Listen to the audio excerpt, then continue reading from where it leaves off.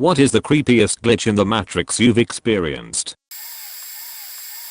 10 years ago I was returning home from a road trip with 2 friends. I received a phone call from my parents asking when we would be arriving, and I explained that we were about 25 minutes away. About a minute later we came around a bend. It was a full moon and we could see the reflection from a lake below us, and other than that the road was completely empty. Suddenly everything went completely dark in the car, no lights from the dash or gauges or headlights on the road. The music also stopped and restarted at the beginning of the CD we were listening to. There was now a vehicle pulled over by the police about 1/4 mile in front of us that hadn't been there a split second before. I assumed I had dozed off for just a second as it was late. I thought it was still quite peculiar, though. After about a minute, the driver of the car tuned the music all the way down and said, "Did that just happen to anyone else?" The other passenger in the back seat sat forward abruptly and exclaimed, "I thought I just fell asleep." We then realized that the clock in the car was reading an hour later than it just had a minute before. To keep ourselves from freaking out, we decided that the car had possibly had a momentary electrical failure and reset the clock to an odd time, turned off the dash lights, headlights, and gauges, and restarted the CD player. But when we arrived home 25 minutes later, we were 1 hour late. I'm missing an hour of my life, and to this day, have no idea how it happened. When I was a teenager I had 2 really intense dreams one night. The first one was about an online friend of mine calling me to say she'd broken up with her boyfriend, and I sang a few lines of Seal's Don't Cry to her over the phone. The second dream was finding a real life friend dead body floating in her bathtub. I didn't think anything of it up until I logged online that evening and the online friend came online to tell me her boyfriend broke up with her. I immediately asked if I could call her, and she said no. I remember thinking that it meant something, like I could change it. Not long after, my phone rang, and it was real life friend from the dream calling me. I was completely freaked at this point, but talked to her normally. She was just talking about school and shit, up until I realized I heard a splash in the background. I asked her, "Are you in the tub?" And when she said yes I felt like my heart had stopped. I asked her, "What did you do?" She didn't answer me right away, and then after a very long pause she told me she'd taken an entire bottle of pills and chased it with mushrooms and vodka. She'd gotten scared waiting for it to hit her, so she called me so she'd hear someone's voice. I hung up and called 911. By the time they got there she was unconscious, but alive. Today she's a mom to a beautiful little girl, and she's okay. Edit. Whoa. Thank you for the gold. It seems like one of many who've had an experience like that before. Suicide is a horrific thing, and my deepest sympathies for anyone who has been touched by it. Not creepy, but so vivid and distinct that I still think about it years later. I had a subjectively long, involved dream where I was a vendor in a fish market. I remember getting up early, dressing, doing a whole morning routine, going to get tea, heading out to the docks, buying fish, loading them in a cart, and going to get ice, then haggling for ice, buying some less fresh fish while I was at it, then going to a market to my stall, setting up and selling fish all day. It was so real. I talked to friends, smoked nasty cigarettes, haggled customers, ate lunch, had tea and just lived through the day. At the end of the day, I cleaned up, counted my cash, paid the stall rent, went home, cooked some of the fish I hadn't sold, sling with some veggies and rice that I'd traded for. I drank more tea, relaxed for a while, then drew a hot bath, soaked and smoked some more cigs, then went to bed. The next morning, I woke up refreshed, ready to go down to the docks to buy fresh catch. Except I was in my house, next to my wife, truck parked outside, and it was Saturday, no work. My wife and I were getting geared up to go skiing in Oregon and the car was already packed. Weird thing was, in the dream, I was single and a smoker. I'm not. And the whole long dream had been in fluent Chinese. The effortless kind of fluency that only comes from a lifetime of speaking it. Oh, and I had been Chinese. I'm a big hairy white dude, somewhat fluent in Spanish, and I know a little bit of Russian, but I've never. It was just weird. I've never worked in a fish market. I wonder who I was. I wonder what that was. I was heading home with my dad. We stopped at a drive-thru. I start feeling more and more anxious for no reason, to the point where it makes lightheaded and sick to my stomach. We have to wait a little bit ahead because they gave us the order wrong.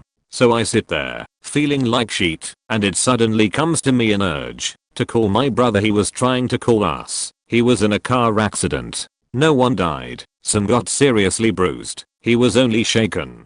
I told him to shut up and get as far away from the car as possible. He didn't understand but followed through, trying to call some of his buddies, and I could hear them calling him a wuss, him giving up and getting far, and then a loud noise. People shouting. Point after the whole sheet was over, he told me what happened. His drunk friend tried to impress some girls in the car, hit the gas, drifted and hit the bottom of the car on some rocks, completely faking with the engine. They stood near the car, the driver still inside trying to turn the engine back on. The hood burst in flames and the car started to burn fast. The driver managed to get away, but got severely hurt. Some of the guys and girls who stood around were hurt and burned too, but not as bad as the driver. My brother was the only one with light bruises from the whole thing. He told me that when I ordered him to get away from the car he was in front of it, inches from the hood. I never experienced anything like this before and after, just this once. It's just a faking weird memory. I don't remember what I was thinking. I remember it like watching a movie and seeing myself and everything from an outside angle. Have a few, but this one stands out. I was catching a SkyTrain in one particular city about 15 minutes from where I get off. While I wait, there is a woman with glazed eyes asking people for money. She came up to me, stopped briefly, and asked, "Excuse me, could you spare some money? My brother is in the hospital and I'd like some money to buy him some flowers." That's rich, I thought. Drug addicts are getting more and more obvious with their lines. "Here's $5. Gave it to her without even looking her in the face, convinced of her intentions. Anyways, my train pulls up, and I get on. I look through the glass at her walking around asking others for money as the train pulls away. The train arrives at the station 15 minutes later, and I walk down and out to the bus stop. There is only one bus the direction I'm going, and just my luck, it is there waiting when I get off the train. So on the bus I hop and wait for the bus driver to finish reading his paper before the doors close and we embark down the highway. About 5 to 10 minutes traveling, the driver pulls over for a routine stop. The doors open, and to my complete astonishment the woman from the SkyTrain walks into the bus, a dozen roses in hand. She looks me right in the eyes as she walks past to take her seat. How in the blue hell did she get there? I took the train before her. I watched her at the train stop from inside as we pulled away. I went over a river. I caught the first and only bus going this particular direction. And not only did she beat me there, she had time to go to a store and buy a dozen roses. To this day I have no idea how this happened. It happened in early 2000 when I was working at a juvenile detention center in a small town in Oklahoma as a corrections officer. I was working nights at the time and went to work at 9 p.m. this one night. When I arrived for work, my supervisor looked confused and asked me what I was doing there. I said I work tonight.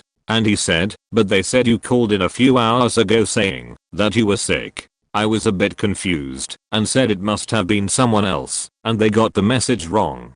After everyone else showed up for work that night it was a bit more weird, but we carried on as usual and assigned everyone their places for the night. I went to work in the control room where I usually work. The control room is the center of the prison that has direct control over the cameras, doors, phones and everything. After I relieved the guard on duty and settled in for the night, I looked at the message that said I called in. It said that I had called at 6:50 and said that I had gotten sick while out cleaning up after the storm. There had been a storm the night before and it was a bit bad, but not anything that I had to go out to clean up. It was truly weird. The supervisor came into the control about that time. He was also a friend of mine outside work and we started talking about it and how odd it was. I decided to call my wife at home and tell her about it while he was still sitting there. I picked up the phone and dialed. After 2 rings a man picked up the phone and with a raspy voice said hello. I did not know what to say for a few seconds. I looked at the phone to make sure I dialed the right number and I had. After a few seconds the person said hello. Again in the same raspy voice. I said, hello, who is this? This is Taylor, who is this? The person said. My head started spinning because my name is Taylor also. I said in almost a scream, where is Anne? He said, Anne's in bed. Who is this? I dropped the phone and told my supervisor to ring me out. I had to get home and I took off towards the door. I could hear Dave pick up the phone behind me and say hello, followed soon after by what the fuck, rather loudly.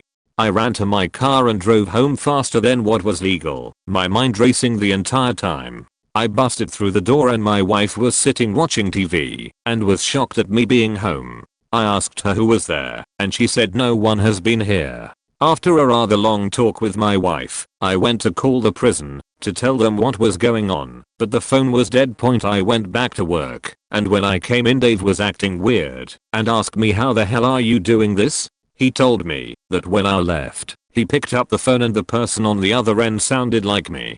He kinda freaked out and hung up the phone. A minute later, as he could see my car leaving the parking lot, I had called back from home and asked what the fuck was going on. He said that I was a bit irate and said I was sick and did not feel like playing these games and was telling him to stop prank calling me and hung up. After convincing him I had no idea what was going on, we went back to work. Later, I find out that the phone line for my area had been knocked down the night before by the storm. This is absolutely the strangest thing that has ever happened to me. Edit. Yes, I posted this on 7 months ago.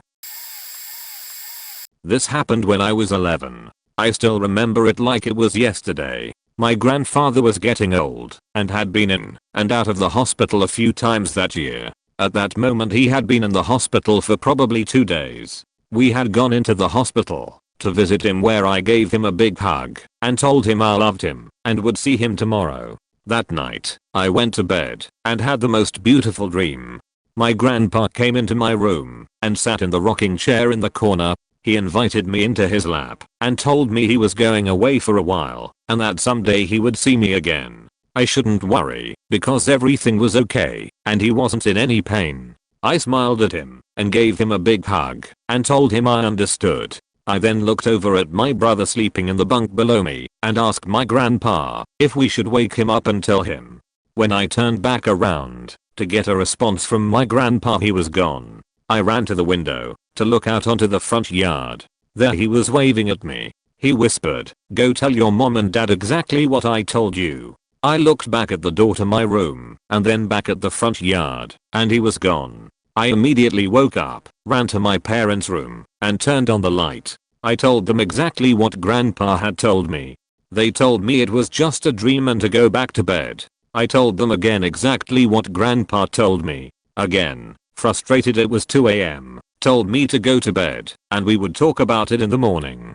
Just then the phone rang. It was the hospital. My mother started sobbing. Grandpa had passed. At that moment she just sat there with my father staring at me. I still remember their faces. They both looked at each other, then me, then each other, and finally smiled and stopped crying. They gave me a big hug and told me they loved and to go back to bed. They ended up going to the hospital that night and my aunt came over to watch us. But we have never talked about that night since. In fact, I don't think I have ever written about it, which explains the tears rolling down my cheeks right now. Wow, that was liberating. And I'm glad other people have had these types of things happen. When I was like 10 or 11, I was going to the beach with my aunt and her friends. There were 2 cars of us. To get there we had to go through a very large industrial area. We didn't know the direction, so our car was following the other. Suddenly, they did an unexpected turn, and so our driver had to take a sharp bend. In that moment we heard a very clear, loud voice inside the car saying, "Laughing sharp bend, HM." The driver immediately hit the brakes. We looked at each other, puzzled. We all recognized it as a voice not belonging to any of us. In the very same time, we noticed that the other car has stopped as well. The other driver got out of the car with a scared face and shouted to us, Did you hear that as well?" They heard the very same thing inside their car. The area around was full deserted. Edit. Wow, thanks for the interest. A little bit of background. This happened in central Italy in the early 90s. My aunt used to act at the time and most of the other guys were theater actors. The voice scared the shit out of us because it was very clear, near, but not coming from a direction within the car you could distinguish, nor front, nor rear, inside the car, but from no distinct place. It was like mocking us. We were scared, but soon someone started to say, "Hey, who of you did?" Remember, those were comedy actors used to do any sort of strange voice. This, till we noticed the other car stopping and saw the look of the guy driving that car. They all were as scared as us and told us we heard this scary voice inside our car and told the very same words we just heard. Point, we were there in a hot day under the sun in an area with large streets and absolutely nothing and no one around us. No cars, no people, no buildings. We never figured out what happened. As I type this, I'm already feeling déjà vu. I've always wanted to share this part of my life with someone, but have never been able to, so I'll just tell a bunch of people on the internet. Point, one day I was walking to work and all of a sudden had an urge to walk a different path than usual. I work downtown in a big city. It was a strange spur of the moment urge to walk a different way that changed my life forever. I turned into an alley I had never seen before. As I remember it, I made it about 15 feet or so when an actual glitch happened. Everything in my mind scrambled. I felt like I didn't have a body anymore, just that I was a semi-conscious entity floating through some weird dimension. All of a sudden, in the array of different colors and shapes, a vision came to me. It was a bunch of strange looking people that in my mind resembled businessmen in suits. They looked startled and panicked that I could see them. One of the people made a quick movement and everything turned to black. When I regained normality, I was on a completely different street. It was the same street that I always used to walk to work. I felt sick and severely disturbed / depressed. Point, I've never done any hard drugs, never experienced any hallucinations, never have had anything like this happen to me. The weird thing is, when the glitch was correcting itself, and I could see those people watching me like a caged animal, I had the feeling that I knew I was being controlled. It still bothers me very much to this day. Point, TLD, I had a moment of spontaneity, caused a real life glitch. Life has seemed different ever since. About a year ago I had a terrible nightmare. Point, it started off me waking up in bed during a thunderstorm. As the room illuminated again and again from the flashes of lightning outside, I realized that the bed I was laying in wasn't mine. The head of the bed was against the wall that the door was located on, and from my perspective I couldn't tell if it was open or closed. Point, that is, until I saw the face. At first, just the nose and jaw broke past the door frame, but then an entire face slowly passed through the doorway. I tried to yell, "Who the fuck are you? Where the fuck am I?" But it felt like I had lost my voice. No matter how hard I tried to scream, nothing came out, and this person continued to enter the room, looking dead ahead, away from me. Point, then, just as the person was completely into the room, their head snapped towards me, and it locked eyes with mine. I tried to get out of the bed, but felt completely paralyzed. The person started making their way to me, but with every step their body contorted in ways that would break a normal person's bones. Their neck snapped so the back of their head touched their back, their jaw lay flat on their chest, their arms had broken at the shoulders and migrated to their back like wings. Just terrifying shit. And just before they reached me, I woke up. Point, the next day I told my mom about it and went into great deal about the room. Turns out it was almost an exact copy of my room when I was a baby. We moved out of that house when I was super young. Like, I have no idea what the insides to any room look like. Just kinda weird, I guess. Edit. So I guess I have sleep paralysis. Cool. 2MANY, I'll list a few. One day, while standing in the living room of a house I'd rented with friends, I heard my roommate bound down the stairs as he usually did and run into the kitchen, slide across the floor and open the fridge. Being young then too, I turned around to face the open kitchen to tell him to quit running like a little kid in the house, and was looking at an empty kitchen. A second later he bounded down the stairs, ran into the kitchen, slid across the floor, and opened the fridge. When he turned around he said, "Whoa, what the fuck's wrong?" Because I must have been pale as a sheet. When I was child I had a record player, yes, I'm old, and I used to listen to Kiss, yes, I'm old and I was a lame kid. Anyway, as kids poorly handled records tended to do, my favorite albums developed scratches that caused the needle to skip here or there. One of the songs always had a skip in the same spot, and I got used to it. Fast forward to a year ago, out of nostalgia I bought and downloaded the song from Amazon, wanting to walk down memory lane. I was listening to it with a friend, and then the song skipped in the same spot, and my friend heard it as well. I know she did, because when I heard it I went berserk and demanded she tell me what she heard, if anything at all, to check my own sanity. She heard it. I replayed it. The skip was gone. I have on several occasions dreamt of a person, place, or event that, within a month, plays out in front of me precisely as I had dreamt. I went to college in California at USC, but the summer before my first semester I did an enrichment program in England at Oxford University. However, before I left, USC held an East Coast orientation for freshmen. I was from New York, and I attended. While there, I made a friend who might continue to be friends with once school began. Anyway, after orientation, I attended the program in England. While there I made a lot of awesome friends, and got very close, platonically, to this one great girl. We had a blast. Upon returning to the States, and settling in at USC, I reconnected with the guy I had met at orientation. I couldn't believe my luck as I just stumbled upon him while he blabbed on a payphone. Yes, I told you, I'm old, which was great, because I had no idea if I'd ever find him, and that day campus was just crawling with students. He put whomever he was talking to on hold, and made quick "Hey, how are you" small talk, promising to chat as soon as he was done on his long distance call. I waited as he explained how a friend he'd made at orientation, me, had just found him randomly, and how weird/cool that was. Then he said my name. Then he made a face. Then he asked me my last name, and, once I told him, he repeated it. Then he made another face. Then he asked me if I knew Rose, last name withheld for this story, and I stuttered, yes. He asked, you met in England? I was sort of stunned now. Yes, this was the friend I'd made there, probably my best friend there. He just handed me the phone. She's my girlfriend. Here she wants to say hello. Way too many coincidences there for comfort. I'm one of those people. I'm someone who, for more than 20 years now, see uncomfortably frequent instances of 11/11. Yes, I have since seen that it is a worldwide phenomenon affecting millions of people. Yes, I saw they made some dumb horror movies about it. Yes, most if not all theories about what it could mean are absurd, and I believe none of them.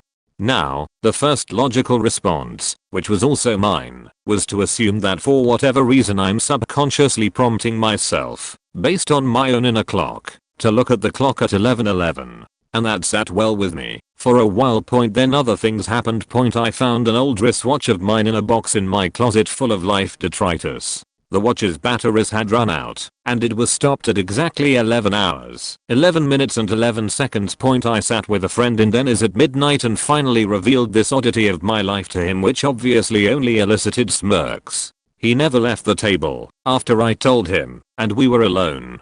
I even made sure not to tell him in front of a waiter lest they too think I was nuts. At meal's end, he had to use the restroom, and I had already paid, so I went with him to the bathroom hallway and stopped dead in my tracks, grabbing his coat so he couldn't continue. I just pointed to the wall which had graffiti all over it, only 11/11, 11/11, 11/11 written in Sharpie everywhere. A few months ago I cleared boxes of junk out of an old office of mine before selling it. In one box was a wall alarm clock I had bought that surely had to be out of batteries by now, I thought, and then remembered the wristwatch.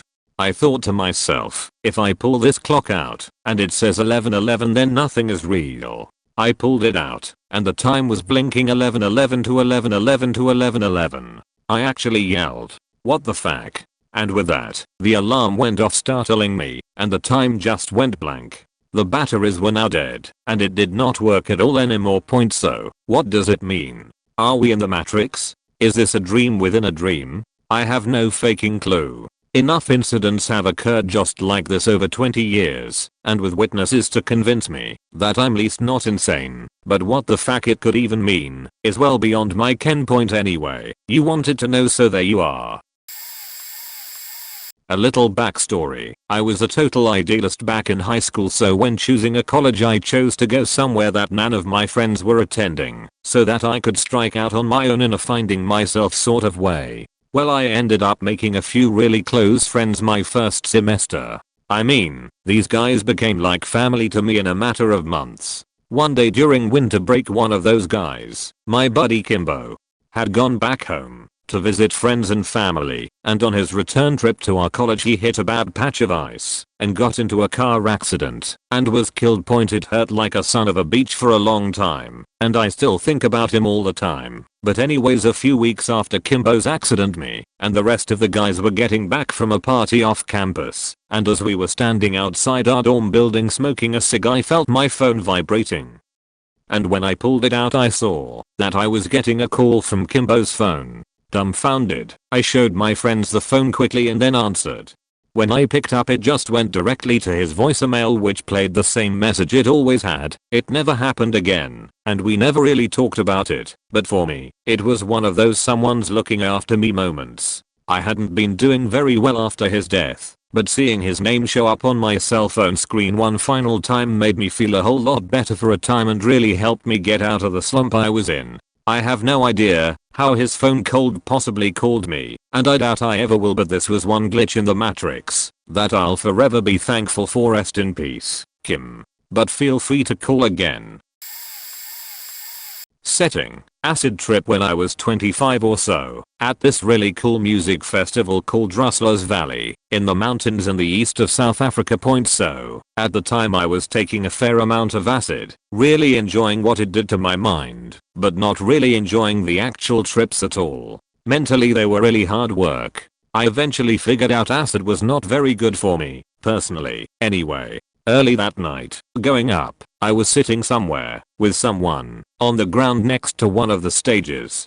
At some point I became aware of someone standing in front of me, looking at me. For some reason it gave me the most extreme chills, and I couldn't look directly at this person at all. I wanted to get up and leave, but somehow that just felt like a completely wrong thing to do. The person eventually walked away. After what felt like a really long time, the night went its course after that, and like any old acid trip, turned out to be several successive trips between hell and Valhalla. Much later, early morning hours, coming down, I walked around aimlessly and got to this spot next to one of the stages where I spotted someone wearing the same jeans as I did, which was kind of unlikely because I used to make my own jeans from very bright and busy curtain fabric in those days. As I got closer, I realized it was me from earlier that night. I stopped in front of myself, trying to figure out what to do with this bombshell, and then noticed how uncomfortable I was making earlier me, and ended up just wandering off, completely freaked out. After that trip, I still took mushrooms quite often. They always agreed with me, but that was my last acid trip ever. Oh boy, you guys would love where I work. Weird things happen here all the time, but I'll just talk about one of the creepiest moments I've experienced here. I work as a security/nighttime attendant at an apartment building. It's 24 stories and one of the oldest buildings in the city. One night I'm sitting here when the phone rings at about 3 AM, and I answer. Hello, this is Drayden at the front desk. How can I help you? The voice on the other end sounded female, but was totally garbled, and the only bit I could make out was 23rd floor. I tried to tell the person I couldn't understand them and asked what apartment they were in, but again garbled response and 23rd floor. After the third time of trying to understand them and the same response, I said since I couldn't understand them I'd come up and to meet me in the hallway. So I go to the main elevators and both are up on the, surprise, 23rd floor. Luckily, we have an older service elevator and it's only on the 7th floor, so I call it down. I get it and hit the button for the 23rd floor, but it won't move and the inner door won't close. So I go to unlock the reset panel and boom, we start going up. Door still open. I'm freaking out and the elevator is shaking because it goes pretty fast and is old. As I'm going up, I just stay towards the back and finally I reach floor 23.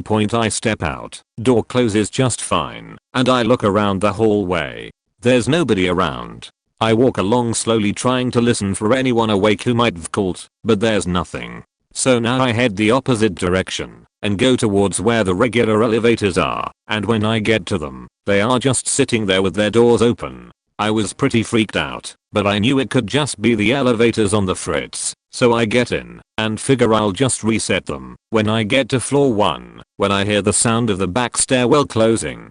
So I quickly get out and go to the stairwell, and lo and behold, no one's there, but the maintenance door to the machine room is ajar, and at that time I'm the only one in the building with a key. At the top of the building is a large machine room housing all the really loud machinery that does stuff in the building and allows access to the roof. I don't like going into it because it's creepy as fuck and no one ever goes there. So at this point I'm seriously freaked out, but I muster up and head in. I shout hello, and there's no response.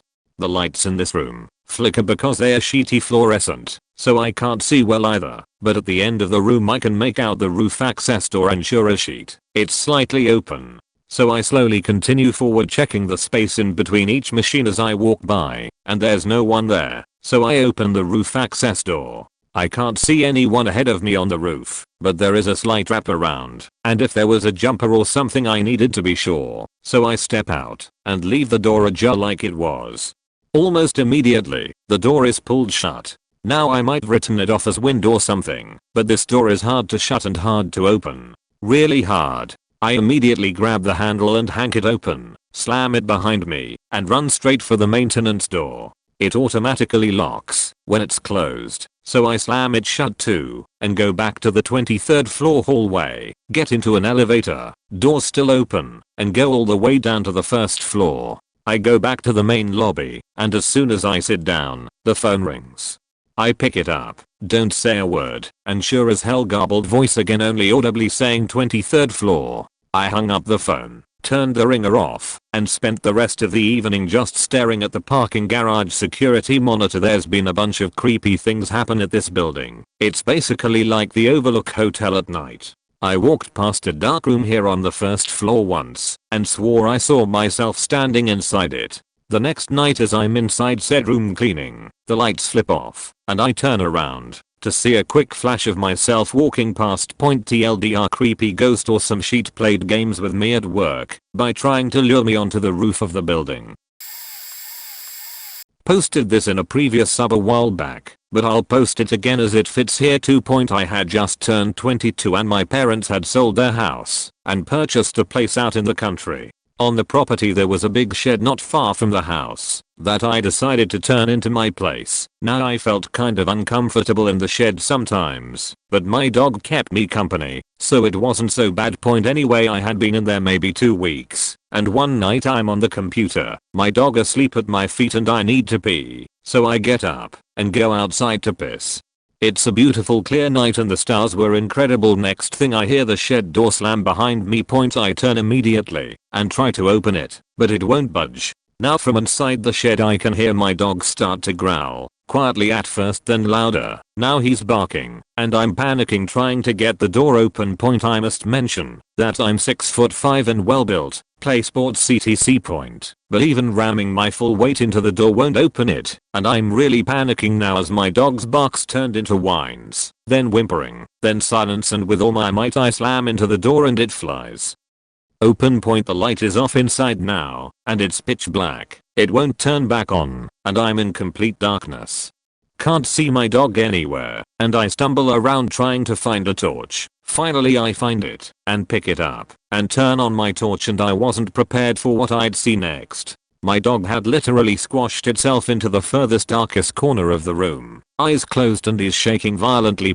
I immediately moved towards him, and as soon as I got within reach of him, he leapt at me into my arms and wouldn't move. I picked him up, and I swear I've never ran so fast in my goddamn life. I never stepped foot in that shed ever again, and my dog wouldn't even go near that part of the property. I don't know what happened in that shed that night, but I'll never forget it.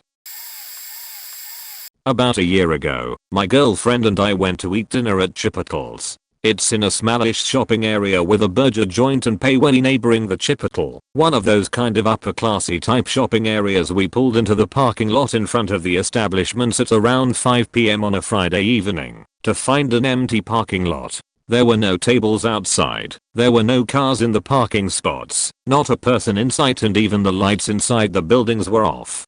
Completely confused, I took the car in a sort of loop around the building in order to leave. The only thing of interest was a single fire truck parked alongside the building, headlights on, but no emergency lights, and no one in the truck. It struck us a little odd, maybe a fire in the building. As we pull around the backside of the building, and then finish looping around, we drive past the front facade of the building.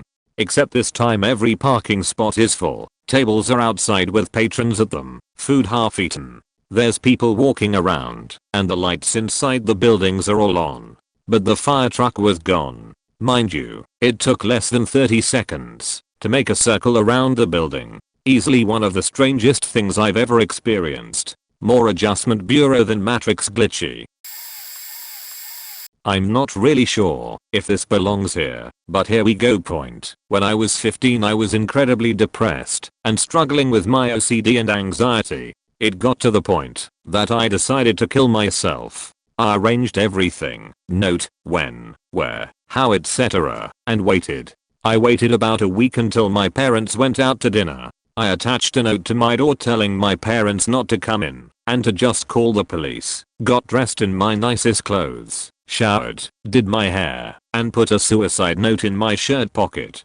My father had a number of guns and I chose one of them to do the deed with, a Beretta 92 handgun or something like that. I went into my bedroom, turned on some music, and laid down on my bed.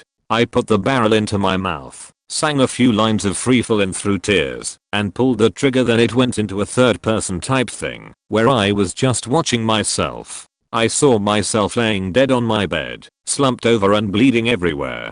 I watched myself lie in my own gore for what seemed like forever. Then suddenly it felt like all the wind get knocked out of me, and I was back in my body. Point click, the gun jammed. I just threw it onto the ground and sobbed into my pillow for hours before cleaning up everything and going to sleep. I have no idea what happened that day, but I'm more grateful than you can imagine. After that I really made an effort to turn my life around, and it did. It's scary thinking that I wouldn't be here right now if it worked. Point not my story. From here.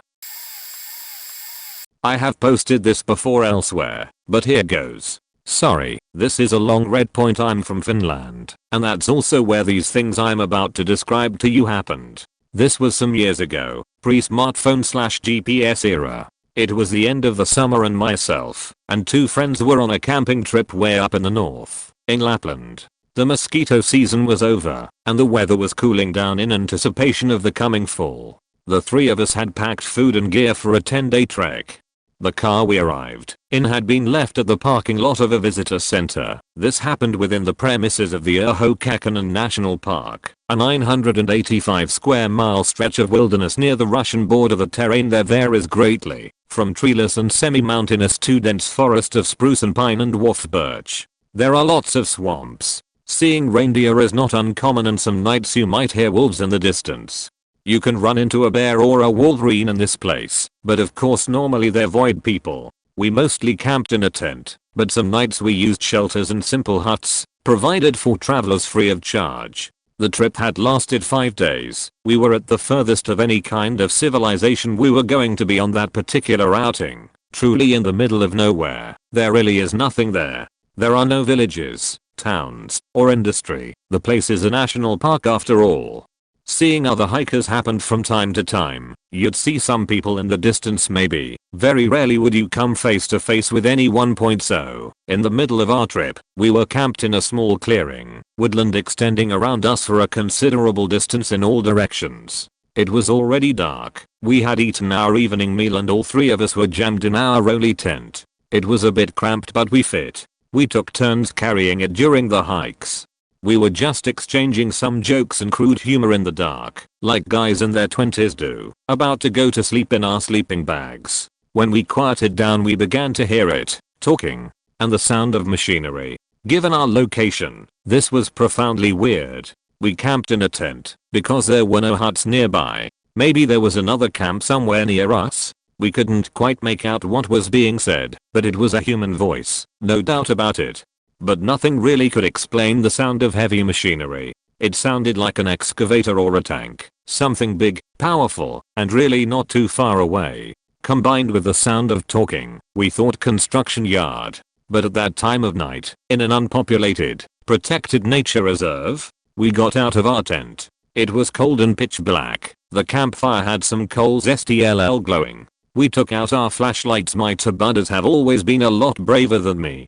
The sound was clearly coming from the north, maybe half a kilometer away. We thought the construction might be going on behind a small hill some distance away. We could see no lights or anything. We still could not make out what was being said. The speaking like voice was monotonous, and it was impossible even to say what language was being used. Still sounded a lot like a person speaking though. You may be aware of the sort of spooky phenomenon of hearing a human voice in static. Maybe you've used a blow dryer and been sure someone is talking, turn it off, and it was just something the brain tried to interpret from the steady hum.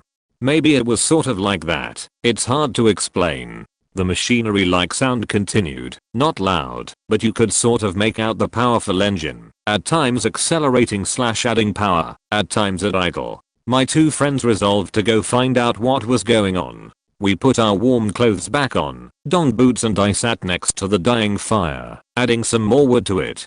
I would stay at camp, while my buddies left to check out this mystery construction yard in the middle of nowhere in the Lapland woods. So, there I sat. The guys took out their maps, took a compass heading, and left, and I could hear them make their way through the forest, see the light from their flashlights. Then they were gone. The weird sounds continued, unaltered. They were gone 15 minutes, then maybe 30, then the better part of an hour. It was odd. Judging by the volume of the sound, they should have reached it, checked it out, and been back already. I added more firewood and tried to make out what the person talking was saying, but it was too tinny and obscure. The guys had been away for over 2 hours. I figured they had stayed for coffee with the construction guys or something. Then the sound stopped. Just like that. It just ended, all at the same time. The engine sound and the voice both just quit. It was very silent. I waited for another 30 minutes, very worried now that something had happened, that maybe my friends were lost. Should I go and try to find them? I shouted their names several times and built the fire pretty big. I was scared shitless when suddenly I saw the flashlights of my friends. Apparently they were returning in a hurry. The guys got back to camp, out of breath. They told me the following: they had followed the sound beyond the small ridge in the distance. There was nothing there, and it seemed like they were not getting any closer to the source of the sounds. They had to stop every now and then, be quiet and listen to it to be able to walk towards it. They walked and stopped like this for some time, then realized they were not getting any closer. The sounds did not change in volume at all. They decided to go just a bit further several times, when suddenly the sound just stopped like someone pressed a button on a recording. They realized they had been going on for a long time. They were in the middle of the dark woods, alone. They reversed the heading and started back at a brisk pace.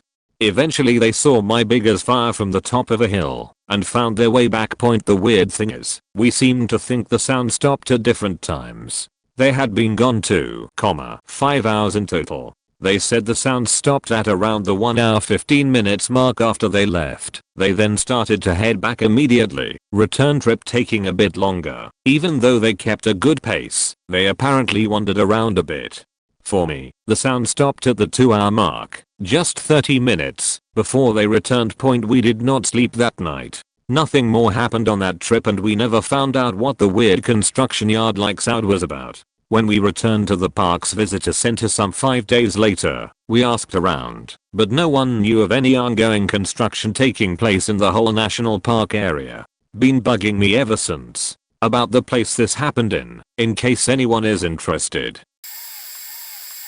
Hope this counts. I've stopped telling people this story as no one ever believed me. I'll never forget it. It's been driving me crazy for 30 years. I'm sorry for the length of this. When I was a kid in England, in primary school, around 1987, a new kid joined the school on a temporary basis for a term. He had an American accent and was ginger.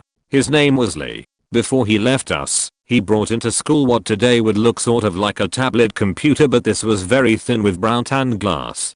He had cartoons on it. He totally loved cartoons and movies. I swear this happened. I didn't dream it. It was amazing. There was a crowd of kids who saw it, and their reaction was interesting, because they liked it and wanted one, comparing it to the Nintendo Game & Watch and calculators, but sort of accepted it, and didn't think it was magical, but it certainly was. I said to him it was like the Hitchhiker's Guide to the Galaxy prop used in the TV series.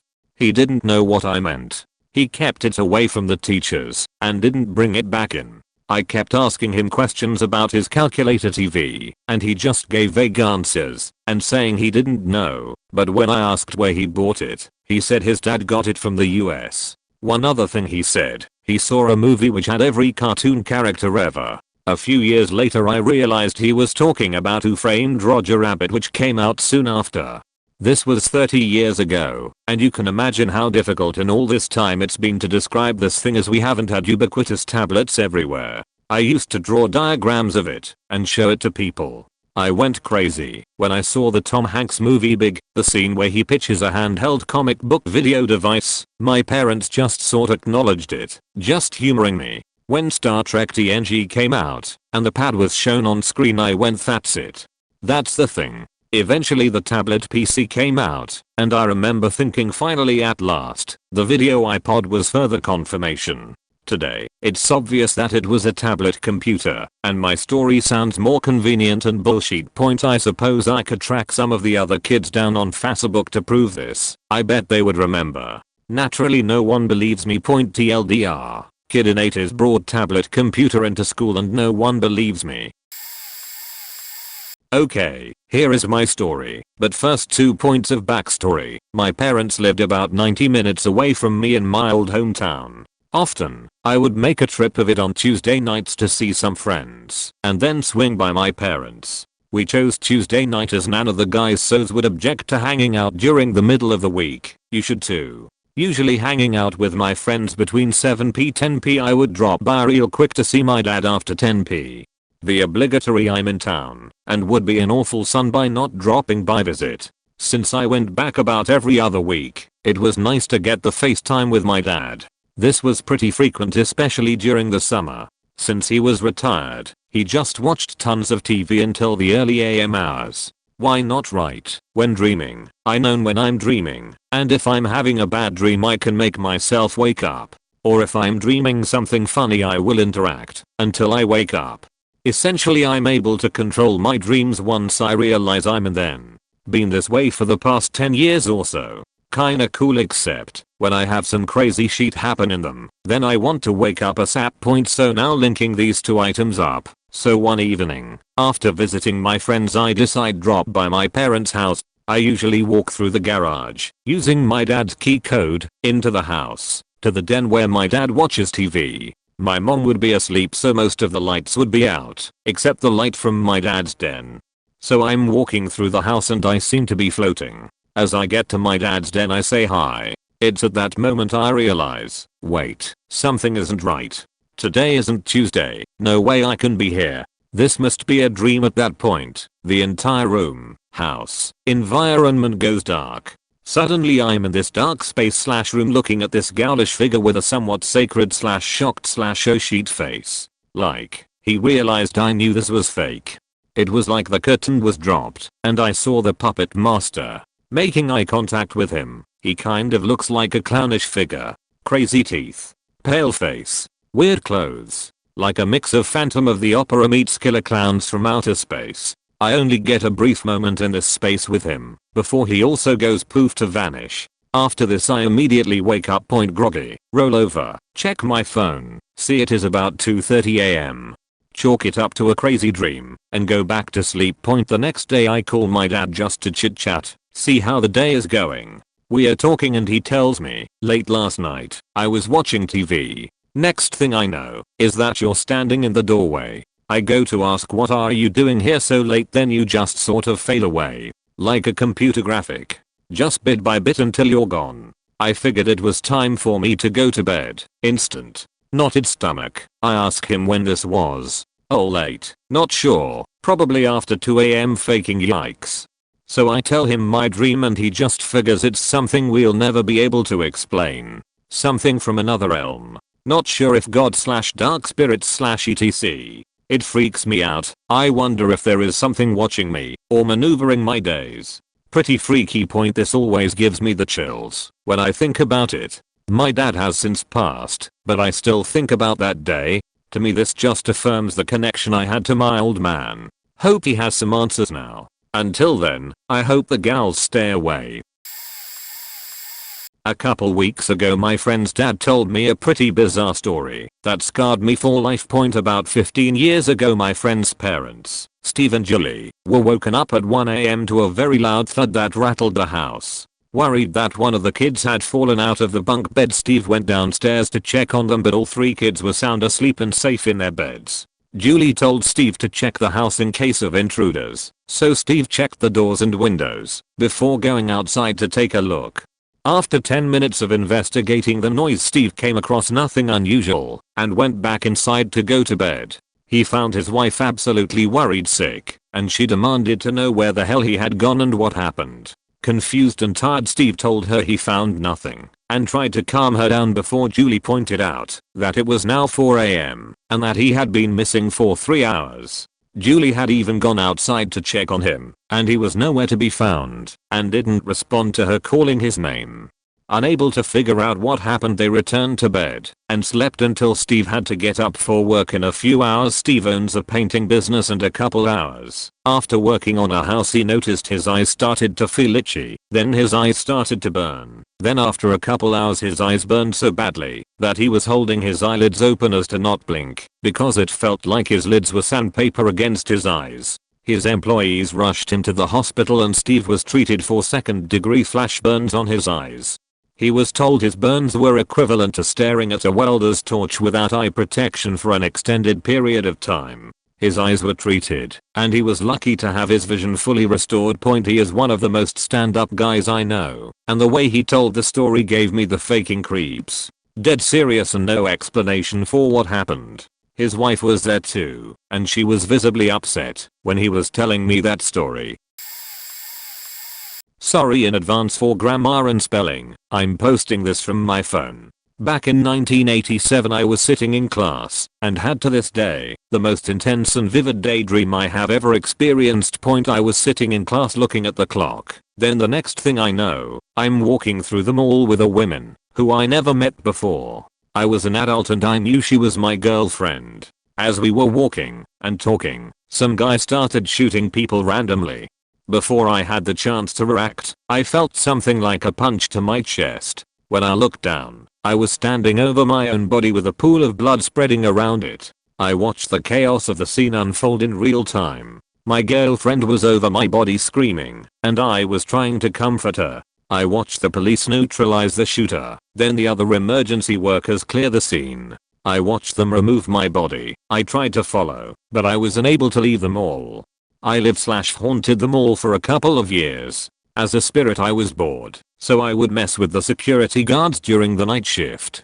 During the business hours I would try to interact with the customers. Every now and then I could get someone to nod hello or walk around me so we wouldn't collide. I remember an elderly man sitting on one of the resting benches have a heart attack. As he was standing over his body, I walked over to him to comfort him. I had an overwhelming feeling that it wasn't his time to die, and I told him so. He climbed/sank back into his body as the emergency workers were resuscitating him. One day I was sitting on one of the resting benches, and a young boy about the age of 6 or 7 years old sat down next to me. He started talking to me, and when he did, I felt something weird happen. I knew I was to leave with him. I became his invisible friend. His name was Brian, and he was an only child of a single mother. She was an abusive alcoholic. I helped him survive life. I taught him not to talk to others about me, so they wouldn't think he was crazy. I experienced being with Brian for years. When he was about 10 years old, his mother came home drunk. She went into a drunken tirade and hit Brian. I lost my temper and was able to slam her into the wall. She never hit him again. I watched him grow up to a teenager, and when he was 18, I knew that my time with him had come to an end. We said our goodbyes, and just like that, the daydream was over. I looked at the clock and maybe a minute had passed. I had experienced just short of 2 decades of existence as a ghost in a minute of time.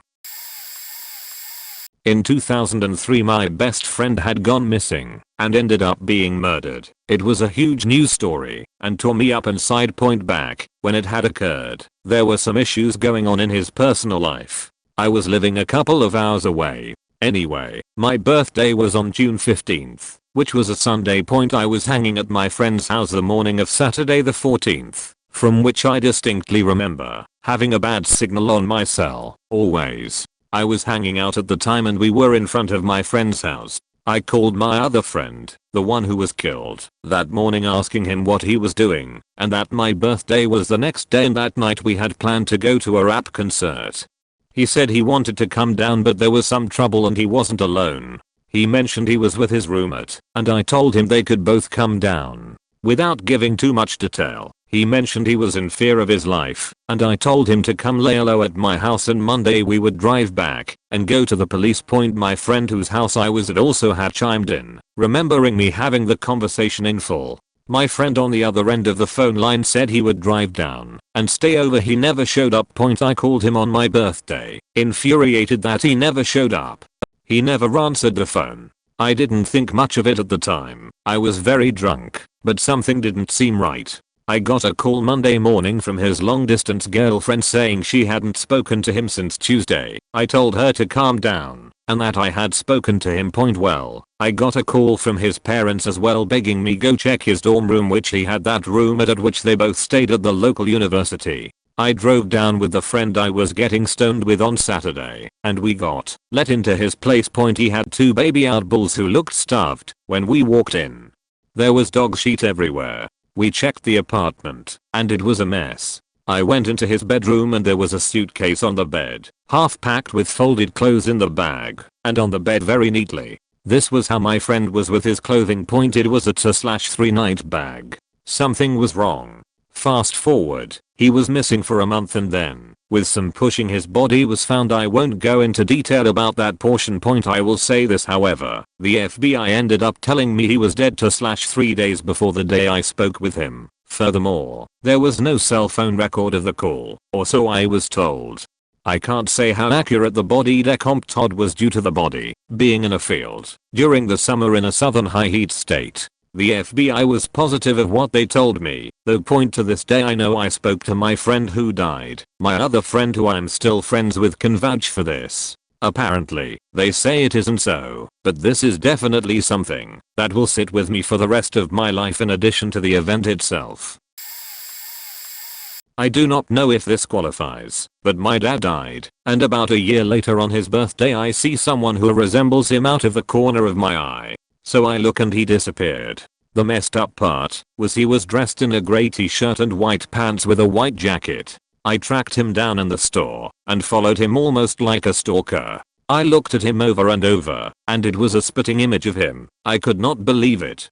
Let me backtrack a little bit. My dad got misdiagnosed with diabetes and died of pancreatic cancer. When he died I remember them zipping him up into the bag and my mom told me not to look, but I grabbed her so she couldn't see him being wheeled out. He died at our house, which was his wishes. Also he loved to fish and my mother and I live in a tourist area and he loved to fish. So I stopped what I was shopping for and just followed him.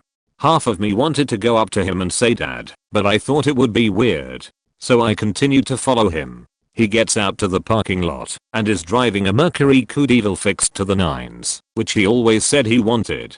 So I followed him to where he was, and he was in this camper area. I wrote down the license plates and everything. Next morning I get up at the crack of dawn and go down to this campsite, and he is out there fishing and drinking his favorite drink V/O and water. Okay, this is where it gets kind of creepy on my part. It began to bother me so much that maybe the off chance he was alive. It was all I could think about. I asked the camp person how long he was staying for, and he said his thing is up in about 2 days. He told me this after I paid him $50. I said screw it, I'm going to follow him to see where it takes me. At the time I worked for a logistics company and never took a sick day and gathered up a shit ton of PTO, paid time off. So on the day he was fixing to leave I gassed up and followed him. I followed him all the way to Michigan, which is where he said he wanted his ashes scattered.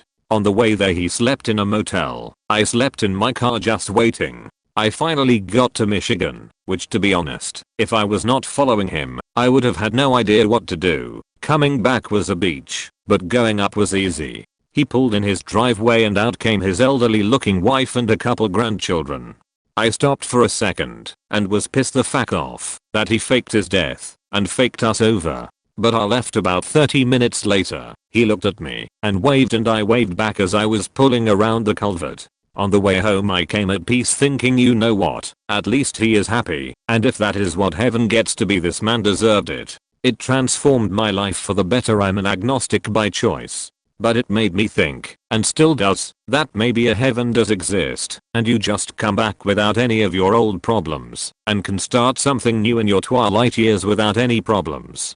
I later thought about going down and seeing if I could have the license plate to see the name of the man or anything, but I thought, my ignorance is my bliss. I told my mom the whole tale and she never to this day believes me. But every summer I go down to the campsite and fish, which I think is boring as fuck, and just wait for him to show up. To this day he hasn't, but it gives me hope. TLDR, thought I saw my dead father. Followed him and he seemed to be happier in his own heaven. I've never told anybody this. This is 100% true, but I've never been able to actually put it into words, so I apologize in advance about the inevitable bad wording. I was about 13 years old and my grandpa was dying. He had been ill for a few years, but it was getting worse, and he had weeks/days left to live. In an attempt to take my mind off things, my parents sent me and my 10-year-old brother to summer camp for a week. Even though my brother was oblivious, I knew my granddad probably wouldn't be there when I got home. We arrived at the camp on the Sunday afternoon. We had an orientation and went to sleep. The next day, Monday, we had a day of activities and food etc. and then went to bed. I couldn't sleep that night because of my granddad and I just laid awake crying and being upset. It was 2:48 a.m. when I finally started to doze off. All of a sudden a really loud voice shouted something in my ear. It was a female voice and it echoed. It sounded, and I know this sounds stupid, like an angel. It shouted, and I'll never forget this, his time is up, his time is now. I remember sitting up really fast and then bursting into tears. I never told anybody about it even to this day. As you can guess, I got home and my mum informed us in the car that my granddad had died at around 3 a.m. on the Tuesday morning. I was terrified. I'm not an emotional person and I don't usually have feels about this kind of thing. I wasn't even that upset when he died. This will probably get buried, but I don't care. I needed to type it out somewhere after bottling it up for 8 years. Last summer my car was in the shop for quite a while, so I had to depend on rides from friends and such to get around. One morning my housemate woke me up saying there was some guy at the door looking for me. I tossed on some clothes and went to see who it was. This man. I'd never met him before in my life. Made me real nervous too, because even though he seemed friendly, the fact that he knew my name and where I lived, well, I thought maybe it was a stalker customer from work or something worse. Turns out he insisted I take $40 from him. According to him, I had loaned him that money the night before at a nearby gas station, and, as promised, he was paying me back. Only I had not been to a gas station. In fact, at the time he said we'd met I'd actually been at work. He looked at me like I was nuts when I said all this and eventually just told me, okay, well, I don't know, but you gave me your address to mail you a check, but since you lived close by I just decided to pay you in cash. In the end I took the money. Why not? Free $40, yay. But I was sort of freaked out. Maybe this guy was a stalker and this was some sort of elaborate ruse to meet me. Right, then this happened. 3 days later I had my car again after forever. I stopped at a nearby gas station, but paid inside, because I wanted some bottled water too. There was one guy in front of me in line, arguing with the cashier. Apparently he wanted to put $30 in gas in his truck and buy a pack of cigarettes, but his credit card kept being declined. This stranger, who looked nothing like the other stranger from a few days earlier, was begging for a break. He'd leave his phone, his wallet, anything, as collateral. He just needed the gas to go home really quick and get some cash, then he'd be right back to pay. But the cashier refused. Finally I just said, "That's like $40, right? For the gas and cigarettes." Yep, I ended up giving him the same $20 bills the first stranger had given me a few days earlier. He kept saying, "Bless you, bless. What's your name? I'll pay you back. Where do you live? I swear I'll pay you back right away." I was so freaked out by the coincidence/strangeness of it all that I decided to break the circle. I gave him a fake name and told him he could pay me back the next day at a store I don't work at. Was that beachy of me? I don't know. All I know is that I felt like I had to break the loop or else I might forevermore be meeting stranger who either need $40 or have $40 to give me. Never saw either of those gentlemen again. By the way, I know, probably a coincidence. Definitely, actually. But still, how did the first stranger know my name and where I lived? I've posted this elsewhere but here goes. As a child, my parents always introduced me to everyone that ever came to our house. I was taught to shake hands and say hi. "I'm my name. What is yours?" This was a rule that could not be broken. One night when I was 7 to 8, I had a bad dream about being old. I went out to the living room to talk to my dad, who always used to play with Legos with me when I had a bad dream. This time, we got the Legos out but there was a man in a chair. I went to introduce myself, and to my surprise my dad shooed me away, got out my Legos and proceed to talk to the man instead of play with me. The man and my father talk for some time about things I don't understand, and neither say a word to me. It was weird, but I was young and the Legos were fun, and eventually I forgot the whole thing and went to bed. Never thought about it again. Fast forward 12 years, I head to bed one night after having a beer or two with some friends and immediately start, from what I can tell, lucid dreaming. I've never had a dream this vivid since or before. In the dream, I'm sitting in a chair talking to my dad about what I have done with my life. He is happier than usual and very interested. In the distance I hear a young person calling for him. He gets up, walks out of the room, and returns a minute later with me as a child and box of Legos. Young me approaches me. My dad shoos child me away. Young me goes and plays with Legos. My dad and I commence talking about the danger of the butterfly effect and how everything could change if we spoke. He insists we wait until young me falls asleep to continue talking about the future. I then have 2 more similar dreams where I see myself from perspectives of mysterious forgotten people and situations. All with my father, all discussing time travel, my future life, and the consequences of changing things. I woke up absolutely convinced I had time traveled, or the ghost of Christmas past decided he wanted to take a off-season shift. It took me a week to rationalize it, and still gives me the willies just typing it out. TLDR, a strange man hung out in my house with my dad. When I was a kid 12 years later I found out I was a strange man and we weren't allowed to talk, because it would mess up the space-time continuum. It was early 2000s. It is 3 AM and my house phone starts ringing. The phone was on the other side of the room. I stand up on the bed and start heading for the low dresser to answer it, and my wife gets up to go get the phone as well. By this time it is the 3rd ring and I remember thinking, crap, it's going to go to voicemail. The ringing stops. My cell phone starts ringing. I immediately change gears to someone really needs to get hold of me. I grab my phone. Caller, it is 000000000. I answer hello, and a voice comes through the line, as though it was a distant overseas call, parting through the static, and asking, "Is this Joel?" To which I reply, "Yes, who is this?" Immediately it was, as though those words "is this Joel" were being pulled back through the line, echoing in reverse. There was static and the call dropped. Jump forward several years. I'm installing a phone system that we are joking around is so advanced that we could place calls back in time. I punch in my old phone number and call it, realizing that number is still active and my wife might answer. I hang up and call my now years old and retired phone number. Somebody answers. I freak out and ask, "Is this Joel?" The voice on the other end of the line answers, through space and time, "Yes, who is this?" At that instant, I immediately remember taking that call, and I'm struck dumb. I cannot speak. Without thinking, I reflexively pressed the hang up button. I'm now freaked out. I look over to my colleague, who isn't as freaked out as I am. From his perspective, I called a number and someone with the same name answered.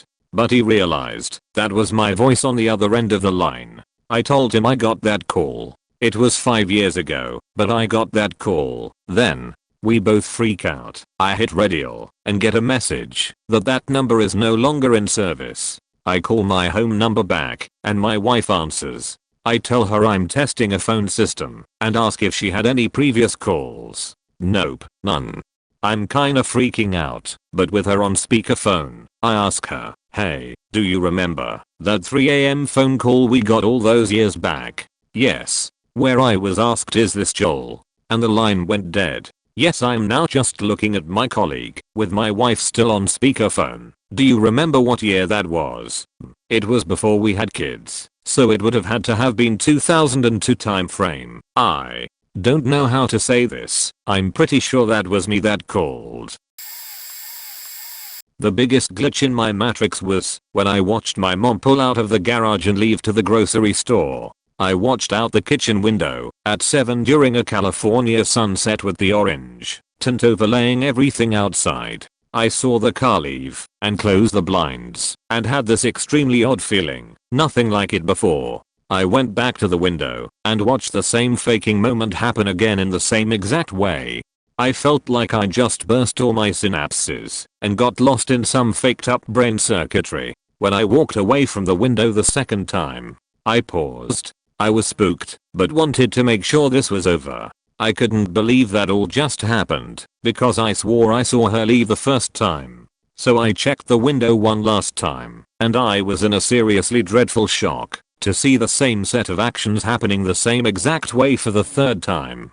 I walked away from the window that last time for good, and went to my room to play video games. The whole time I felt like I was living in an infinite loop of time, where I would never experience another hour than that 7 o'clock sunset in California. I didn't check the clock or the windows until my mother came in 10 minutes later with groceries. The amount of eerie I experienced couldn't be spoken of. She couldn't have done all that and came back with groceries in 10 minutes, and I couldn't have witnessed her leave 3 separate times exactly the same way. I have a few other stories like this that happened in high school, but I never told anyone because I had some scary shit happen when I mentioned it one time. Alright, this probably won't be seen. When I was in the Air Force, I was at Area 51. Don't ask why I was there, and don't ask what I was doing. I will not tell you.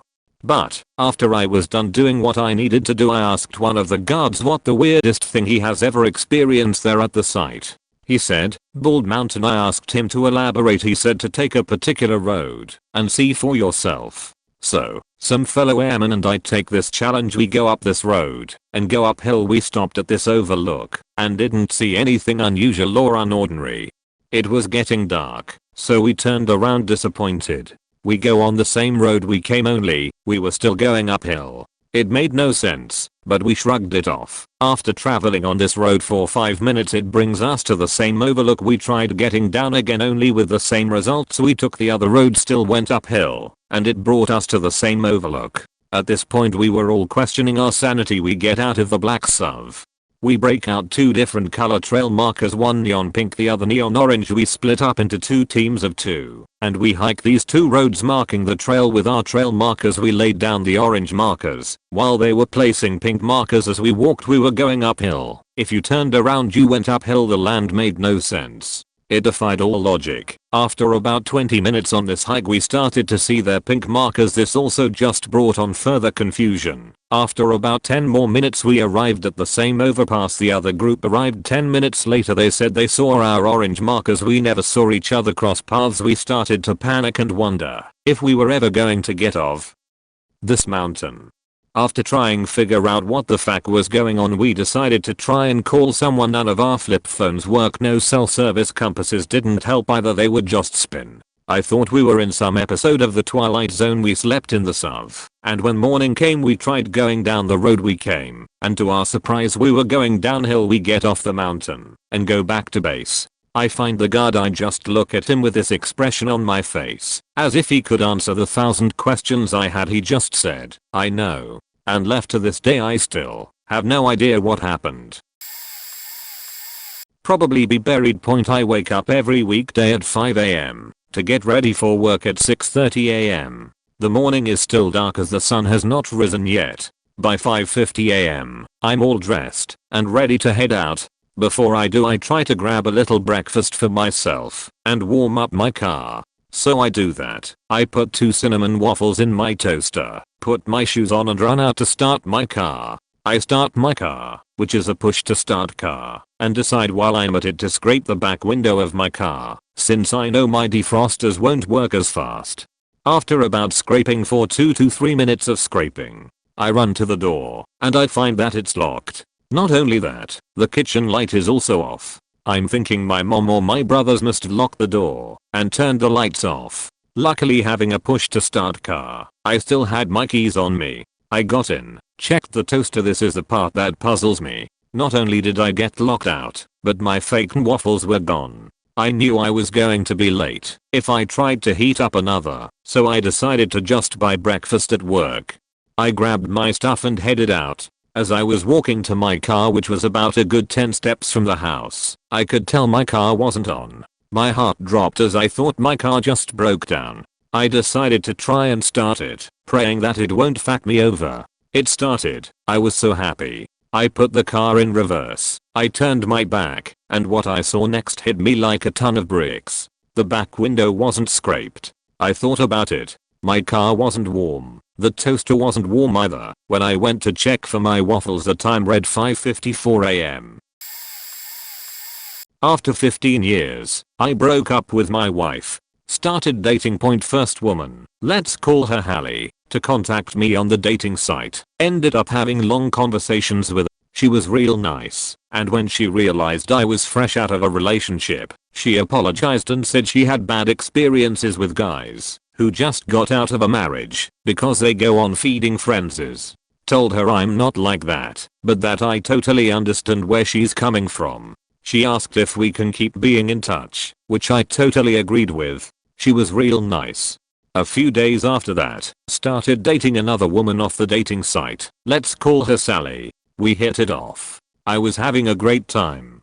Kept chatting with Hallie, mostly and sometimes in the phone. We'd talk about dating and life and stuff. She was divorced too. I'd share my experiences, she shared hers. Since this is very close to the start of the relationship, these are the only 2 chicks I actually talked to from the site.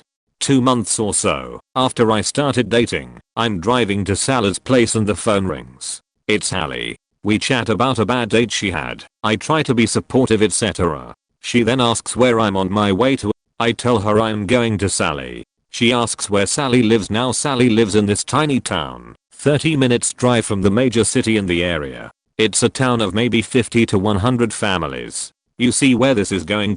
I tell Hallie that Sally lives in this very small town. Hallie asks what the name is. I tell her the name. There's a pause. Are you fucking kidding me? She asks.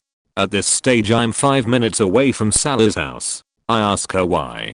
Do you live there too? She's obviously answers positively. So I ask what street she lives on. She says 3rd Street. My turn to pause. She says no way. Then she asks is she subletting? I grunt that she does. So Hallie asks from the Johnsons? I grunt my assent again. She goes that's 4 houses down from me. Totally blown away. They don't know each other. I tell Sally about this and she's wowed, but not as blown away as me. The next day, after work, I went with Sally to the beach for a bit. Beach she likes that's fairly far from her town. Close to mine though. We hang there for a few hours and ho each to their own house. Later that day I get an from Hallie asking what I did today. Told her I was at the beach. She goes I was too. She sends me a pic of her on the beach. Same beach. Same time we were on it. This is rather lengthy. I didn't realize how long it would be. I apologize for that. But I'm not able to summarize things well. About the time I was 17 or so, a few friends and I were out at the beach making dry ice bombs in the middle of the night. Probably midnight or so. We were quite delinquent back then. There were about 5 or 6 of us, and we were just chilling, having a good time, trying to make potholes in the ground with dry ice bombs in the sand. It was a quite foggy night, which isn't too unusual considering I live on the northwest coast, Oregon, and it rains here 300 days out of the year. After 30 minutes or so of being rambunctious teenagers, we decide to walk down the beach a bit. After probably 10 to 15 minutes of walking, we hear a strange scratching / grinding sound and stop and listen. Sooner than 20 seconds later, a tall figure emerges from the fog, adjacent to the ocean, but between us and the ocean. Faker had to be at least 8 foot tall, and it was dragging a chain. Not just your average chain, but like a faking massive chain that looked like it was used for an anchor or something. The rings were probably a 8 to 12 inches long a piece, and it looked like they had to be at least an inch in diameter as well. Now, this chain wasn't short by any means. It was probably 40 to 50 feet long, and this dude was just dragging it in the sand behind him. In the middle of the night. We all sat there silently, and I got the biggest shiver down my spine and all my hair stood on end and my breath seemed to escape me. We gathered watching the figure cross our path and make its way up the beach. It and the chain slowly faded out of sight. Well, that was faking creepy as hell, I thought. We then continued back down the beach to a shipwreck called the Peter Iredale, which is all but eroded by now, and took in the cool sea spray and enjoy the ominous whooshing of the serene ocean waves. We toss a couple dry ice bombs into the water and head back to our car, where we were parked probably half mile up the shore. As we are walking, we hear that faking noise again. My heart thumps and I get the cold sweats. It was that faking thing again. Trudging that goddamn chain up the beach. It had to have been the exact same place where we saw it the first time. There were no drag marks in front of him, no footsteps, no indication that anyone had laid foot on the ground in front of him in the path it had previously walked. The sand was dry, and it wasn't washed over by waves or anything of the sort. We watch it for a moment, out of curiosity as to what the actual fuck is going on. We stood there dumbfounded, watching the figure trudge through the sand with this unfathomably massive chain dragging behind it. It stopped dragging the Satan chain and stared directly at us, piercing our soul and the essence of our being. We stood there, jaw dropped, staring back at the shadowy figure. It begins to slowly march towards us, and we faking book it through the sand. I have never run so fast in my life. We all pile into the car, bro turns the engine and we faking floor it out of there, easily hitting 80 miles per hour on the straight stretch of the access road. Abso-faking-lutely haul serious as out of there. The entire time I was staring out the back window of the car, some reason expecting it to terminate after us and catch up to us. Thankfully it didn't, and I never saw the shadowy figure again. It was the strangest, most heart-wrenchingly terrifying thing I have ever experienced. None of us were on any drugs. We were all straight edge kids, clean as a whistle, faking shadow figures and their chains, scaring kids. Shame on them. A week or so later, a friend of ours who wasn't there with us that night told me that people used to practice black magic in the dunes there, and that there were artifacts of demonology and inverted crosses scattered about. I called bullshit on his accusations of such occurrences. Turns out it was true. I went to the mom and asked her about it, and she said she had heard similar stories. So, naturally, we looked into it a bit and then went out to search for said black magic devil worshipping sites. We were able to find some inverted crosses, which were made of some sort of metal that was all but rusted over, and concreted blocks, probably a cubic meter in size in a few different places, holes bored through them, and metal rings inserted through them, as if to be an anchor point.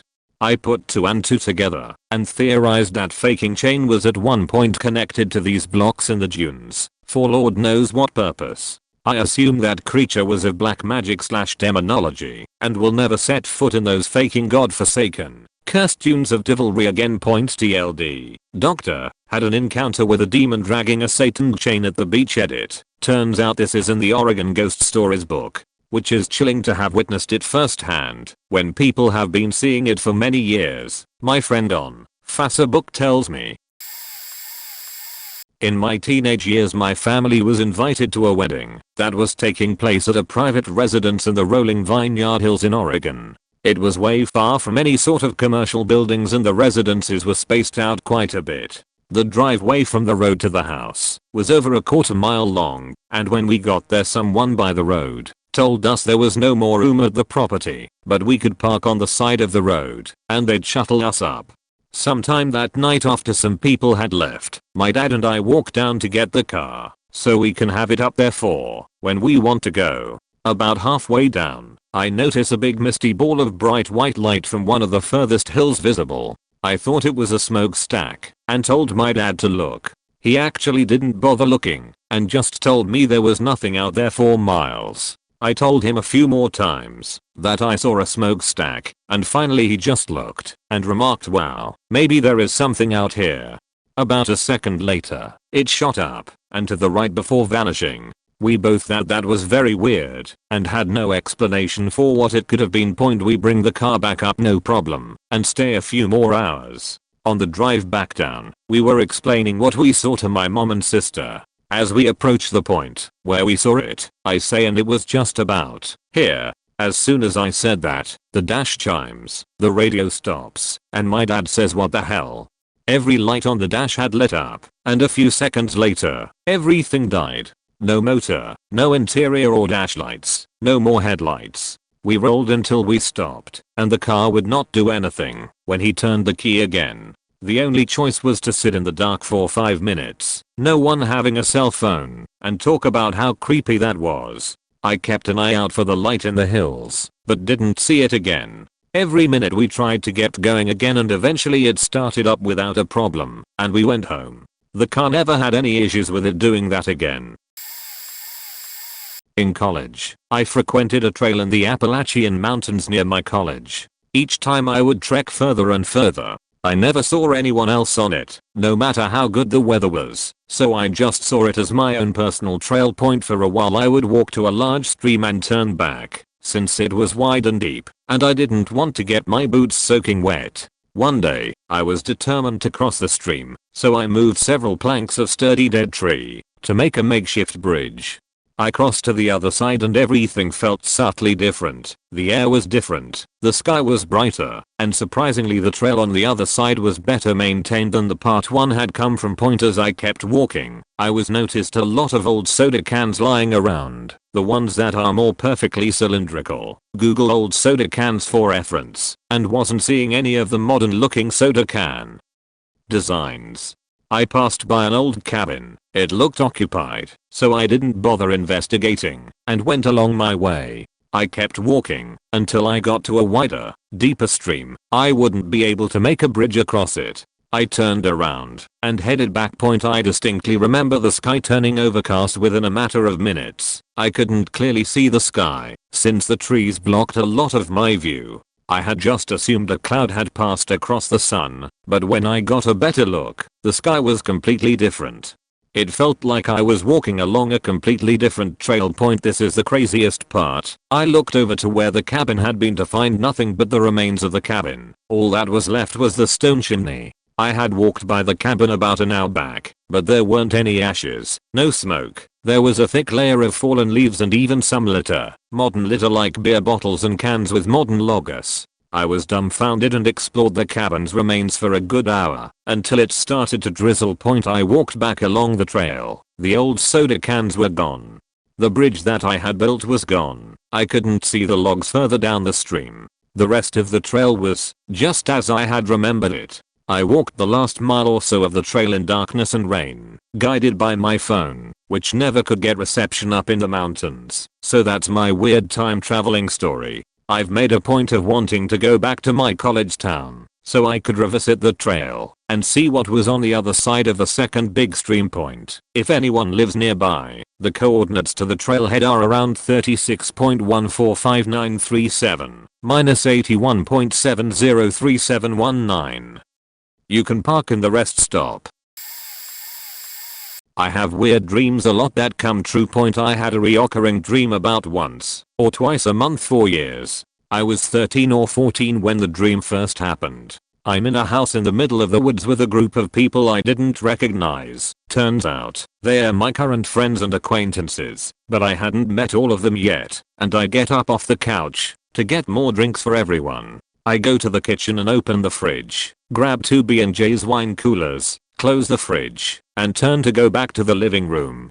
As I turn, I get a sharp pain in my stomach, and then it rips upwards to my chest. A guy had come in the back door which leads to the kitchen and stabbed me, gutted basically. I fall to the floor and can see into the living room from under the kitchen table. I watch him start shooting my friends as everything fades to black. I started telling my friends this when I had the dream again in high school, but before I could finish, they each added to it from their perspective. I got up and went to the kitchen, didn't come back, loud noises, screams, then they wake up. Senior year, we were driving to a cabin none of us had been to before. We pulled up, saw the house, and left. Literally went like this, here we are, fuck. No, the other dream I had was in a huge stadium and my eyes started burning. Then there was a stampede of buffalo, and I got trampled. A few days later, that whole thing happened with someone getting pepper sprayed in a soccer stadium and some people were trampled to death. I have a story that is pretty creepy, at least for me. Back when I was in high school, me and a couple friends had just gotten back to my house from a party, and it was very late, around 2 AM. As we were about to all go to sleep, I decided to take a quick shower because I had had a lot of beer spilled all over my shirt by a drunk girl and I also smelled like a pile of cigarette butts. I'm not the kind of guy to just hop in bed after a night of filthy debauchery, even if I'm super drunk. So as my buddies turned on Family Guy to watch as they fell asleep, I hopped into the shower. Normal shower cleaning commenced as planned, and, because my friends are the kind, if people that watch television obnoxiously loud and the bathroom/shower being very close to the television, I could kinda hear the episode of Family Guy from inside the shower. So, after taking what seemed like a 15-minute shower, with what sounded like the same episode of Family Guy slightly playing in the background, I hopped out and dried off. Upon exiting the windowless bathroom, I looked out into the room and realized it was now daytime. The clock read 10 AM. Somehow, I had just gone 8 hours in the shower. What doesn't add up is that the water never got cold, and I never heard the Family Guy episode end. And, most importantly, I know for a fact that I was only in that shower for 10 to 15 minutes. To this day no one believes me, and we affectionately refer to the event as shower time machine. TLDR got in the shower and traveled into the future. During the first year of university I lived in dorms. One Sunday night, after a couple of drinks, two of my friends and I realized that we were likely to run out of alcohol and mixer. The shop on campus was already closed, and the only one we knew would still be open was a supermarket which was, according to Google, a 30/40 minute walk away. Seeing no alternative, we got directions from Google and set off. The walk took us through a suburban area. The houses were all fairly nice, looked pretty much the same, and were set out in neat rows. After walking through a couple of streets we came to a road between two fields. In one of them, despite it being late, there were a group of people riding horses in a circle. One of my friends commented that it was odd, but other than that we continued in relative silence and soon turned onto another street with the houses on either side. 5 minutes or so later, one of my friends mentioned that it was really strange that in the middle of these streets of houses, which were largely deserted due to the time, there were fields with people riding horses in them.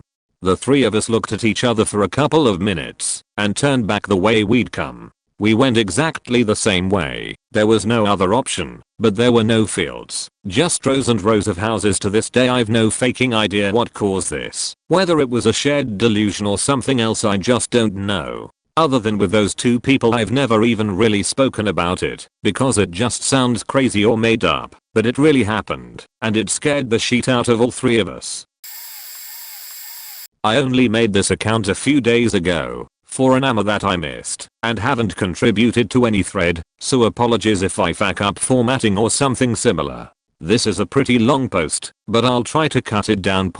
When I was in my preteens I started to have dreams of things that would happen later in real life. They were usually just banal things like the order and colors of cars at an intersection, new billboards on the main road, a sentence or three spoken later in the week. Very ordinary things that, after a year or so of this happening at least once a month, I largely ignored and accepted them as commonplace occurrences that quite a few people have.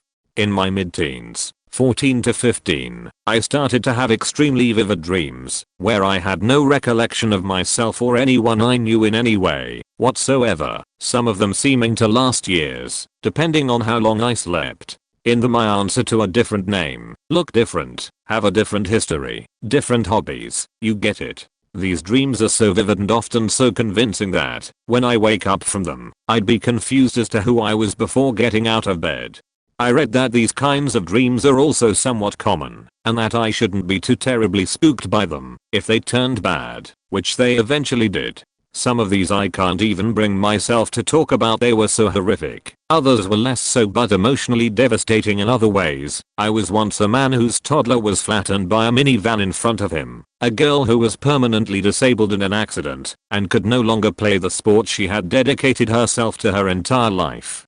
After a while, I got used to these dreams too, and started to kind of look forward to them.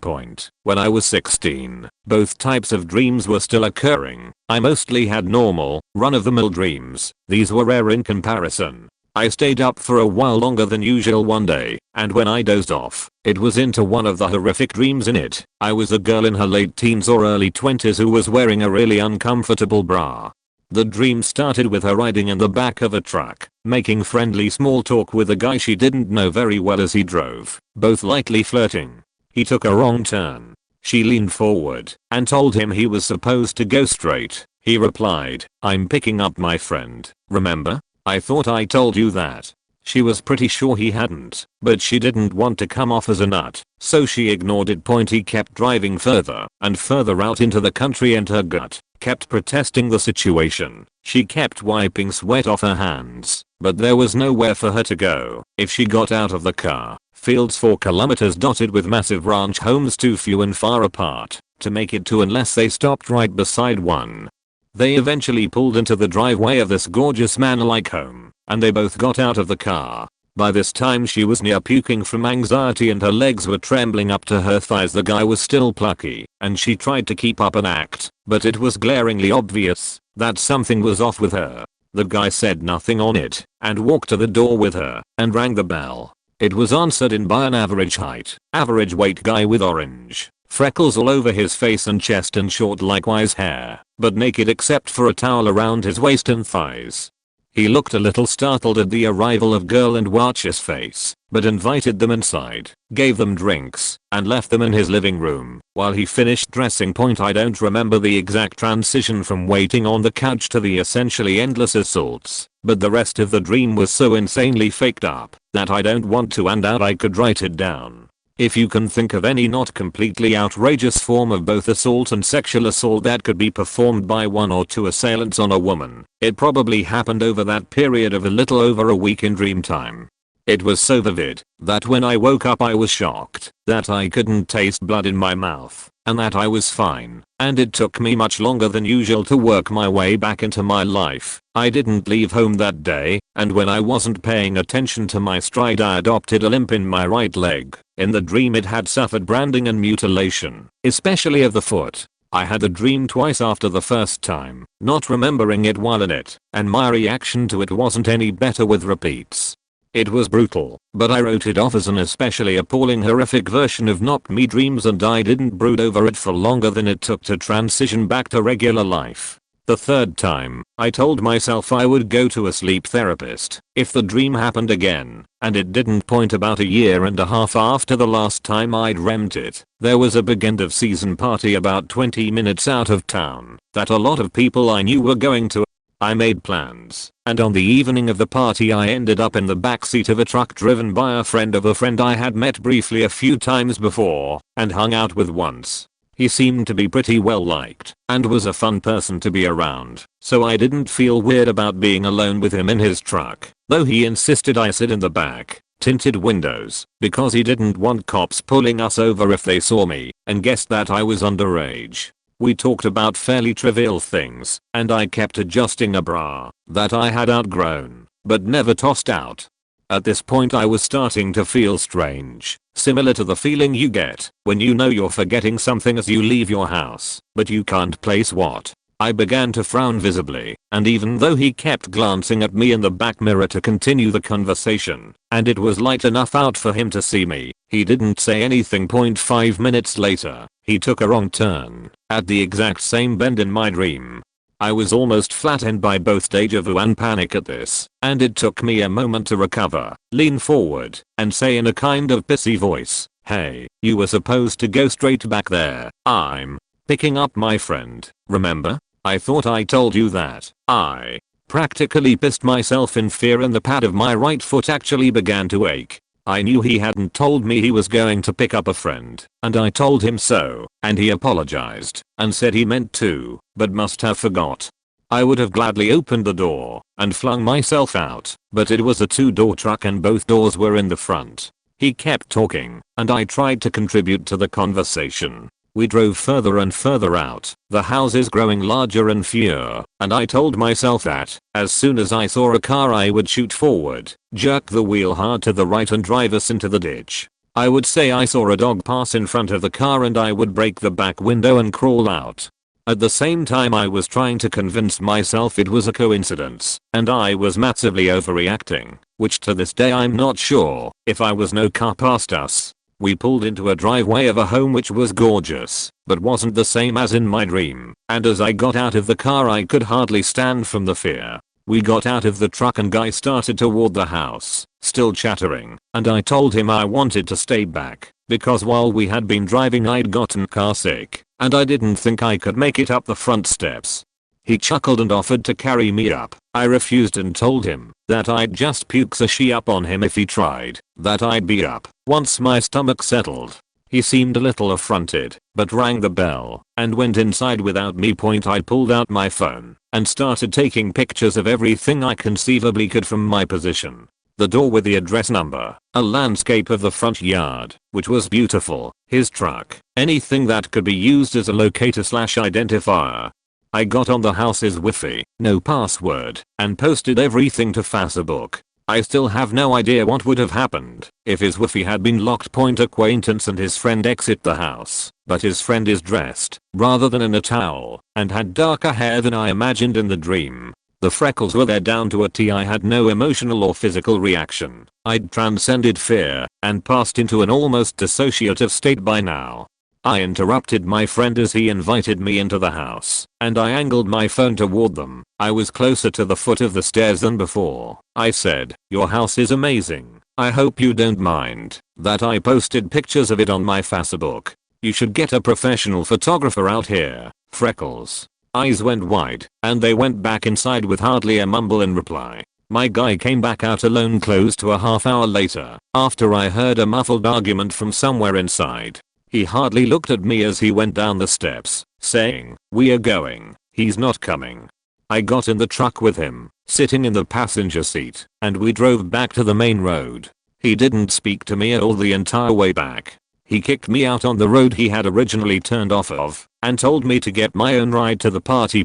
I called a taxi, and was home within the hour. I still have no idea what I believe about this. I haven't had a premonition-like dream since that day, not even of the cars at an intersection. TLDR, I had a recurring dream that may have saved me from being tortured and probably murdered. Edit, spelling error, probably more. I'll edit further later.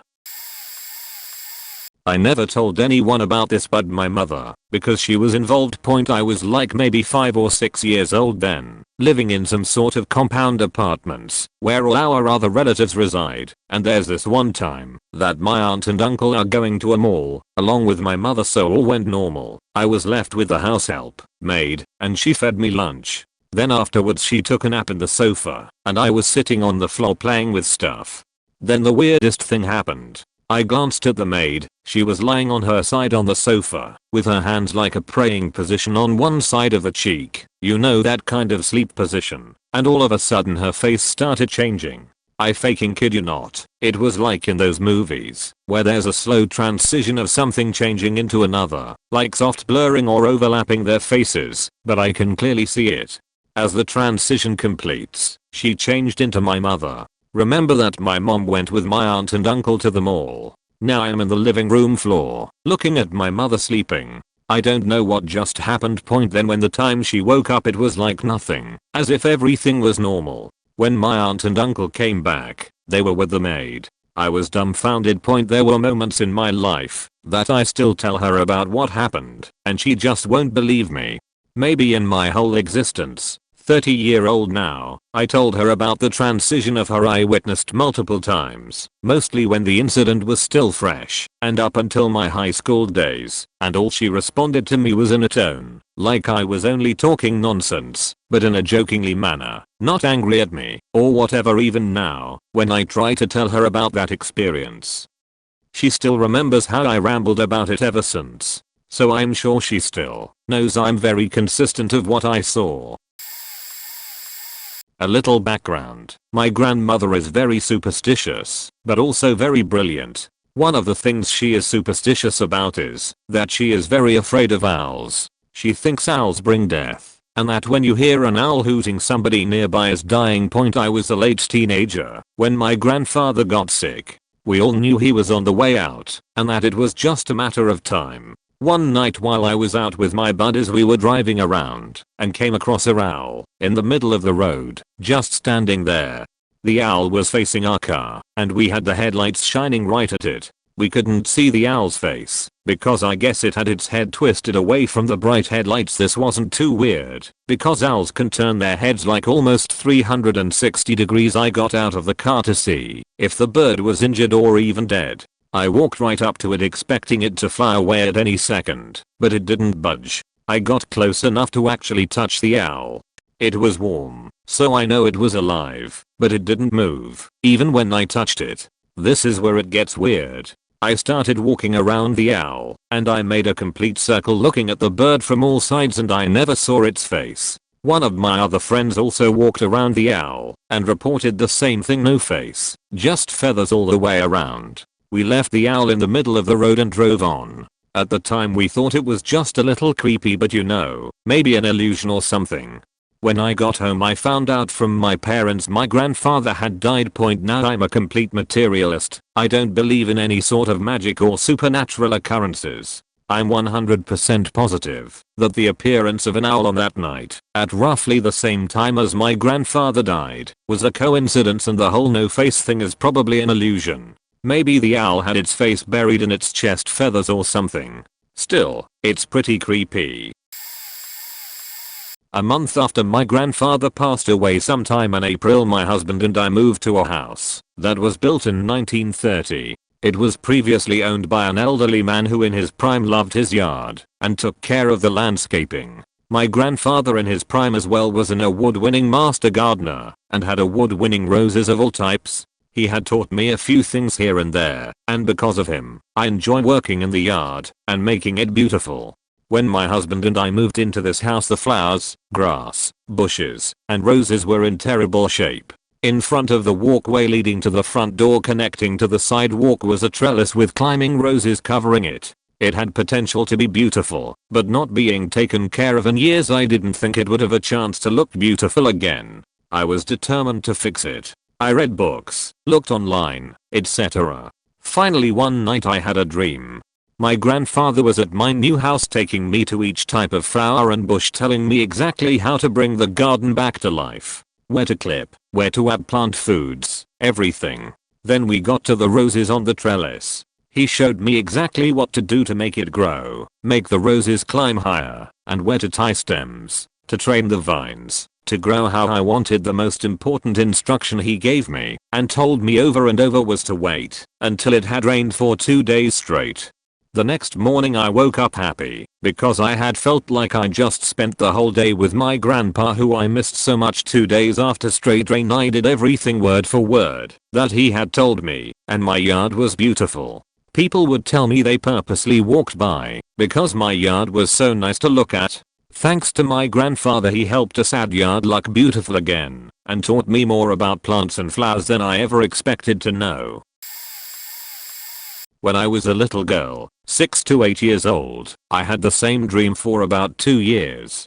In the dream everything had this strange slow way of being and everything had muted colors, nothing bright. It would begin with my grandmother waiting in her driveway inside of her car, facing forward and not looking at me. I would get in the backseat and she would do the strange, slow driving down the main street of her town. She lives in a very small, very old town in the south and the main street is full of antebellum mansions, but the town is falling apart. She drives me down this street and everyone is outside in their front lawns doing yard work, and as we drive by, we end up parking in front of one of the biggest mansions and my grandmother lets me out without saying a word. I walk up to the front door, walls right on in, and there is a family of 4 watching TV. However, the screen is just that creepy static grey. The mom and dad are sitting on opposite ends of a couch, looking like intimacy was as foreign to them as anything imaginable, and 2 kids are sitting crisscross with their chins resting on their fists and their arms resting on their knees.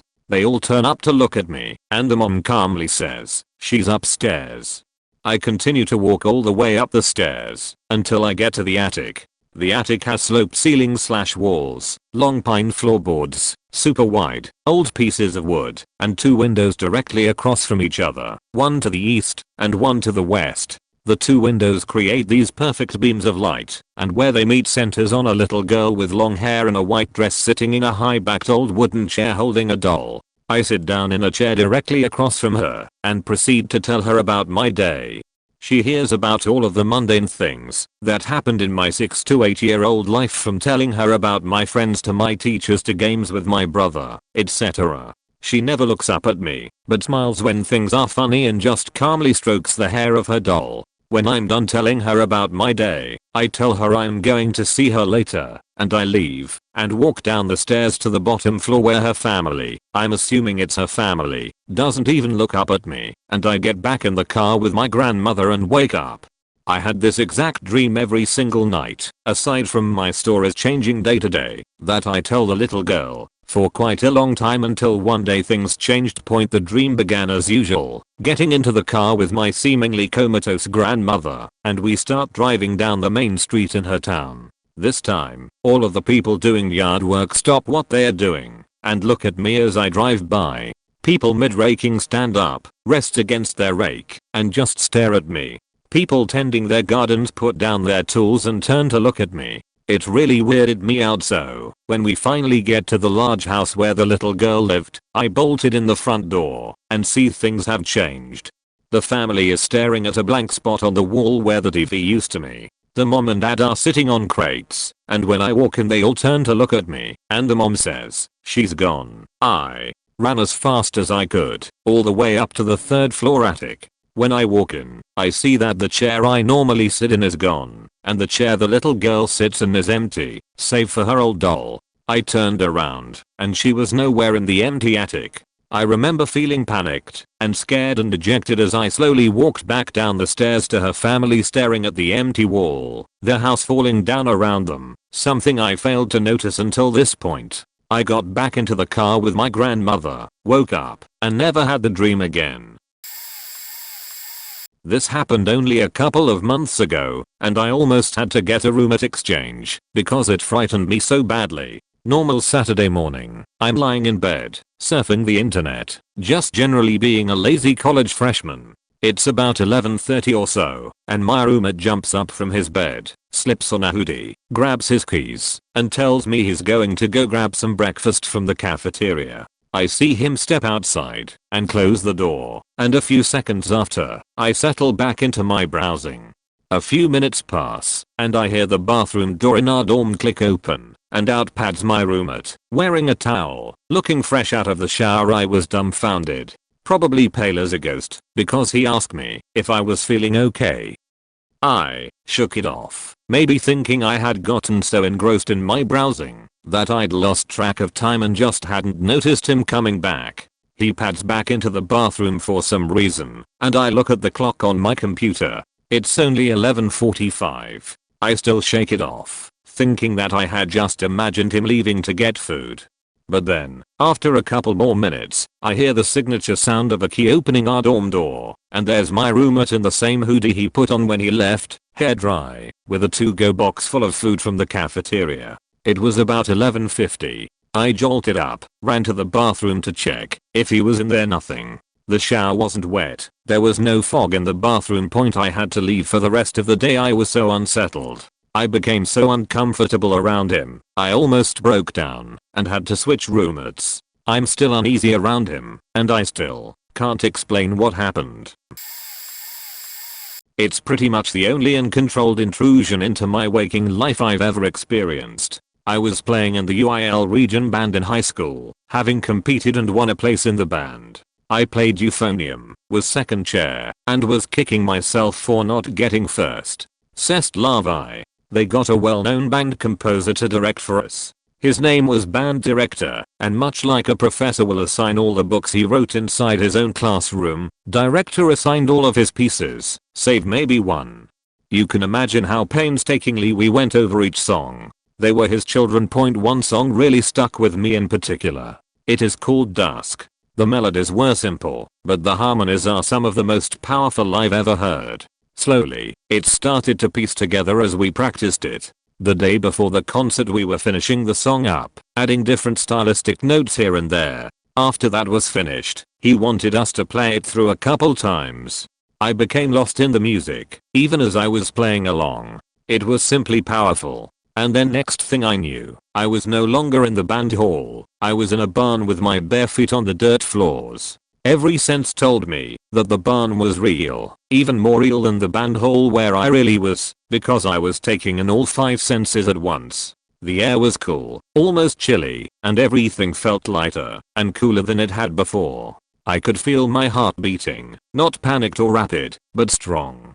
I reached out a hand for the door in the side of the barn. Not the large ones, but the normal ones on the opposite sides. The walls were old wood, with cracks that allowed some reddish sunlight in. I opened the door, and the first thing I noticed was a woman with long blonde hair sitting on the ground outside, facing away towards the sunset, which was straight ahead of me. I knew her. My gaze turned up towards the sunset, where she was looking.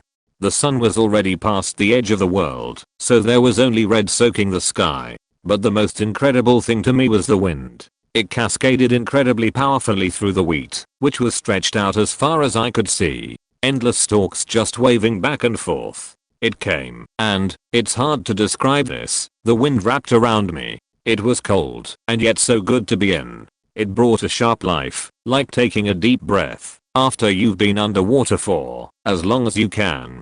I can't remember if I stayed out there watching the view for minutes, or if I came back within seconds. Still, there's almost no words to describe this. I've tried my best to do so. The whole experience happened within a few bars of the song. I believe I even continued playing while experiencing this for a bar or two. All I know is that if there is a heaven, I wouldn't be one bit disappointed if that was it. A few questions remain. I've never experienced anything like this before or since, at least during my waking hours. I have had stranger instances also when I'm sleeping, although many things could be explained away.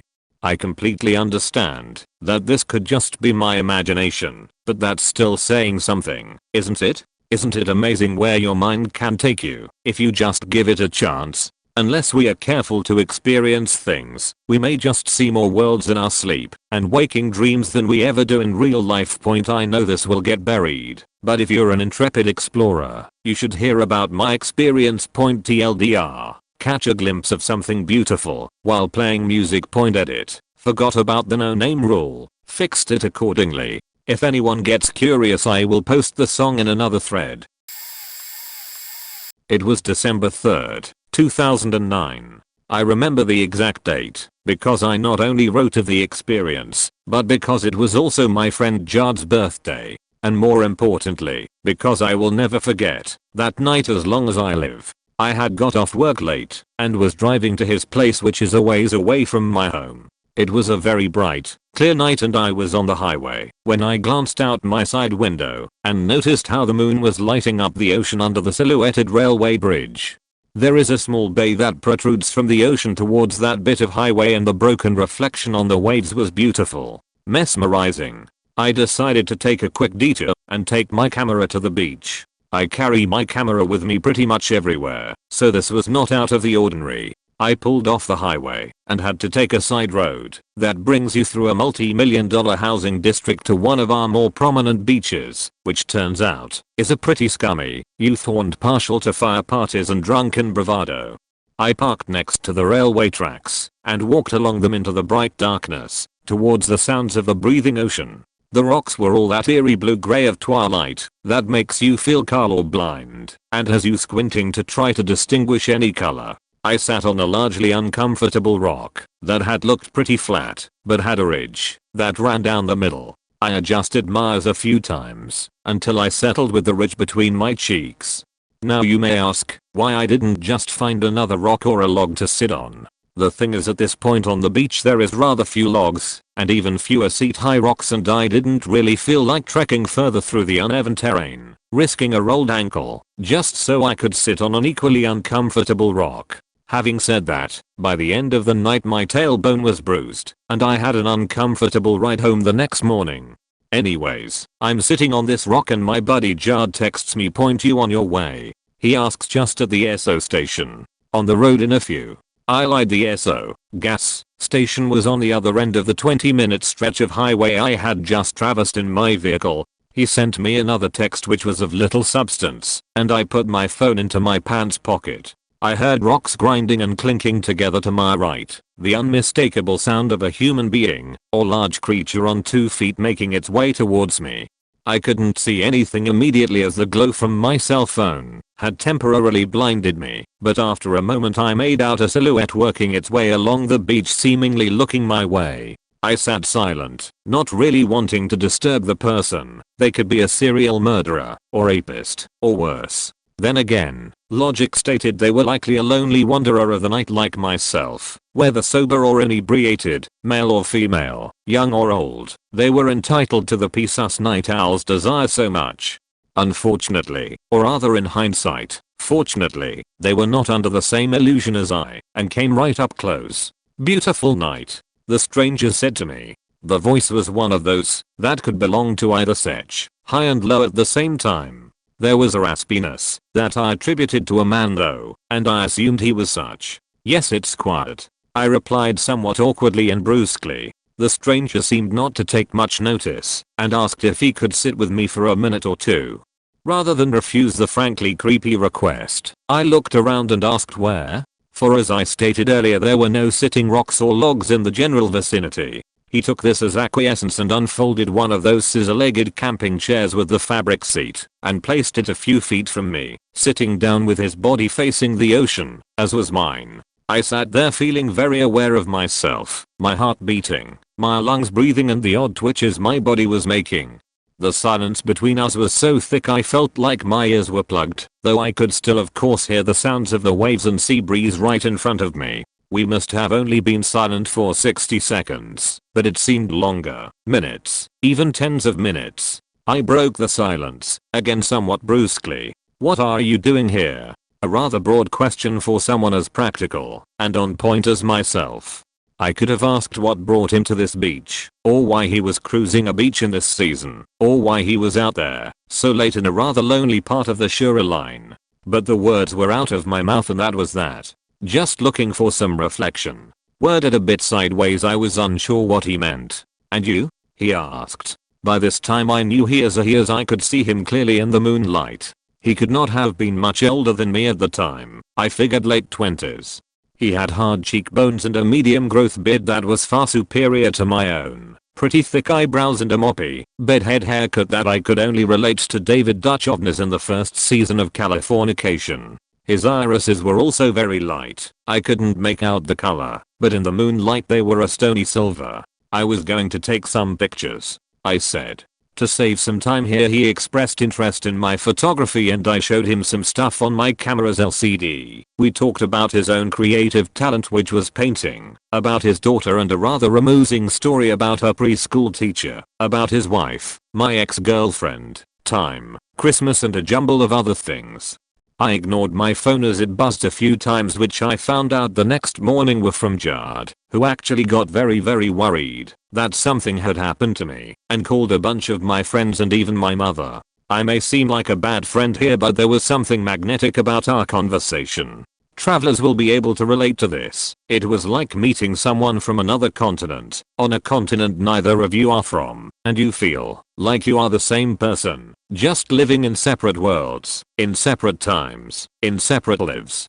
Now you may still think I'm a bad friend and son for not answering my phone, as it buzzed repeatedly and often throughout the night, but I have not gotten to the glitch part, which I relate now point. So I'm sitting there talking to this guy, both of us just staring tiredly into the moonlit waves, and I turn to him as he is speaking about college, and he is not the guy, he is a girl. A strikingly beautiful girl. At least I thought so at the time, and in my memory she still is, though I cannot remember her face like I used to. So I'm very confused, shocked, shaken, mistaken, crazed, dazed and sideways, and this girl is just rattling away about college in the same voice that I have been having a conversation with for hours now. I don't know what to do, what to say. In fact, I just sat there listening to her, him, her, for 15 minutes. She had blonde hair and dark eyes, thickish eyebrows for a girl, and beautiful lips and a beautiful smile, which I found out later.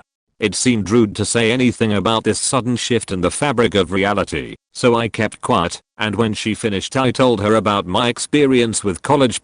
I brought the conversation back to her daughter in a sneaky way, and she talked about her daughter, the same daughter it seemed.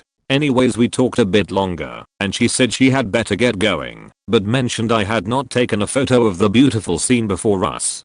I snapped the shot, the only shot I took that night, and she left with flash of teeth that left me stunned, and I never saw her again. I have told 2 people of this story and neither believe me. I was not hallucinating, I was not inebriated, I was completely lucid, and I know what happened to me. I cannot explain it, and do not seek to point. I sat on the beach for a while longer, and walked back to my car, got back on the highway, and looked out of my driver's window at the bay going the opposite way.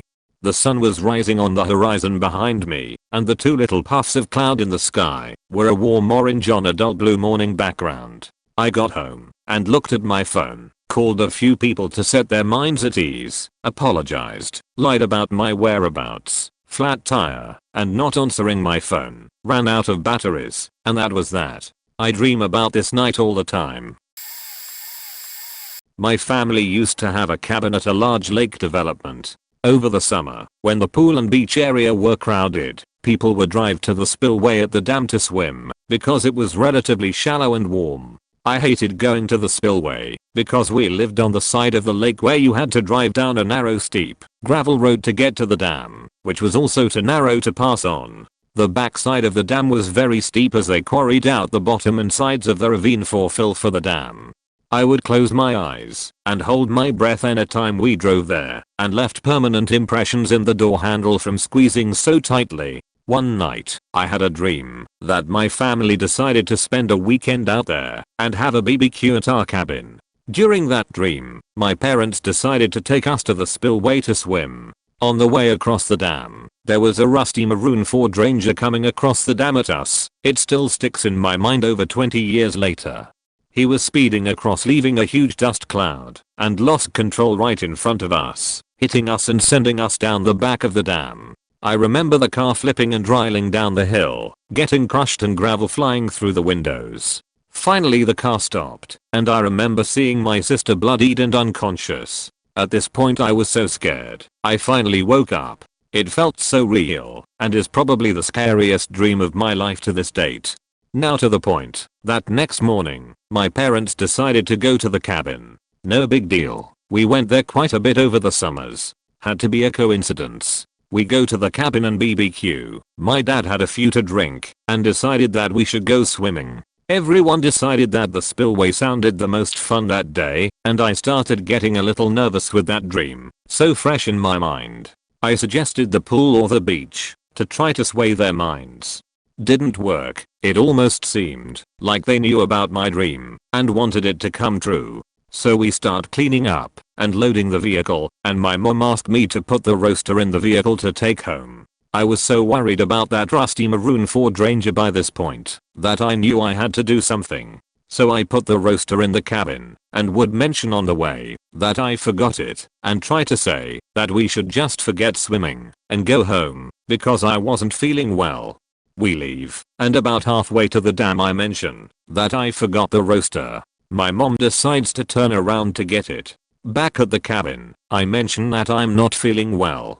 The response, well, you can just sit in the shade and take it easy. Heading back to the dam, I was so worked up that we were all going to die that I was shaking so badly my mom asked if I was cold or had a fever. As we rounded the bend to head down the narrow road of impending death, the rusty maroon Ford Ranger flew past us, almost hitting us.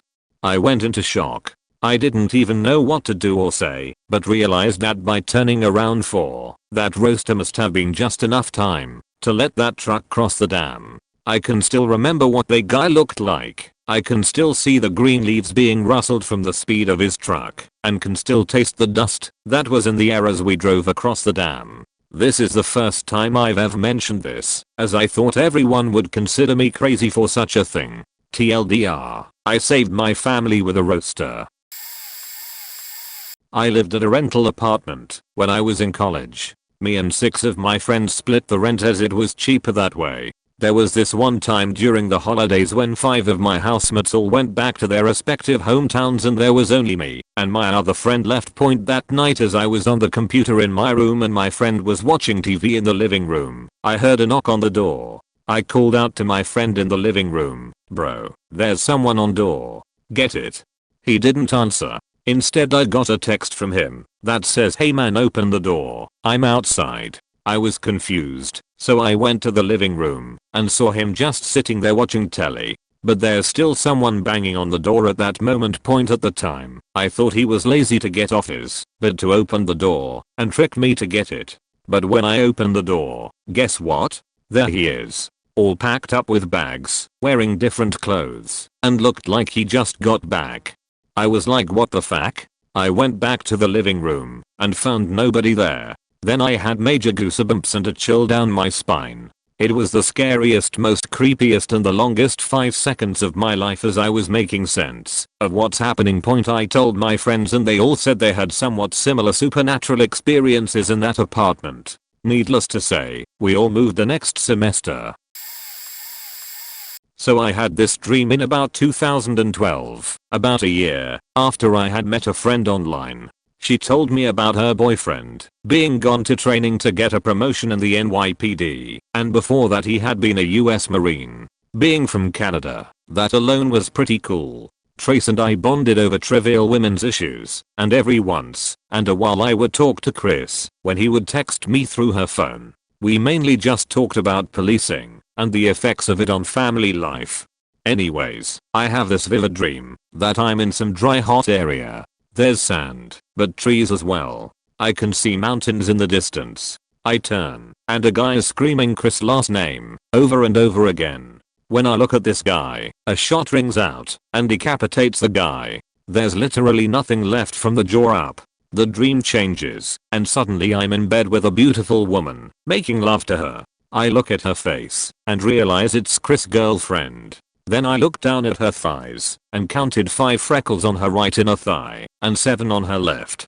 I woke up and immediately texted Chris, giving him every last detail. He texted me back completely freaked out, demanding to know how I got such intimate details. But the thing is, he hadn't even told anyone about the Marine being decapitated because he didn't want to freak anyone out, and no one else but the 2 of them knew about the freckles. TLDR, dreamt I was a 6 feet 6 inches 230 pounds Marine. In real life I'm a 5 feet 8 inch female from Canada. Just thought of another one. My grandmother's maiden name is my middle name. She had it engraved in a brick in her house, a decorative brick, not like an actually piece of her house. She sat it on top of one of her hutch with all her fine decorations and whatnot. 10 years she had this brick. One day, in a separate part of town, my church group is doing a service project at a rundown house that was purchased by the city for a public park. We are cleaning this house, exterior, and raking and cutting English ivy and whatnot. Well, a few of my friends go off the driveway / main and explore the woods, where they find a shack. I thought it might be a tool shed, but it was quite a ways from the main house. In a hoe, we pop inside. It's creepy, but abandoned, of course. There's a cot, a paint can, some empty soup cans and a few other random things. I think a hairbrush. There was a small wood shelving unit by the cot, tall but narrow. Bottom shelf, under a dirty rag, brick identical to my grandmother's. My buddy is like the bump. Isn't that your middle name? I reply with affirmative, and everyone else calls BS. So I whip out my wallet and show them my ID. I pick up the brick and bring it to my mom, and my eyes are as wide as hers get. We keep it, take it to my grandma's. She still has hers now, she has two. I don't know where the that thing came from. I've never seen anyone else with those bricks. I don't know where she got her first one, and her maiden/my middle name is damn obscure. I had a recurring dream as a child. I've had it in my lifetime at least 20 to 30 times between the ages of 5 to 13. I'm now 22. The dream would start out with me awakening from bed and standing up and seeing two identical black cats sitting on my desk. I'd get the feeling in the dream that one cat was evil and one was good. Sometimes in my dream I'd run outside or out of my room to try and get away, but they'd always reappear in front of me. So I was stuck with picking one. I'd always pick the wrong one, and it would turn into some sort of creature and kill/eat/tickle me to death. I hated tickles in my dreams as a child. I never told anyone about this dream growing up, and one morning my sister told me she had a creepy dream with me in it. She said that she had a dream where she was outside in our front yard and there was these two black cats and she could tell one was evil and one was good.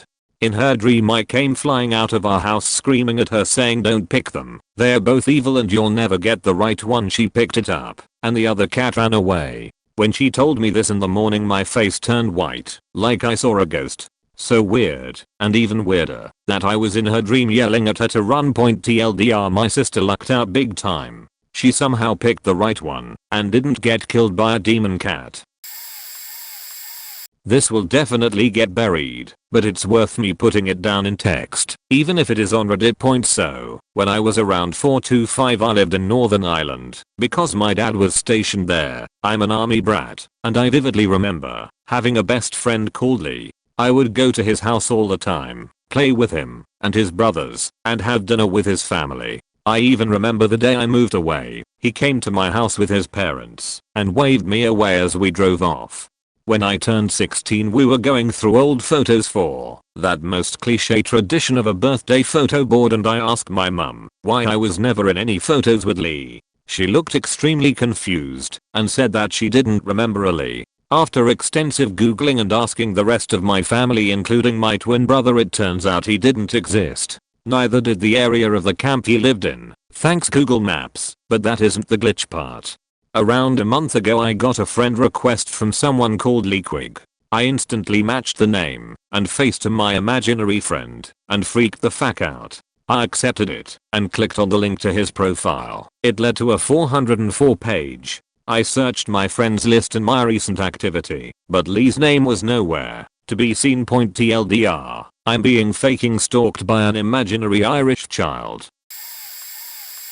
At a friend's place back in 2008, when we were all teenagers, we had a cool shed at a friend's that we'd hang out in every weekend. It had 4 sets of bunk beds, tables, a fireplace, TV, fridge, etc., the whole lot. One night we were all hanging out in there when I decided I needed a piss. I walked out the front door of the shed and started to walk to the right when I stopped. Now let me explain the layout here. As you walk out of the shed, his house is to the left, and to the right is where we all parked our cars. Further out you're left with empty fields and trees.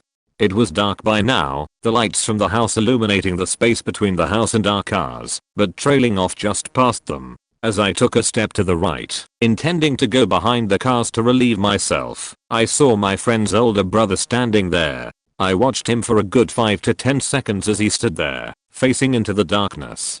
He then proceeded to walk behind a couple trees and a car before he disappeared. Confused, I walked back into the shed and asked my friend what his brother was doing by the cars. The conversation went as follows. Me, hey man, what's your brother doing by the cars?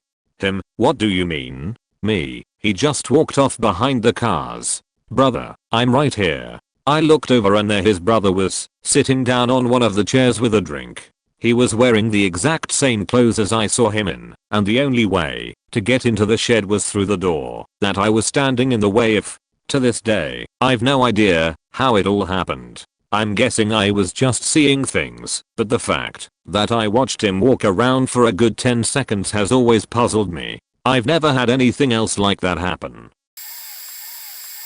I fear this will be downvoted because of the backlash against 90s kids, but this is true and relevant to the thread, and my love for the 90s is important. Backstory for this: my friend the abolitionist and I are really nostalgic for the 90s, and when hanging out, which we did at least every other week, before he moved cross country, we would often play SNES games, listen to 90s music, watch old 90s TV shows, etc.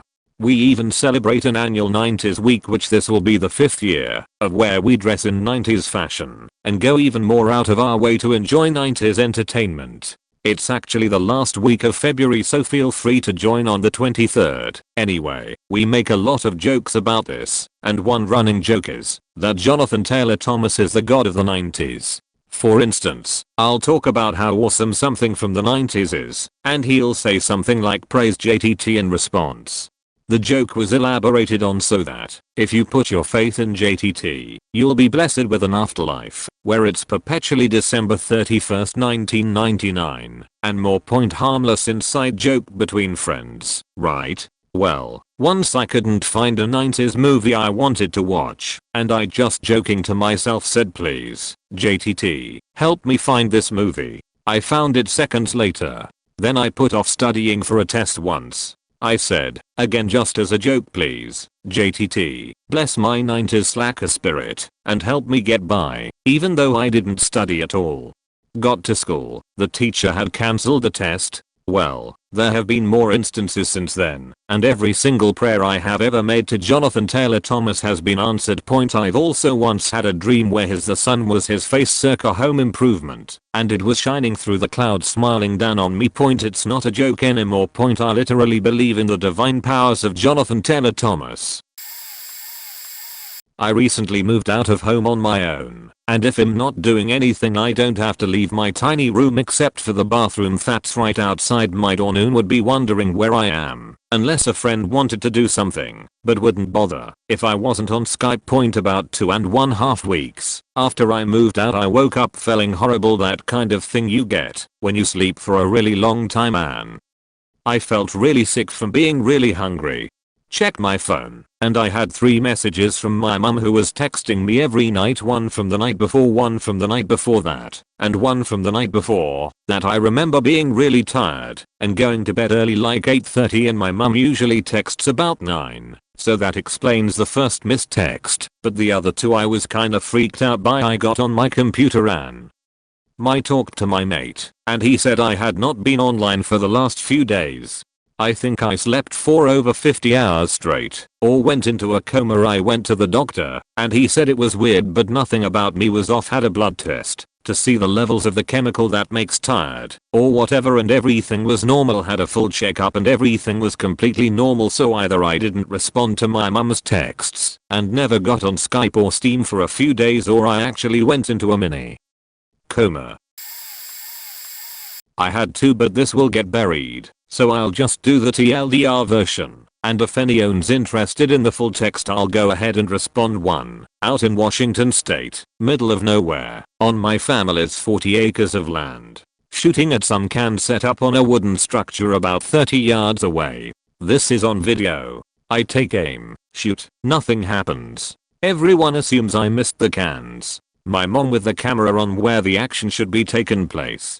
About 30 seconds later the cans fall over as if they had been shot. On the film you can clearly make out a cloud of pellets appear out of nowhere and knock the cans over. The cloud of pellets are moving too slow to puncture the cans, and in fact, appear to be moving too slow to stay in the air. Very odd too. Another incident happens at Portland State University, where I take the elevator to the 3rd floor of a building that is under construction. I get off the elevator with my partner and we are standing in an abandoned looking building. No lights on, nothing. Crazy weird vibe. All doors are locked and windows are pitch black. Cannot see anything outside the building but some cars and trees. No wind, no people, on a very busy campus. Finally take the elevator down because the doors to the stairs were locked and the light in the stairwell was off. Step into elevator, go down to 1st floor, get off, attempt to find out what floor we are supposed to actually be on, confirm it is indeed the 3rd floor. This time we take the stairs to the 3rd floor, same floor. All the lights are on, doors open, people faking everywhere, people outside the windows. No idea where we went. In 2007, a few of us went investigating in Belanglo State Forest, a 4,000-hectare forest in NSW, Australia, the site of 7 murders by serial killer Ivan Millett in the 1990s. More undiscovered bodies are also believed to still be there. We were with a woman who was an alleged psychic, and she led us to a remote spot where she believed some of the many murders occurred. It is approximately 2.30 am. We're in dense forest, kilometers away from the nearest highway, in the middle of absolute nowhere, when we hear a loud growl of some kind emerge from deep within the forest.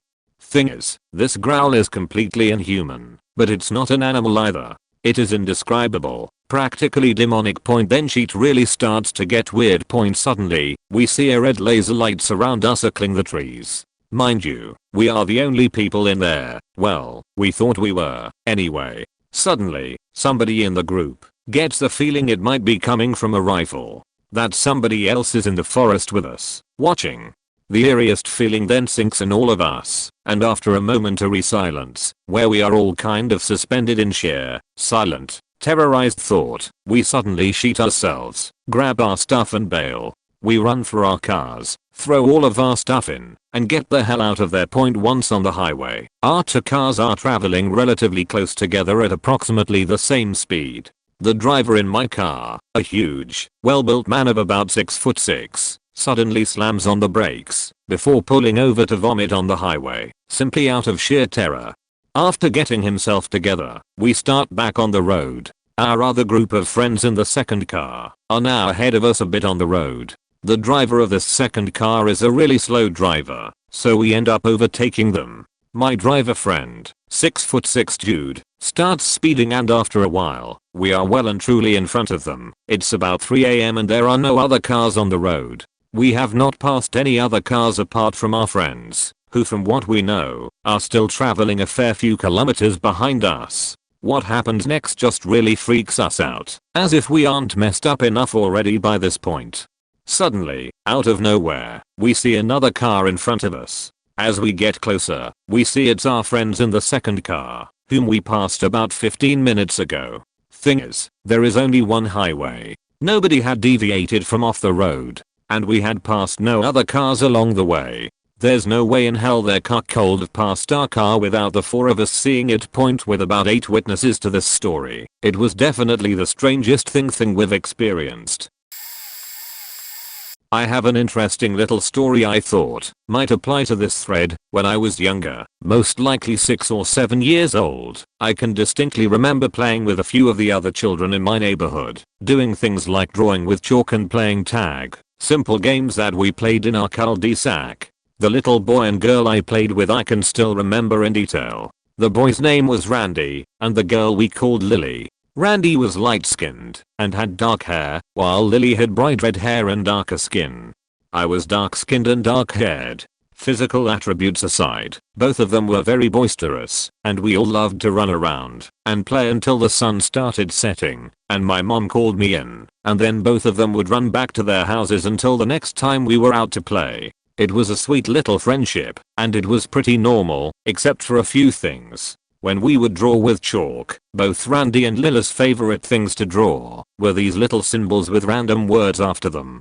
I now realize that those symbols were very close to some symbols I had seen, but for the life of me could not remember where, and I can remember some of the words they wrote, having to do with terms that I still do not recognize. My mom would come out with juice boxes sometimes when we were drawing and laugh at my friend's cute made-up language. One morning, I went out to play with my friends, only to find them sitting on the curb, sulking. When I asked them why they were sad, they simply told me that they had to leave because, and I quote, "We've got to get back to 2137. I asked them where that was, and they said it was later. They told me to sit right there and wait a minute so they could bring me something to remember them by. I did what they told me, and soon enough they had returned, bearing what I have chalked up to the strangest gifts I have been given to date. They were a little rainbow hairbrush that sparkled, a small, unmarked tube of what I was informed was lotion, and a small box that looked as though it was carved out of a gem. They handed me my gifts, which I promptly tried out, brushing my hair and using some of the lotion on my wrist, so they knew I wasn't going to just throw them aside, and hugged me before running back into their respective houses. My memory cuts out at this point, but the next thing I remember was waking up, sleepily rubbing my pale-skinned hands across my face to brush away my bright red hair, and going to ask my mom if Randy and Lily had left. My mother had no idea who I was talking about. Our neighbors had no children. She did not remember me being born with dark skin and dark hair. No one did. That was the day that Randy and Lily disappeared from the face of the earth, leaving me with an unfamiliar, new appearance, a tube of hand lotion, a tiny comb, and a glittery little box that sits on my mantle to this day, and which I still have no idea how to open. When I was in high school, I had a habit of taking power naps while everyone was having lunch. I'd curl up in a quiet part of the hallway, pull my jacket over my face, and sleep for maybe 15 minutes. This one time, I was startled out of sleep by a passing crowd of my fellow students. Everyone was in a rush to make it in time before our strict teacher would start taking note of absences. I ran after the crowd, walked up the stairs to the right classroom, and sat at the only desk that was left for me. The teacher told us to open our books. The world froze, and suddenly the situation sort of reset. I was back at the hallway, blinking sleep out of my eyes. Because I'd been awoken passing students, I thought it was just a funny coincidence, some sort of brain fetch. I went up the stairs after the others, and sat at the same empty desk. The teacher told us to open our books. And again, reset. The same 2 or so minutes, wake up to noise, go upstairs after others, sit at the same desk, teacher tells class to open books, replayed again. For the first few loops, while it was still more interesting than terrifying, I had so many questions. Was I having an intense nightmare?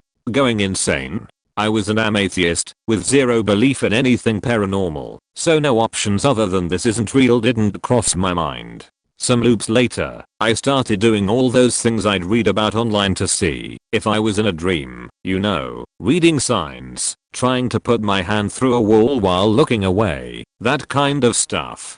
Everything seemed as real as reality to me. My theories and contemplations got more outlandish. If there was some sort of complex temporal situation going on and the loop would continue indefinitely, would I eventually die of hunger? At the same time, I tried to mess around with the loop to see if something would happen. Deviating from the route did nothing. I tried staying in the hallway or going outside, but after the 2 or so minutes, I was always back in the hallway, regardless of my actions.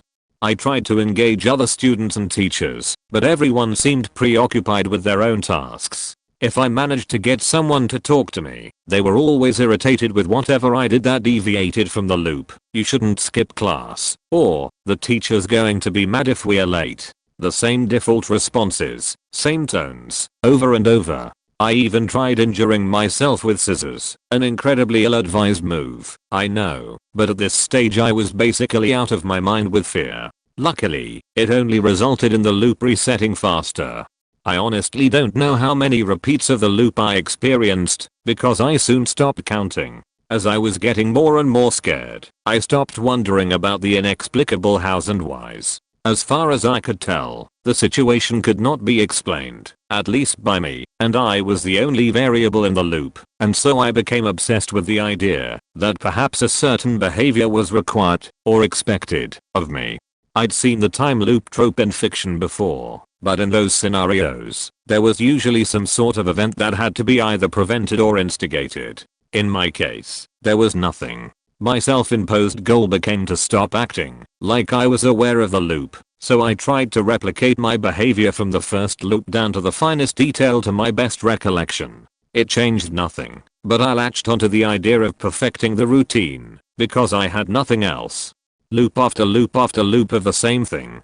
They all blur together in my memory. When you're scared of a fate potentially worse than death, it's incredibly easy to stop asking questions and just function on autopilot. The thing is, I'd have written the whole thing off as a dream, if not for the very last loop. By then, I'd completely accepted my fate, living in some sort of limbo when the loop no longer reset. My teacher told the class to open our books, and where I usually would have woken up in the hallway again, the world hung, I guess. I don't know how else to describe it. Time seemed to pause for less than a second, just like you might experience in a game when you quick save. And then the teacher went on with the lesson of the day. Life went on point. I don't know what to do with this experience other than share it with the internet in the hopes that someone is amused for a couple of minutes. TLDR, let's not do the time warp again. Okay, I have got one. A few years ago I was having some pretty bad anxiety, so I decided to go for a drive. I got on the highway, put on a playlist, and decided I would drive as far as the music took me, then come home. I drove from Denver, Colorado to Santa Fe, New Mexico. Point along the way, just after Atten Pass, and the little town there, I wanted to stretch my legs. It was maybe 11 or 12 at night at this point, and I stopped at a rest stop at the top of a little hill, got out, had a cigarette, and talked with a guy who was also having a cigarette. He told me about how he makes this trip once a year, and that I should probably not go into the bathrooms as it felt like you were being watched in there. I thanked him for his advice and we looked at the stars. We looked at the edge of the nearby mountain range, and then decided to part ways. He left first, and I followed his car down the little hill, and back onto the highway. Pretty soon I did not see his tail lights anymore, but thought nothing of it. I finally got to Santa Fe, as my playlist of music was ending, and decided I would turn around, and head back to Denver, as I had enough money for either gas, or a hotel room. I slept on the side of the road that night, and got back to Denver around 3 or 4 the next afternoon. I called my so, and she wanted to go on an adventure, and said that her friend had a place we could stay in Albuquerque. I scooped up her and her friend, and off we went. I told them about the night before, and meeting the nice guy at the rest stop. Her friend said something to the effect of there isn't any rest stops just after Atten Pass. I called bullshit, and sure enough she was right. The rest stop I had gone to was nowhere to be seen, not a single one along the way, tucked up on a hill the way that one was. Every time that my so and I make that drive now, the topic of the vanishing rest stop comes up. TLDR, where'd the toilets go? Man, I read this all day yesterday. Here's mine. My grandfather died when I was 14. He died on a Monday night. I knew Tuesday waking up he was gone, because my mom had let us sleep in. She didn't make us go to school, and as I was going about my normal daily chore of doing the dishes, I saw something out of the corner of my eye. It was my grandpa standing in our sliding glass door. It wasn't really him, it was just a dark cloudy figure, but to me, it was grandpa. I shook my head, shrugged it off as just my imagining things. It wasn't until maybe 30 seconds later, when my sister comes running in from the backyard through that same slider yelling, "I saw grandpa, I saw grandpa," that it hit me. I started crying, and said goodbye to him. That was in my freshman year of high school. The next 3 years, it snowed on my birthday. Couple things to consider. I live in Seattle and we barely get any snow, let alone in March. Also, it was only enough for me to see it was snowing, before it would stop. Again, I thought I was imagining things. I didn't pay attention my sophomore year, as it was the first time it happened. My junior year again, I was washing dishes, when I looked up and saw snow. I thought, that's odd, 2 years in a row? My senior year, I was sitting in math class when one of the other students disrupts the lesson to yell it's snowing. That's when I knew it couldn't be a fluke or my imagination. That was the last year it happened though, as after high school I moved to Southern California. I guess grandpa didn't have enough power to make it snow there. I had always considered myself an atheist from about 10 until that happened. Now I'm just agnostic. I have never told anyone this. It's not as exciting as some of your stories, but it is the strangest thing that has ever happened to me. This happened when I was 15. I had had a bad day in school. I had made the girl I like hate me forever because I desperately tried to include her in my life, but I'm always too scared to admitting anyone that I like her, so I'm slightly mean to her. I'm scared that if I'm nice to her she will work out the fact that I like her and stop talking to me. So on this day she sent me a message on Facebook telling me she would be happy if I died, so I thought I would kill myself. I didn't really put any thought into it. No one was home, so I started looking for something to use to kill myself. I searched the kitchen for a sharp knife, but for some reason I can't find one. Next I try looking for bleach, but the bottles are empty. Now I go to the bathroom, break a mirror and use a shard of that. No mirror, nor are there any in the rest of the house. I go looking for a razor blade, but once again I find none. I sat on my bed trying to work out what to do when I hear the girl I like apologizing to me. Now I heard my family get home. My mother walked upstairs and says hi before opening the door to her room, where I see one of the mirrors that seemed to be missing earlier. I rush to the bathroom and find all the mirrors and razors are back. I also found knives and almost full bleach bottles in the kitchen. I never mentioned this to anyone and never managed to ask this girl if she did want to apologize for what she said. V. This happened November of 2013. I was at home with my wife and child around 8 p.m. Sometimes in the winter we like to take a drive to a nearby donut shop for a tea and hot chocolate for my son. We had just returned home and had written off the idea, but something told me I should go. We hopped in the car and began the 10-kilometer trip into town. About halfway there, we saw a car in front of us swerving in the road back and forth. It was almost coming into oncoming traffic. My wife told me I should call the police as the driver seemed drunk. I took out my phone, and as I came closer to read the license plate I realized it was my brother's car. My brother never had a history of drinking, and I was very concerned what was happening, so called him, and he said he was heading into town and would talk to me later. I told him I was behind him and he better pull over right now. We pulled into a small convenience store and he got out. After a talk I could tell he was drunk, and so I told him to get in my car and I would drive him home to my parents' house where he lives. I left his car in the parking lot and drove him home, leaving him to the wrath of my parents, who had become aware of what was going on. A month later my father and I were having lunch and he brought up the night I helped my brother. Turns out they had a long talk and my brother was suffering from extreme depression.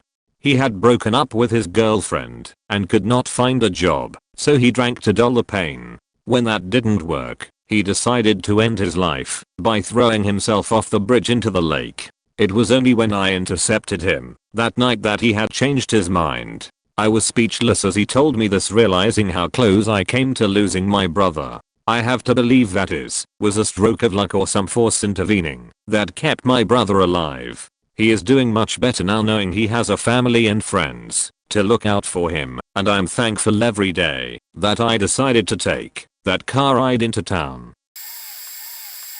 I had a horrible dream when I was a kid that a crow landed at the foot of my bed and told me my uncle was going to die. That very next day he was killed in a car crash. I was too afraid to say anything to anyone. It freaked me out so bad. I was only 8.5 years later I have the very same dream, even though I had moved to a new house. The crow appeared at the foot of my old bed and told me my father was going to die. I don't remember being afraid in the dream, but when I woke up my heart was racing.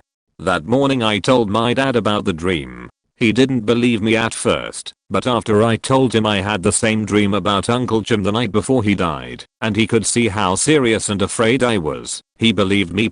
I don't remember anything from school that day, only running home to meet my mom. She looked okay, and as soon as I walked in, my dad pulled into the driveway, home early from work. I cried, I was so relieved.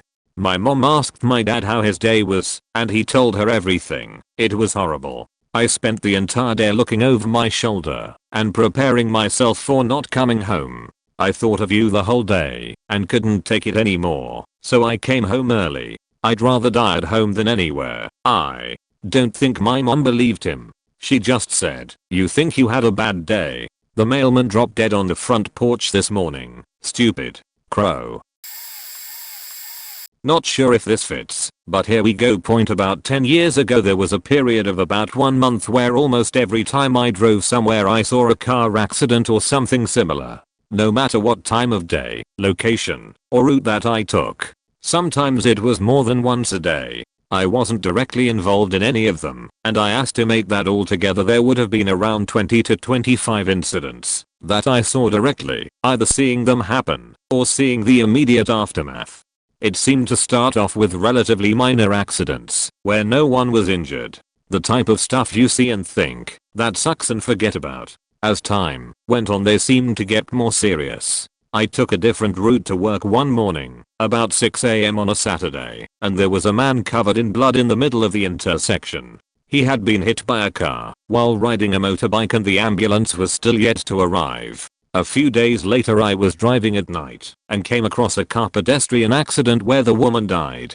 I could see her lying on the side of the road and being tended to by ambulance officers.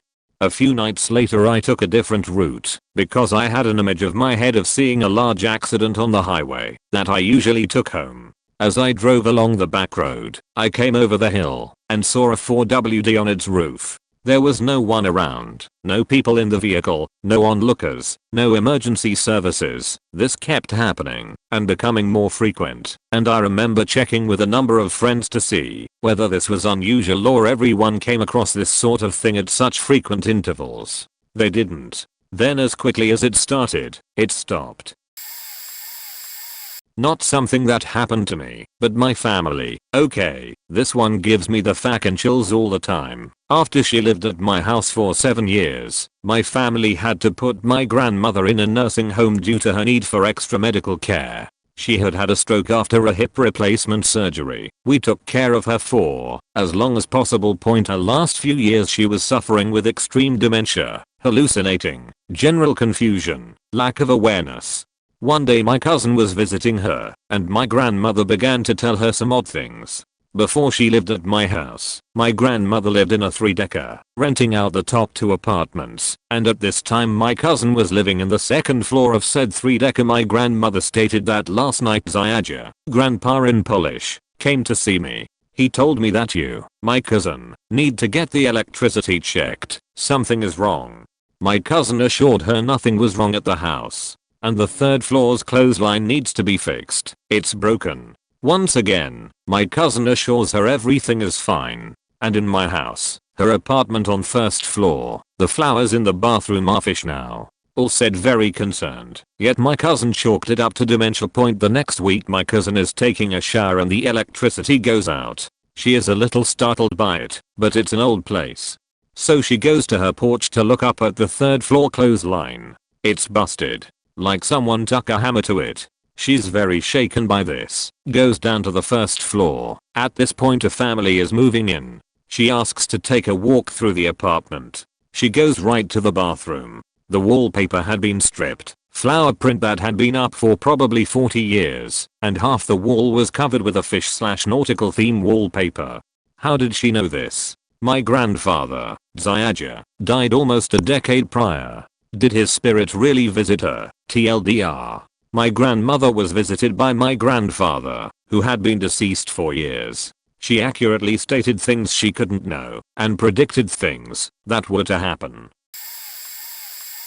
There's been a lot of creepy shit that's happened to me, but the most recent was weirdest. To give some backstory, my best friend and I recently moved into my mother's house after some shit at our apartment went down. My friend's mom stole our rent money, and we got evicted, and had nowhere else to go. And since there are only 2 bedrooms, we have a bedroom type setup in the dining room. On this particular night we were the last 2 people to go to sleep, and she went to sleep before I did. We share a bed, so I vividly remember laying there, and she was snoring, pretty much dead to the world. I take a while to fall asleep every night, so I was laying on my back thinking about getting my phone to play some games or something. I know I hadn't fallen asleep because it had only been a minute or 2, but it's like I had just snapped out of a nightmare, sort of. 1 second I was laying on my back thinking about Jetpack Joyride, and the next second I was on my stomach, braced on my elbows with the blanket off and wide awake. My friend, who had just been dead asleep, was also sitting up in bed. I don't remember moving, or her waking up. We both sat there in the dark and finally I asked, "Do you feel that?" I wasn't quite all there at this point and the words were very automatic, and she just responded with "Yeah, what the hell just happened?" And for some reason I cannot figure out, I said "I don't know, I think they are making us forget, I can't remember anything." I don't know why I said this, the words just popped out. and even as I was saying it, I could feel myself being pulled into sleep. I woke up a short while later, it was still dark, and asked my friend if she remembered what had happened last night. We both remember waking up, if you can call it that, and being confused, but we have no idea what actually happened, and suffice to say neither of us slept the rest of that night.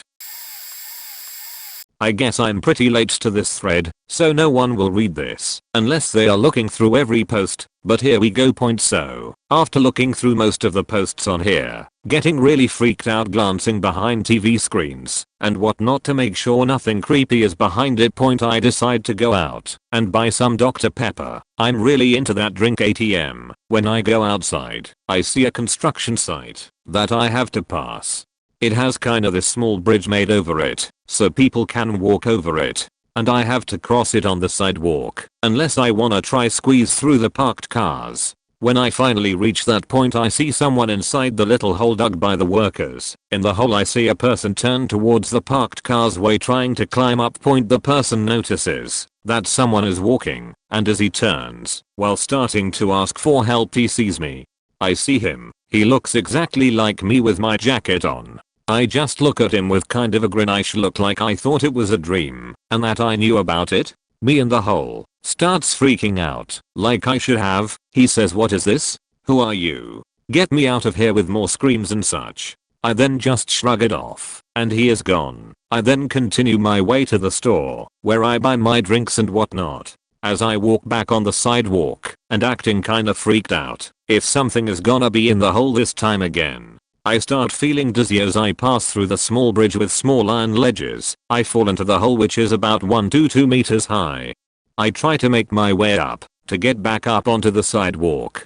I then notice how someone walks near me, and above. I look up, and see myself grinning at me. I freak out exactly like the person or illusion did on my way to the store. I then feel dizzy again, and end up lying on the sidewalk dizzy, and feeling hungover. I don't know what just happened. I tried convincing myself that my brain just got freaked out by all the various posts on this thread.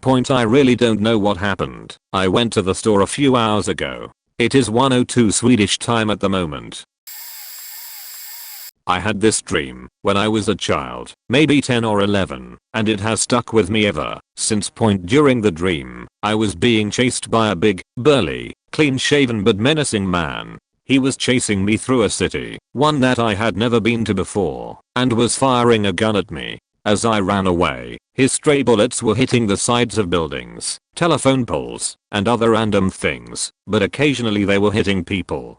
Eventually he caught up to me, fired his gun, and shot me. I died.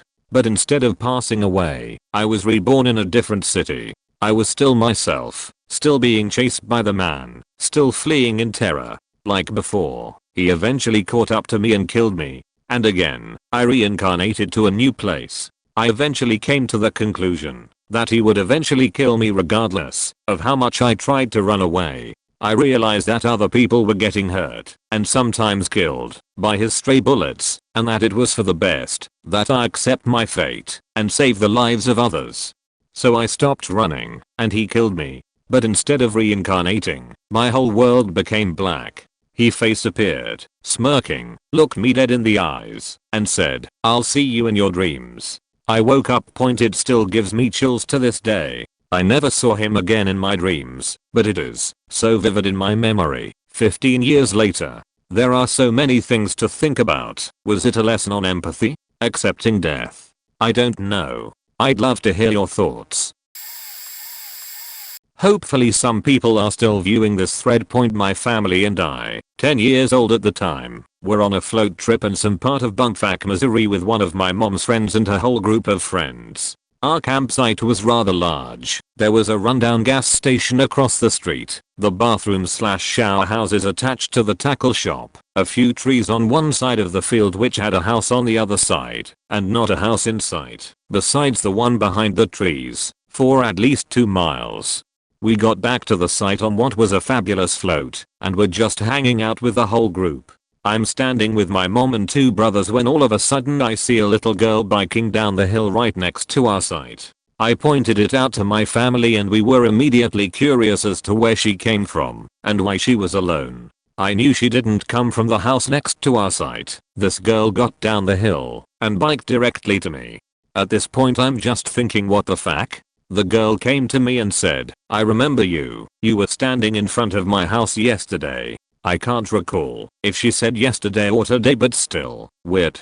So of course I said, no I wasn't. I don't know you." "Yes, you do. You were standing in front of my house. Doesn't your name start with a K? You're 10, right?" As I looked at my mom in confusion I said, "Yes." I believe she replied with something along the lines of her missing me, or that we needed to play together again. This girl looked absolutely disgusting. Toes, nails, hair, all dirty. She then walked to my brothers who were throwing a football around over a fire and said, "Don't play with fires. That's how my friend died." They were creeped out too. I forgot what happened after that, but she just biked away, and as I was typing this, something fell in my bathroom, so that's cool. Just remembered another weird and scary incident. It was late one night and my older brother was out at his best friend's house for a house party. Weirdly enough, I decided to watch TV in his room, which I never do, and he usually locks his door. While watching TV, it gets late, and I soon start to doze off. Suddenly I get this rush of anxiety and an image of a blurred face pops into my head. What made things worse was that the face was not only blurred, but had a bullet wound on the side of the head.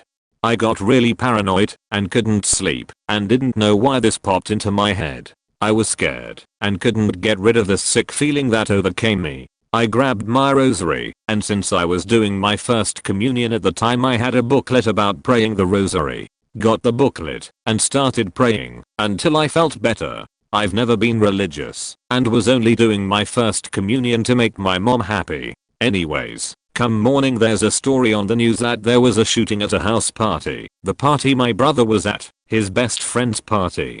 My brother wasn't shot, but his best friend was, on the side of the head. The weird part? It was a stray bullet. He was in the backyard when the shooting occurred in the front. The bullet literally entered the skin by his temple and exited on the other side. It only grazed him. He said that seconds before it hit, he moved for some weird reason. That's what saved him. It freaked me out when they told me. I never said anything to either of them.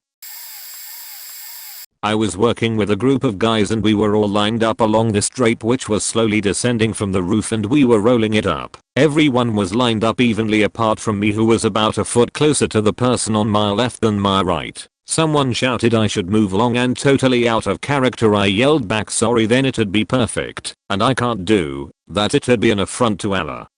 I'm not Muslim. I'm not the sort of person to argue over pointless things. Generally in situations like that I'd have been central anyway. A couple of people laugh. Someone calls me a faking idiot and tells me to move along, but I ignore them and continue to kneel off center. We roll up a bit of the carpet, then there's a sharp thud and a weird vibrating hum. I look to my right and directly where I should have been a large lump of metal is sitting vibrating on the floor. Everyone near me is white as a sheet and I just stood up and walked outside for a cigarette. Without a doubt, if I hadn't been pointlessly obstinate and had moved along that would have smashed in my skull. When I think of it, I can still see the metal shimmer as it hummed and vibrated in the little dents it had made in the wooden floor. There's something about the moments that kinda sticks with you. I stepped backwards into an alcove once as a stack of boards fell from a forklift onto the space I'd been working. I can still feel the panic as I leapt backwards and the joy as I was enveloped in the niche and the boards crashed against the wall. Everyone came running screaming my name, then I stepped out of the gap onto the boards and everyone kinda melted with relief. My friend and I were training our lucid dreaming skills. We both put a background image on our phones that had the question, "Are you dreaming?" The idea was to link your phone to this question so that, in the event you pick up your phone in the dream, you will be primed to ask yourself that exact question. One night we both stayed up extremely late and went to sleep. Nearly 1 hour or so into falling asleep, my dad walked in and kept on asking me all these bizarre questions. Because I was so extremely tired, I didn't have the clarity of mind to get a bearing on reality. I assumed that I was in a dream, and I looked at my phone to confirm. I didn't see the background image "Are you dreaming?" so I knew I was in a dream. The issue is that everything felt so real. I went past my dad to the pantry, where I made myself a bowl of cereal, and sort of walked around my dad, as if he was a ghost. I wanted to test my newfound dream powers. I clearly saw myself as a machine acting automatically, pursuing these desires that just popped into my head randomly. It was very clear I had no control over my body, it was just reacting to various inputs. However, shortly after going back to my room to eat the breakfast, I wake up, and I was actually eating cereal. My agency goes back into my body, and I feel normal again. Basically, I have no idea what happened, but I was in this bizarre waking dreaming world, where I was able to obliterate my first person perspective, and see my mind for how it actually is, rather than how it is relayed to me. A glitch in the matrix. I could talk classic déjà vu stories, one of which happened recently and always signify important events in my life, but many individuals seem to be doing that. Instead, let us sit around a campfire and listen to a good old ghost story. The year is 1996, Trempealeau County, Wisconsin. I'm 7 years old. My mother and I were living in this rundown white house. The paint outside was chipping, and the front porch wasn't much better. The house itself was on a large plot of land. I remember mowing that beast a couple times. It was an experience that would take hours. Let's not mention the hornet's nest behind the house in a bush. All in all, it wasn't the worst place to live. It also wasn't the best. You see, this house had a basement. The door leading down was just to the left of the back door, seemingly crushed between the wall and the refrigerator. You could go down there if you want. I never did. I could never bring myself to. Not once do I remember anyone else going down there either. Well, one morning I woke up the same time as my cousin, whose mother owned the house, and we start screwing around. I eventually end up in a closet upstairs hiding from him, knowing, as any 7-year-old would, that I could never be found. He never did find me. He never needed to point, as I sat in almost complete darkness surrounded by clothes hanging above my head and others at my feet. I felt a deep chill race down my body and froze. I was suddenly scared and couldn't explain why, so I began to glance around. It didn't take long for my head to snap behind me and to the left, where, at about 6 feet up, there was a face. As I looked at it, a smile shot across, and I swear, to this day, it was that smile that caused me to shoot out of that closet, down the stairs, and right into my cousin, who I tried to explain things to. He went up, checked, nothing. It wasn't long after that where I woke up out of a dead sleep and saw what was, at the time, the second scariest experience of my life. But that is for another time. I will say that it wasn't until years later, when my mom and I were talking, that she mentioned how much she hated that place, how much it creeped her out. Thinking back, I can never remember seeing many animals around it, though I suppose that is better than looking out your windows to see at least 70 crows sitting on lines and branches around your house, all facing inward and not making one sound. Fact. I had a very strange coincidence happen to me 2 weeks ago. I played my first show with my band with our new bass player and keyboardist January 31st. We showed up at the house early to set up and sound check. After our 25-minute sound check, I pull out my phone. Here is where things get odd. My uncle, whom I regard as a big brother to me, he really meant a whole lot to me, died about 2.5 years ago of drug-related causes. Man molded me the way I'm today. I looked up to him, and we were best friends. He is a big reason why I'm pursuing music. I sing a lot like he did. I have his number saved in my phone, iPhone 4. I read our last few texts on occasion.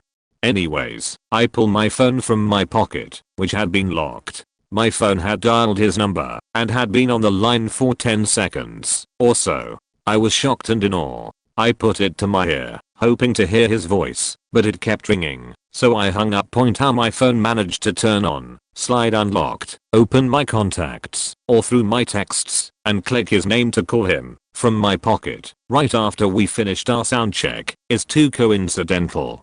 Sure, it can maybe be explained through really random coincidences, but my lock button is broken, my home button is temperamental, the phone was locked, and with no applications open prior to me putting it away in my pocket. It's just eerie. First time I've talked about it, minus my drummer and guitar player, who were just as close with my uncle. I like to believe he was showing me he's always with me, and that he is proud. which masks me tear up. Ever since my early 20s I've been followed, so to speak. Noises, premonitions, oddities. After a while, I got used to it, and generally annoyed by it. I have many stories, but most of them are more ghost related, and would be off topic for this thread. Instead, I will tell about one of my glitches. Back in 2005 I moved to Ontario into a house with my landlord and his girlfriend. It was a shared residence and my room was in the basement. I was awake very early daily as my work shift started at 5:30. I remember being in the bathroom just after 4 AM when I heard footsteps coming down the stairs to the basement. I thought it was a little unusual. The hallway light came on, as seen from under the bathroom door. The steps continued on down the hall into the laundry room. I heard the clothes being loaded into the dryer, then the dryer turning on. I wondered who was doing laundry so early in the morning. Maybe my landlord forgot his work clothes in the washing machine. Bathroom done. I opened the bathroom door. The second the door was opened the tiniest amount. Silence. There was no hallway light on. The dryer was not running. I then realized that the footsteps never came back from the laundry room. I went to the laundry room to investigate. The dryer was empty. The dryer was hot inside, like it had just been running. The first thing across my mind was fuck. It followed me all the way from Manitoba. I have a few more of these types of stories, but they are more in the paranormal category. I experience sleep paralysis on average about 2 to 3 a week. I have a very busy / stressful life, college, and work. I'll share my freakiest one, since y'all probably don't want to hear about all my dreams, so it usually sets in immediately after I fall asleep. I wake up with a surge of adrenaline, and my eyes open, but am totally unable to move. I typically see all kinds of crazy shit, from colorful swirling patterns and trails, to this tail woman in a white dress, a face on my TV screen, and hands that reach out of my mattress to pull me in. But of all those things, this one freaks me out the most. I wake up in the paralyzed state. I hear the wind blowing through my window, and I can see those swirly lines used to describe wind in cartoons traveling along my walls. Everything has a grainy high contrast black and white texture. I begin to feel 2 fingers pushed down on my chest with slowly increasing pressure. I sink into my mattress, unable to fight it off. A tall dark figure with a spade, like the cards for a head, bows its head as it creeps into my bedroom doorway. It just watches me. I'm trying to scream but I can't. Then I wake up, back to reality. Except, I'm sitting in my office chair on the other side of my room, wrapped up in a blanket, staring back at my bed. So yeah, there's been freakier visual experiences, but that one takes the cake. I hate sleepwalking anyways. I've been lucky enough to remember each experience crystal clear. These used to scare the shit out of me, but now I've grown to enjoy them quite a bit. It's been great training for lucid dreaming. Of course, if anyone is interested in hearing more, I'd be glad to share when I can point at it. Words. I posted this before, but it fits here for sure. It was a cool summer evening in FL. I think it was 96. I was in high school and a few of us would always hang out at Nathan's house. His parents were cool, and we'd usually end up on the back screened-in patio chilling on the couches. That night, like many others, we had gotten stoned, and we were cracking jokes, making fun of people, whatever, normal high school age stuff. It was just me, Nathan and Shannon, but for some reason I kept thinking there was a 4th person there.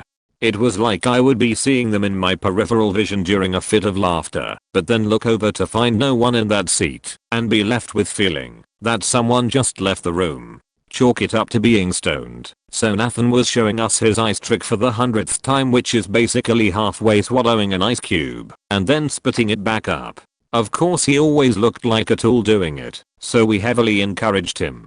He was sitting there, head back with a piece of ice in his gullet saying see, no ice, and looking like a complete idiot. Meanwhile Shannon and I were dying of laughter as drool started pouring from Nathan's mouth while he tried to talk. He made a vain attempt to stop it, and in doing so kicked over his glass of ice water that was sitting on the ground next to his chair. I glanced down at his water and thought I saw something or someone looking at his tipped over glass. Then its head turned, and then it was gone, immediately followed by that feeling that someone just left again, all in a split second. I was still laughing miles off, but was all of a sudden very confused by what I had just seen. It took about one more second for the scene to replay in my head and for me to realize what I had just witnessed when Nathan kicked his drink over a vague, washed out image of a little girl kneeled down and looked at the spill. When I looked at her, she looked up at me. She was probably 10 years old wearing a standard white little girl dress, although I couldn't make out / recall any real detail. Immediately after making eye contact, she instantly backed away and out of sight. And that was when the feeling had washed over me. I stopped laughing and was too confused and hadn't had enough time to even be scared yet. Nathan was still cracking up and trying to pick up his drink, and for a moment I thought I was too high and seeing shit. But then I looked over at Shannon, who was sitting next to me. He wasn't laughing either. Eyes wide and mouth open. He was white as a sheet, like he had just seen, well, a ghost. Shocked, I asked him, "Did you just see that?" He replies, "The little girl," and she looked at us, and now she's gone. Holy shit. I asked again, and my best friend proceeded to explain to me exactly the same thing I had just seen. Nathan had no idea what we were talking about, but Shannon and I were both scared shitless by then, and we spent the rest of the evening inside. While we were talking about what had just happened, Shannon mentioned he had been getting that same feeling that I had been getting all night as well. Like there was someone there that kept leaving the room. To this day, I don't know what I saw. I'm not religious, don't believe in the supernatural, and I would say it was the weed, except someone that I would trust with my life saw the exact same thing at the exact same time as I did. Wow, this ended up being really long. Turns out I'm not so good at getting to the point. My parents own their own business only about a 5-minute drive away from our house.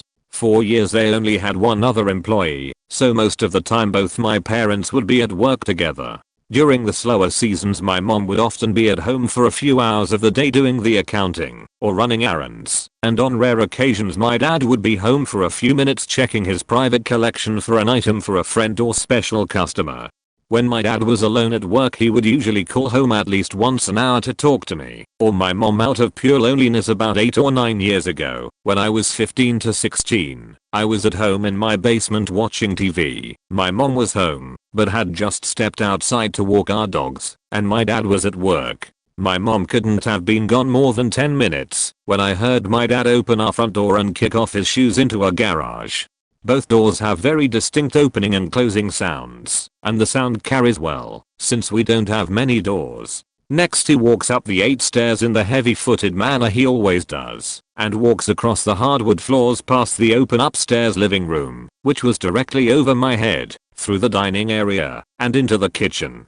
This couldn't have been more than 10 or 11 steps, but it's important to emphasize that it's a large open space with plenty of flat wooden surfaces that acts as a weird amplifier, so you can hear everything clearly from downstairs where I was. I hear him stop and take a glass from the cupboard and fill it from the fridge. The machine made a light whirring sound, and as the glass filled the pitch of the running water increased until it was full. Once this sound stopped there was only silence. I, of course, assumed he was drinking and paid no mind to it, but it lasted eerily long. Next I hear the outside tap running, breaking the silence and signaling that my mom is home from walking the dogs and filling their water dish. Seconds pass by and she comes in the front door. I still haven't heard any more noise from the kitchen, so assuming my dad didn't move, at this point my mom and dad would be able to each other with zero effort, but they are not talking. Just then the phone rang, and my mom asked me to answer it. It was my dad calling. Lonely and bored at work. I asked him if he had just been home, and he asked me if I was high, before laughing and asking to talk to my mom. To this day my dad still just thinks I was high, but my mom has had the same experience I had a couple times, once before mine, and one since I've moved out. It still weirds me out when I think about my ghost dad. TLDR, my parents' house has a thirsty ghost that walks like my dad.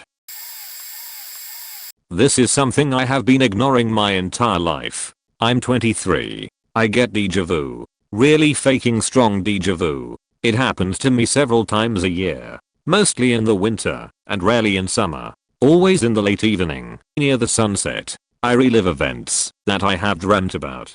It feels like I'm in a movie, or perhaps more accurately an actor in a play, and that I have to say my lines. The worst part is that I can't remember it. Immediately after it happens I start to lose the memory. The most recent event happened this past Thursday. I dreamt about a year ago, having a very specific conversation with a male who I can't see. He is standing to my right, over my shoulder, and a female named Rachel. She is standing a couple feet in front of the desk. I'm at a desk with a computer to my right. I'm dressed fairly nice. It is quite bright. I can't recall the conversation between the three of us, but a joke is shared. She laughs. Her laugh is contagious. I laugh. He chuckles quietly. That was the entire dream. I remember dreaming it and waking up and thinking what a boring yet realistic dream. I lived that moment Thursday. I moved to this new city in September and got this job in October. Small unimportant events like these happen all the time. I have forced myself to ignore them because they scare me. I've never admitted that. I'm really scared. It feels like my life is being controlled by someone for their amusement. P.S. I have had other weird things happen to me, but I just choose to ignore them. Okay, this is the weirdest thing that has ever happened to me. I was about 25 and was working on the Y2K migration for a large, well-known home improvement chain. My job was to basically drive to the store and from closing time the night of the migration through opening the next morning lead a team of geeks to convert the tech over to Y2K compatible stuff. Typically, the job, start to finish, took 18 to 24 hours. I would then drive home.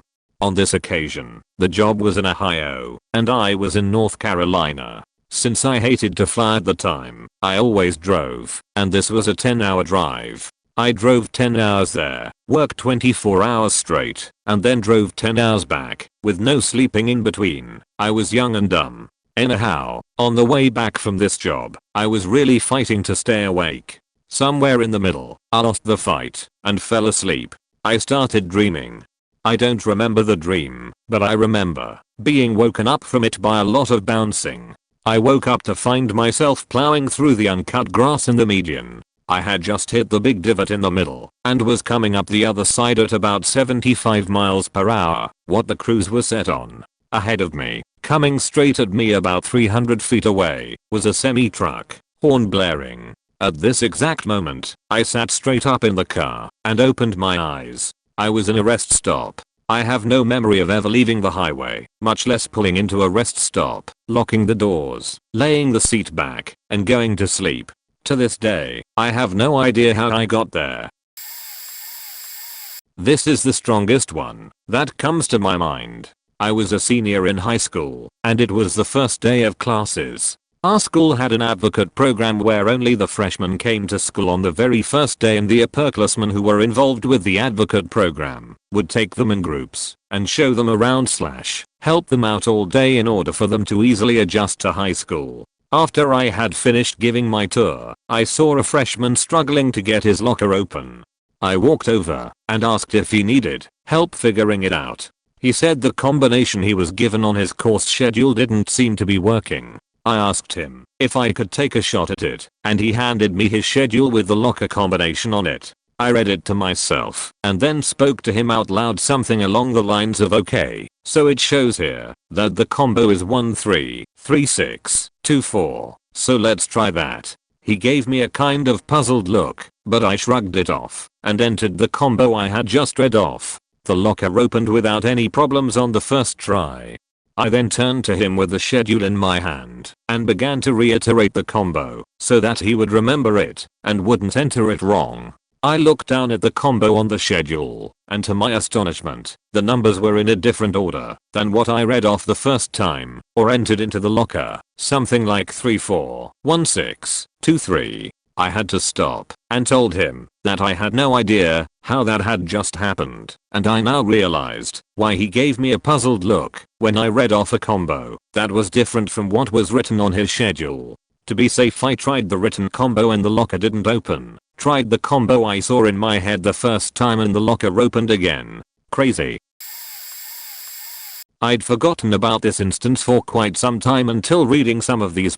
I used to be in forensics, which was basically competitive acting / drama, and we had a regional competition at our school. At the end, we all celebrated our wins with some soda, store-bought cookies, and other things of that nature. The school we were in was recently rebuilt, as in that was the second year it had been open, as the old building was really dilapidated and had all this terrible wiring and Anyway, my friend and I went outside of the room we were in and chilled out against a wall, and we closed our eyes and almost fell asleep. A few minutes later, we both bolted up feeling weirdly awake. Despite the fact we had been up for over 14 hours, the hallway was empty, and no one on our forensics team was in the room we had been in, or in the hallway. We decided to look near the main doors for everyone, and then we discovered something very strange.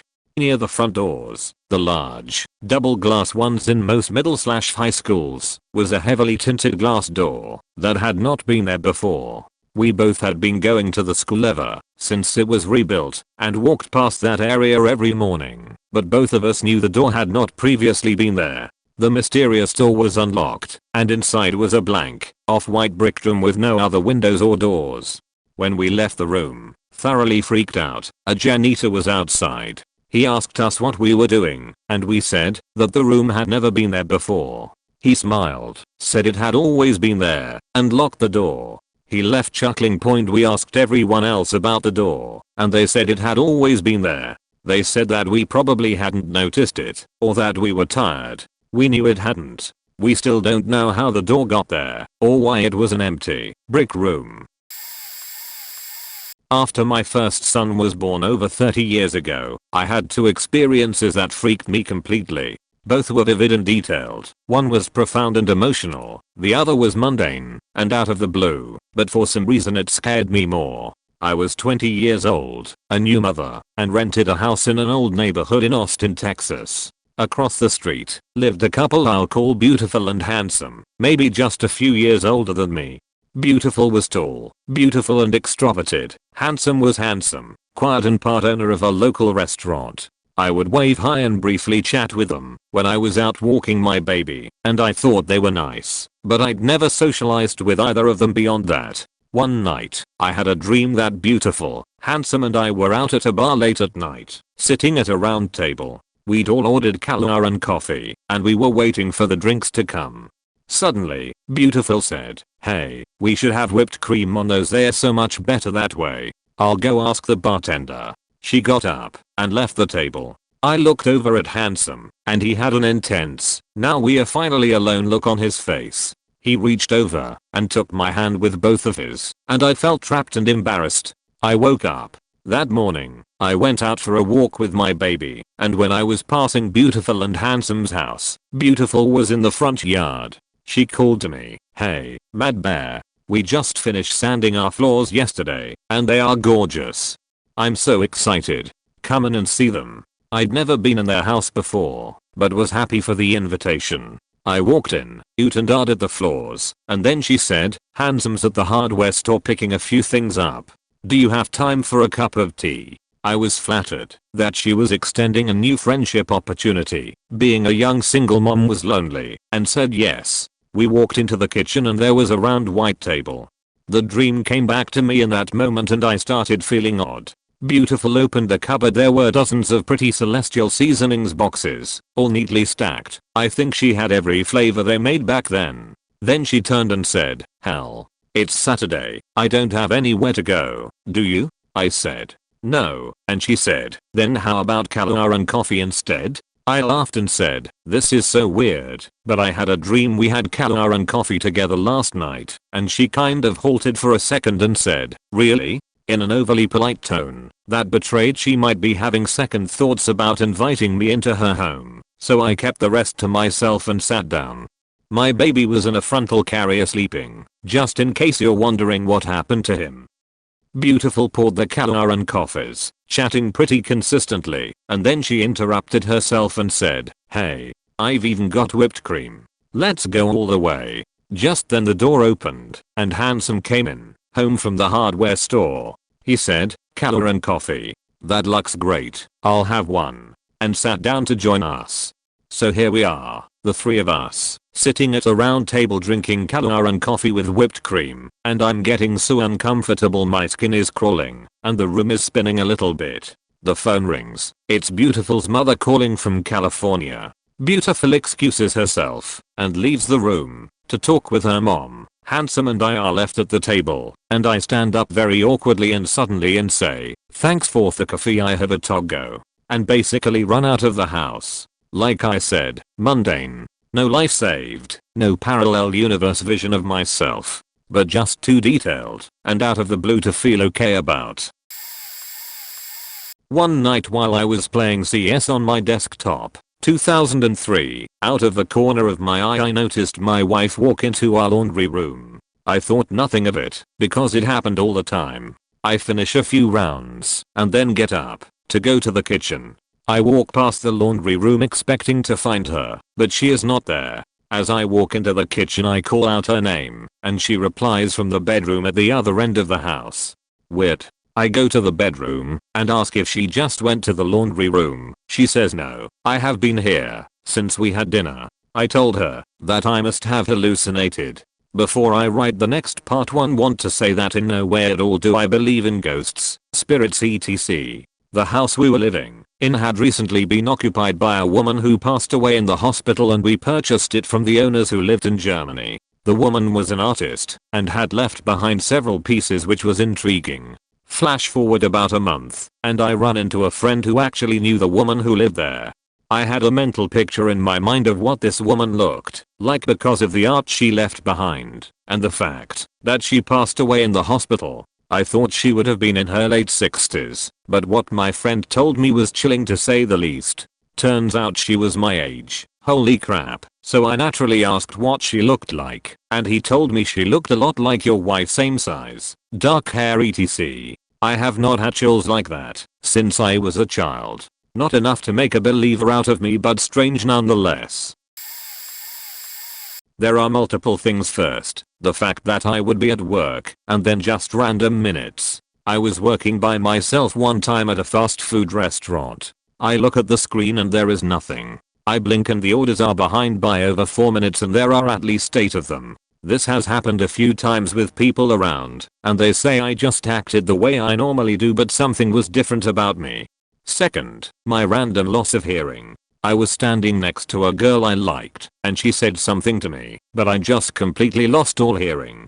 For the one line she said I did not hear a thing, but I had a perfect calmness. Third, would be the perfect music experience I had. I was laying down in a tent at my aunt's house since we had a huge 4th of July party. I went to lay down in the tent because it was extremely hot out, and I saw some relief in music and laying down.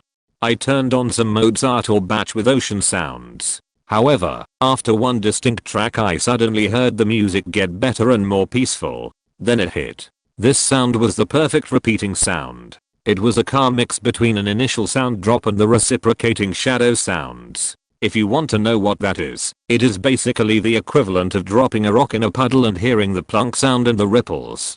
I became perfectly calm and the heat was no longer affecting me. It was as if all of the world was washed away, and I was bathed in pure happiness.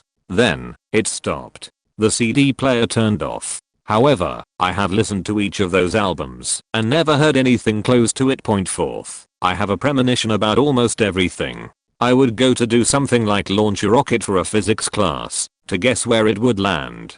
There was an entire football field in which it could land, but my mind highlighted a spot and seemed to make it a lot more clear. It was as if it was my mind said there. This time I placed a small pebble that I sharpied yellow in that spot exactly where my mind had pointed out, and mentioned to a friend that this might be where it would hit. When we launched the rocket it landed in the same area. Here is where it gets weird. The rocket stuck into the ground, and when we pulled it out, it had that yellow pebble stuck to the very tip of the nose cone. My friend literally dropped his jaw in sheer amazement. I got the nickname Tony Stark after this. It happens all the time. Fifth, I would just make up logical reasons for things to happen, and years later they become proven true. Sixth, I have had major dream deja vu. If I have a normal dream, not a nightmare, they become true. In fact, I have never had a special dream, but they are always a slice of lifestyle dream, where it could always happen and usually does. I get it at least 20 times a year and they extend out for years. One I had in 2006 became a scene for scene reality in 2012. Every single one that should have happened by now has, and it has been perfectly true. I can tell a little bit about the surroundings by what is happening. So far I have found that literally every major decision in my life has been basically predetermined. However, there is very good news. If this trend continues we would have human-based flight without specialized equipment, but it is closer to jumping within the next 30 years at most. 7th, I have daily themes. Something completely random would be mentioned, and that entire day it will be brought up. For instance, yesterday it was basically food safety. This is the only glitch I can immediately remember, but I know I've had others. My life has been very bizarre. This one just happens to stand out the most. At all times it was 4 years ago now, and my ex and I were going to the mall with his family. I remember feeling off. From the moment I woke up, the day just didn't seem right. I felt empty, and everything seemed very dull, like someone had turned down the gamma on the entire world. It felt like I was both forgetting something important and missing a vital part of myself. Still, I couldn't figure out what would be causing this, so I shrugged it off and enjoyed my trip to the mall. I grew up and lived in, at the time, a small town. The closest mall was 2 hours away. Once we were there, I dropped by Hot Topic while my ex and his family talked about getting new shoes for everyone. In height I found this bandana that I really liked. It was my best friend's. We'll call him Jellybean. 2 favorite colors, blue and black. So I bought it. Upon seeing the bandana, I started thinking about Jellybean a lot, just how much I appreciated his existence, how much he would like some of the stuff they had in that particular height, how good of a friend he was. So the day continued to go off without much more of a hitch, aside from that eerie empty feeling. But on the car ride back home, my other best friend, we'll call her A, called me, bawling. She then went on to tell me that Jellybean had died sometime early that morning in his sleep, likely before I even woke up. Dunno if you'd consider it a glitch, but it certainly brought clarity to the hollow feeling, along with thinking so passionately about Jellybean upon sight of the bandana. Been reading this thread for a bit now. Thought I'd share a few of my personal what the fuck moments. When I was in middle school, I was climbing a tree with a couple of friends after school at the local elementary school. They have a playground and stuff with a small forest behind it. It was a pretty massive tree, might have been oak, maybe about 5 or 6 stories tall, nicely spaced branches for good old-fashioned climbing and whatnot. Anyway, I make it about 30 or so feet up the tree, and I pause a moment to survey the surroundings, feeling pretty boss in a tree with a good view. All of a sudden, I find myself on the ground, on my back, with no memory of a fall. It wasn't a hit your head, forget stuff type of thing. It felt like I had missed the 10 seconds or so it took for the branch to crack and me to fall. Weirder part is, my friends didn't see a thing. They only heard a crack and saw me on the ground after. I received a weird phone call from an unknown number to me, not appearing as unknown a few months ago, from a hysterical Hispanic woman claiming she was pregnant. It was mine, and that she would be naming the child after me. Weird part was, she knew my full name and sounded confused that I didn't know who she was. So insistent was she that it was mine and that we were a thing. It didn't sound a solicitor or prankster, even though I googled the number afterward and found that many people labeled it as a solicitor. Either solicitors are really amping up their game, or I don't know. Every once in a while I'll experience this weird sense of déjà vu. Not the normal kind where people are like I remember doing this previously. Sometimes I'll be doing some mundane activity, like typing or looking at something, when I get this subtle feeling that I knew it was going to happen at some time in the exact same manner, almost like I remember dreaming about a few nights before, or having a vision about it at some time in the past. Twice, between the ages of 5 and 12, seeing the moon in astronomically impossible locations. I know the locations were astronomically impossible years after the fact, because of geographical landmarks, and how I saw the moon point in my late 30s, broke the crystal of mechanical, automatic, Self-winding. Watch while on vacation. Had it patched with silicone sealant by my favorite horologist, who has since confirmed that the crystal was broken and all he ever did was patch it to prevent any possible water/moisture damage because I couldn't afford to replace the watch at the time. Put it into storage because I was so upset with myself. It was a stupid action that caused the crystal to get broken. About 2 years later I have the money for the repair, so I dig it out. Only problem, it wasn't broken anymore. No sign that the crystal had ever shattered. My horologist is the only one I'd ever trust the work to, because he's the only one that still works on automatics in town. The rest just ship them off to some place in Vancouver. I do all our finances meticulously, so I'd know if the crystal had been repaired or the watch replaced. Nothing even close to the required dollar value that was not explicitly accounted for the previous 4 years. Plus, the crystal still had scratches that had existed before it had been broken, including a deep scoring in the 3 o'clock region that I distinctly remember making a half year before the crystal was broken. This is one mystery that has really bugged me over the last year and a half. I simply cannot explain it.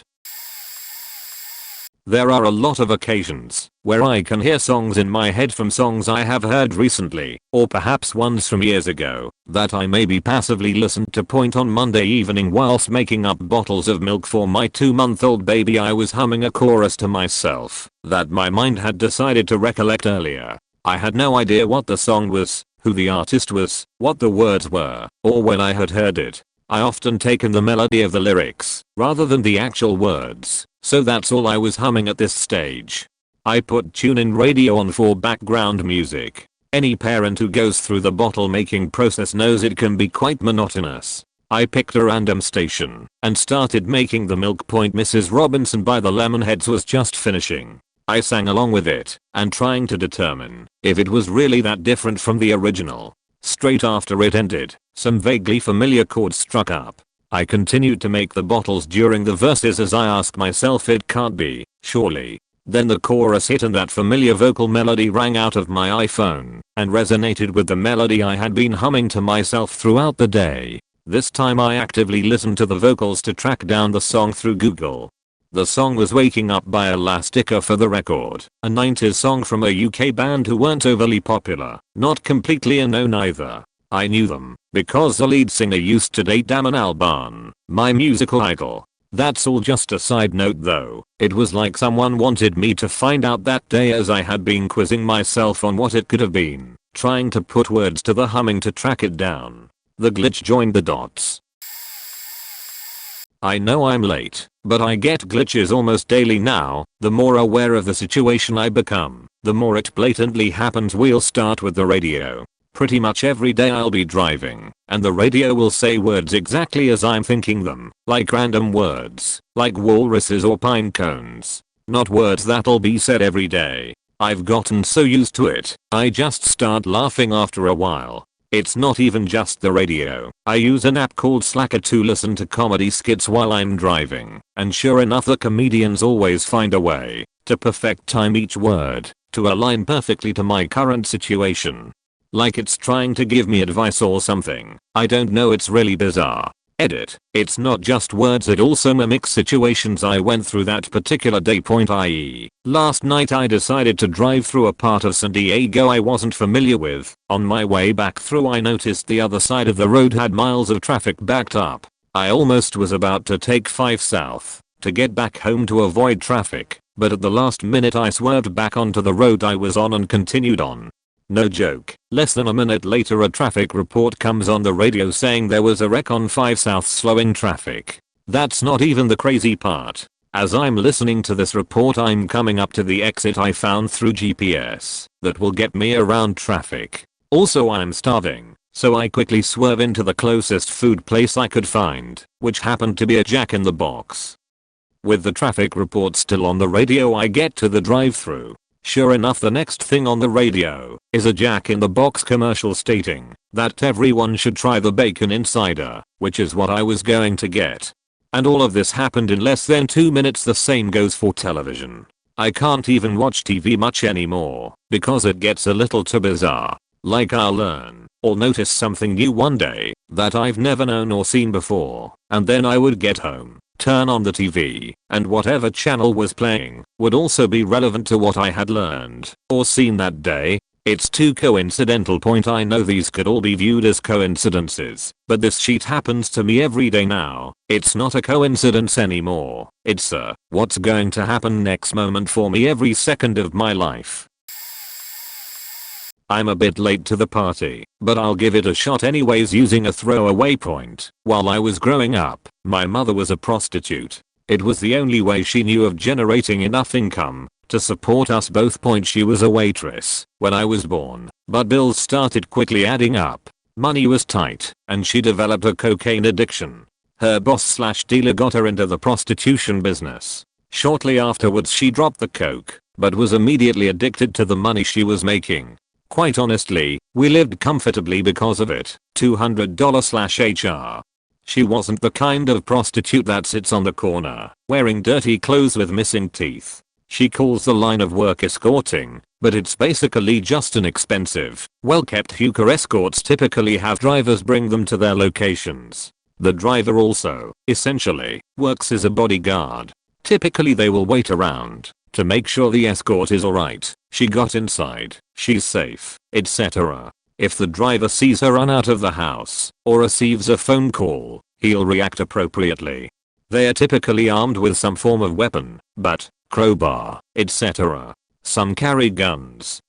Note this is Canada. One night while living in Alberta, I was around 7 or so at the time, while at home. Ironically enough, we lived in a trailer park. Despite the fact I vividly remember counting her earnings for her one night, totaling over $1,000. I think she eventually got into coke again. There was a particularly nasty storm. It was so bad our trailer was rocking, even though it doesn't have wheels on it.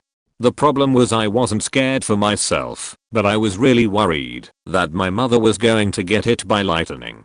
I knew it was very unlucky, but for some reason I had this insane fear it was going to happen. I called her on her cell phone, which was the only number one had memorized. She didn't answer, so I kept calling over and over. A few hours later she came home. She looked kind of rough. She refused to tell me about her night, but she said she was fine and sent me to bed. All was good. Years later somehow the story was brought up. I asked why she had never answered her phone that night. She was shocked to hear it was me that called her, and I told her I was worried she was going to get hit by lightning. She then told me the story. It was her second or third call, shift, client, that night.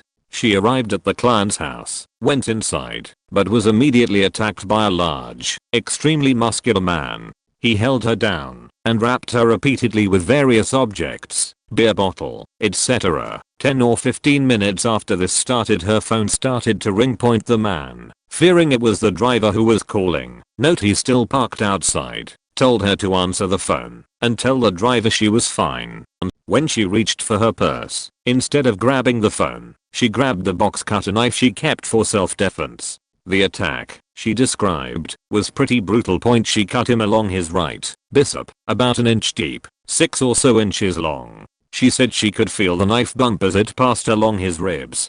She immediately ran outside naked to her driver's car. In panic she left her clothes, purse and subsequently phone behind. The driver took her to his house where she showered and got cleaned up. She doesn't know if he lived or not. In my opinion, if everything she told me is true, in the order that she told it to me in, then the repeated phone calls saved her life. She says we were never contacted by police, seeing as how her cell phone was left at his house, with our home phone having called it multiple times the night of his stabbing. The evidence would have quickly pointed the police in our direction. Because of this, I believe that not only did he live, but that he never reported the incident to the cops. We moved back to Ontario not long after that night. These are two very strange incidents that I've never been able to explain. I had a very vivid dream when I was about 6 or 7 of being at this kid's birthday party, which was on his back patio. Suddenly his mom came outside screaming. Then I turned to see the kid rolling off the edge of the patio, hitting the ground, breaking his arm and both of his legs. I woke up crying and told my mom about the dream. After arriving at school that morning, my mom was walking me to class when my friend's parents came to tell my mom some bad news. I curiously waited to hear what it was. My mom pulled me aside to tell me that the kid I dreamt about had an accident at his house overnight. The first floor of his house had gone up in flames, and to save her children, his mom grabbed him and his brother and jumped out of their second-story window. He also broke his arm faking weird. When I was about 3 or 4, I was down in the basement of my house playing with Hot Wheels, or whatever the hell I did back then. The kitchen was just at the top of the stairs, where my mom and sister were.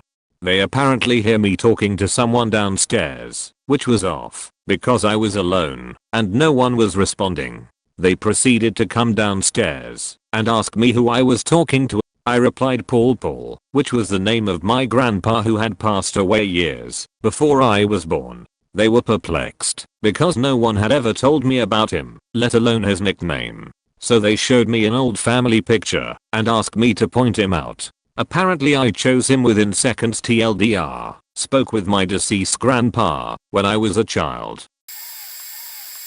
Not the only one, but the one I remember the most. Point back in elementary, I had a very vivid dream of me in high school, sophomore year. It was a normal day, and I was walking down the hallway in the 600 building. I walk past a couple who are sitting on the ground talking to each other. Then I entered room 609 to talk to my math teacher about my grade in the class, and suddenly the phone rang. For some reason, the teacher had left the room. So I answered the phone, and all I remember from the dream was, as soon as I answered the phone, a sudden rush of fear hit me. Fast forward some years, and I'm in high school. My math teacher did not put in a test which dropped me to a low D, and I go to talk to who. Her classroom just happens to be room 609.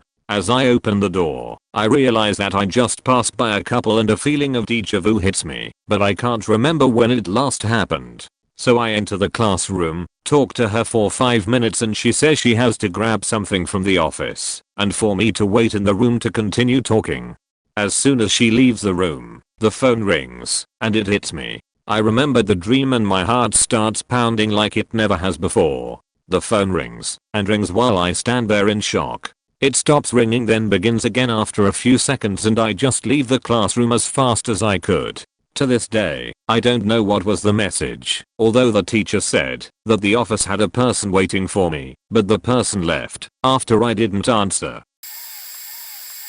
I've got a whole handful of really poignant glitches and some quite minor. These two are experiences that stuck out. The first was this past autumn. I had a dream that was mostly a blur, but there was a scene of me holding a cute little grey cat with big green eyes, and she was looking up at my face, studying me as I was studying her. The very next day, no faking joke, my boyfriend and I were coming around the corner before our house, and there in the middle of the street was the little grey kitten and her mom, brothers, and sisters. The grey cat just stood her ground as I slowed down the car, and she just looked at me. Needless to say, we ended up taking her and one of her brothers, and there are cats now, and I love them so much. When I hold her on my lap, she'll do the thing the dream cat did, just look up at me and check out my face, look at my eyes, like she's thinking about what I might be thinking about. The next one was right after my grandfather died, when I was in 7th grade. My family and I went to go visit my grandma in Arizona, and the day we left I came down with a really bad flu. We took the trip anyways, and the first night we got to their house, I had a terrible fever and went right to bed in the middle of the night. I woke up confused because it was hours later, the house was dark, and everyone had gone to bed then. I hadn't really woken up in reality, but had woken up in the dream. It was really strange, because I had never been to my grandparents' house until then, but I could see the room perfectly in detail. My grandfather, who had just died, came into the room I was sleeping in, sat down on the bed next to me, kissed me on the forehead, and pulled my covers up under my chin. Then he disappeared. I woke up the next morning in real life wondering if I had really seen my grandpa or not. It felt so completely real. I have to believe he was there taking care of me. Oddest thing I've experienced was when I was about 13. We had gates at the side of the house that had to be opened from the back. Once through that gate there was a tarpaulin attached to the top of the carport and tied at the bottom with rope to 2 posts either side. To protect mum's car from the element one morning before school, I went out the front door to wait for mum to come out the back to let me through the gate and to the car. I was waiting for a minute or so, and over the gate I saw mum come and without acknowledging me, untie one side. She never looked at me, and even though I was talking to her the whole time and asking her to open up the gate, she just kept her head down, untied that one side, and then went back behind the tarp. I waited around another minute and got really irritated at her ignoring me and went back in the house to see what the hell was taking so long. I go in, and mum's now in her dressing gown, not the pink top and black pants I'd just seen her in. She asked me what the time was and that she'd slept a bit late and would be ready in a minute. I asked why she'd ignored me at the gate, and she said she'd only just got up as I came in and had no clue what I was talking about and to stop being stupid. When we did leave, that one side was still untied. I know what I saw and can still vividly see it. My mum never lies and is fairly void of any sense of humor, so I completely believe it wasn't a prank, but I often think of that morning. This story isn't particularly dark or scary, but it did make me think, what the fuck. I'm 17 now and can remember most of my childhood, but there were 2 years that stood out. I had previously moved into a new house with my mum after my parents split up. Me being 4 at the time, decided it was time to explore the house with my brothers as my dad helped move my mum's stuff into the house. My brothers ran off, they are much older than me, to claim their rooms and discover the vast garden of which we'd spend most of the time in. Now here's where it gets extremely weird. I was and still am quite a lonely person, so while I was alone I remember finding our living room. As I peered through the door, I heard a faint voice. I remember looking behind me to see if it was my dad playing tricks on me as he usually did. But no one was there, everyone was outside. Suddenly I hear the voice again, but it's coming from above me. I was small, remember. I look up to find a Yoda head stuck in the wall, but extremely lifelike. I then went on to have full-on conversations as months progressed. I would talk to this Yoda head stuck into my wall. I would be at school and come home to tell this Yoda head all about it, and he would listen. But after a year or so he just vanished, like I grew up or something. But the thing is, I didn't even hesitate to think or where he'd gone. I just carried on with life like he'd never existed. After asking my mum about it, she says she never recalled me talking to a wall. I mean, seriously, I spent a year talking to a wall. She must have seen something. So I carried out the investigation and asked my brothers, but still nothing. And to this day, as I sit here in the living room, where I used to talk to a wall, I still have no idea what it was. Maybe I was drugged for a year. 6 years ago I interned for a local media company as a multimedia journalist. Due to the nature of my job, I'd usually spend most days commuting to random locations all over the country. I live in Singapore. Being a starving student, I'd avoid getting a cab at all costs to save money and take the trains instead. Point anyway, one day my cameraman and I got on the MRT, what we call our trains, and just like any other regular trip on the train, we'd take note of which stop we had to get off of. It also happens that our MRT trip started underground, meaning it was totally impossible for the train to switch tracks, because it would have to go past every single station underground to get to the next point. So we were one stop away from our destination, and were getting ready to alight. As usual, the train announced the station name, and they even announced the name of the station we were supposed to alight at correctly, and we got off. But to our surprise, it wasn't the station we were expecting. The train had somehow skipped the station before and gone straight to this one, which was so fucking weird because we were both highly aware of where we were at each station when the train stopped. We weren't the only ones confused as well, because other passengers who had alighted looked equally dazed. I had a little debate with my cameraman about whether we had lost focus taking note of the station each time the train stopped, but that couldn't have been it, because we were both consciously looking out for every station that we stopped at. To this day, I still have no idea what the fuck happened. Did our train travel through a black hole that transported it a station ahead? Or did I lose conscious somehow in between the stations? I don't even know. Point note to Singaporeans who are reading this, the station that the train skipped was City Hall. When our train reached Derby Court, we were on the red line. We got ready to alight at the next stop. But the next stop was Raffles Place, which was impossible because it had to stop at City Hall first before going to Raffles Place, so it had somehow jumped a station in a few seconds without us noticing. Weird. This is kinda hard to explain because you have to know the layout of my freshman quad. However, I will do my best. So imagine a typical college quad, an inner courtyard that is outdoors but enclosed, with doors that lead out of the enclosure to the street. I was a summerer who lived by the east door. At the end of my summer term, I was moving to my new RA assignment, in a room closer to the south door. When not moving, I was attending RA training classes.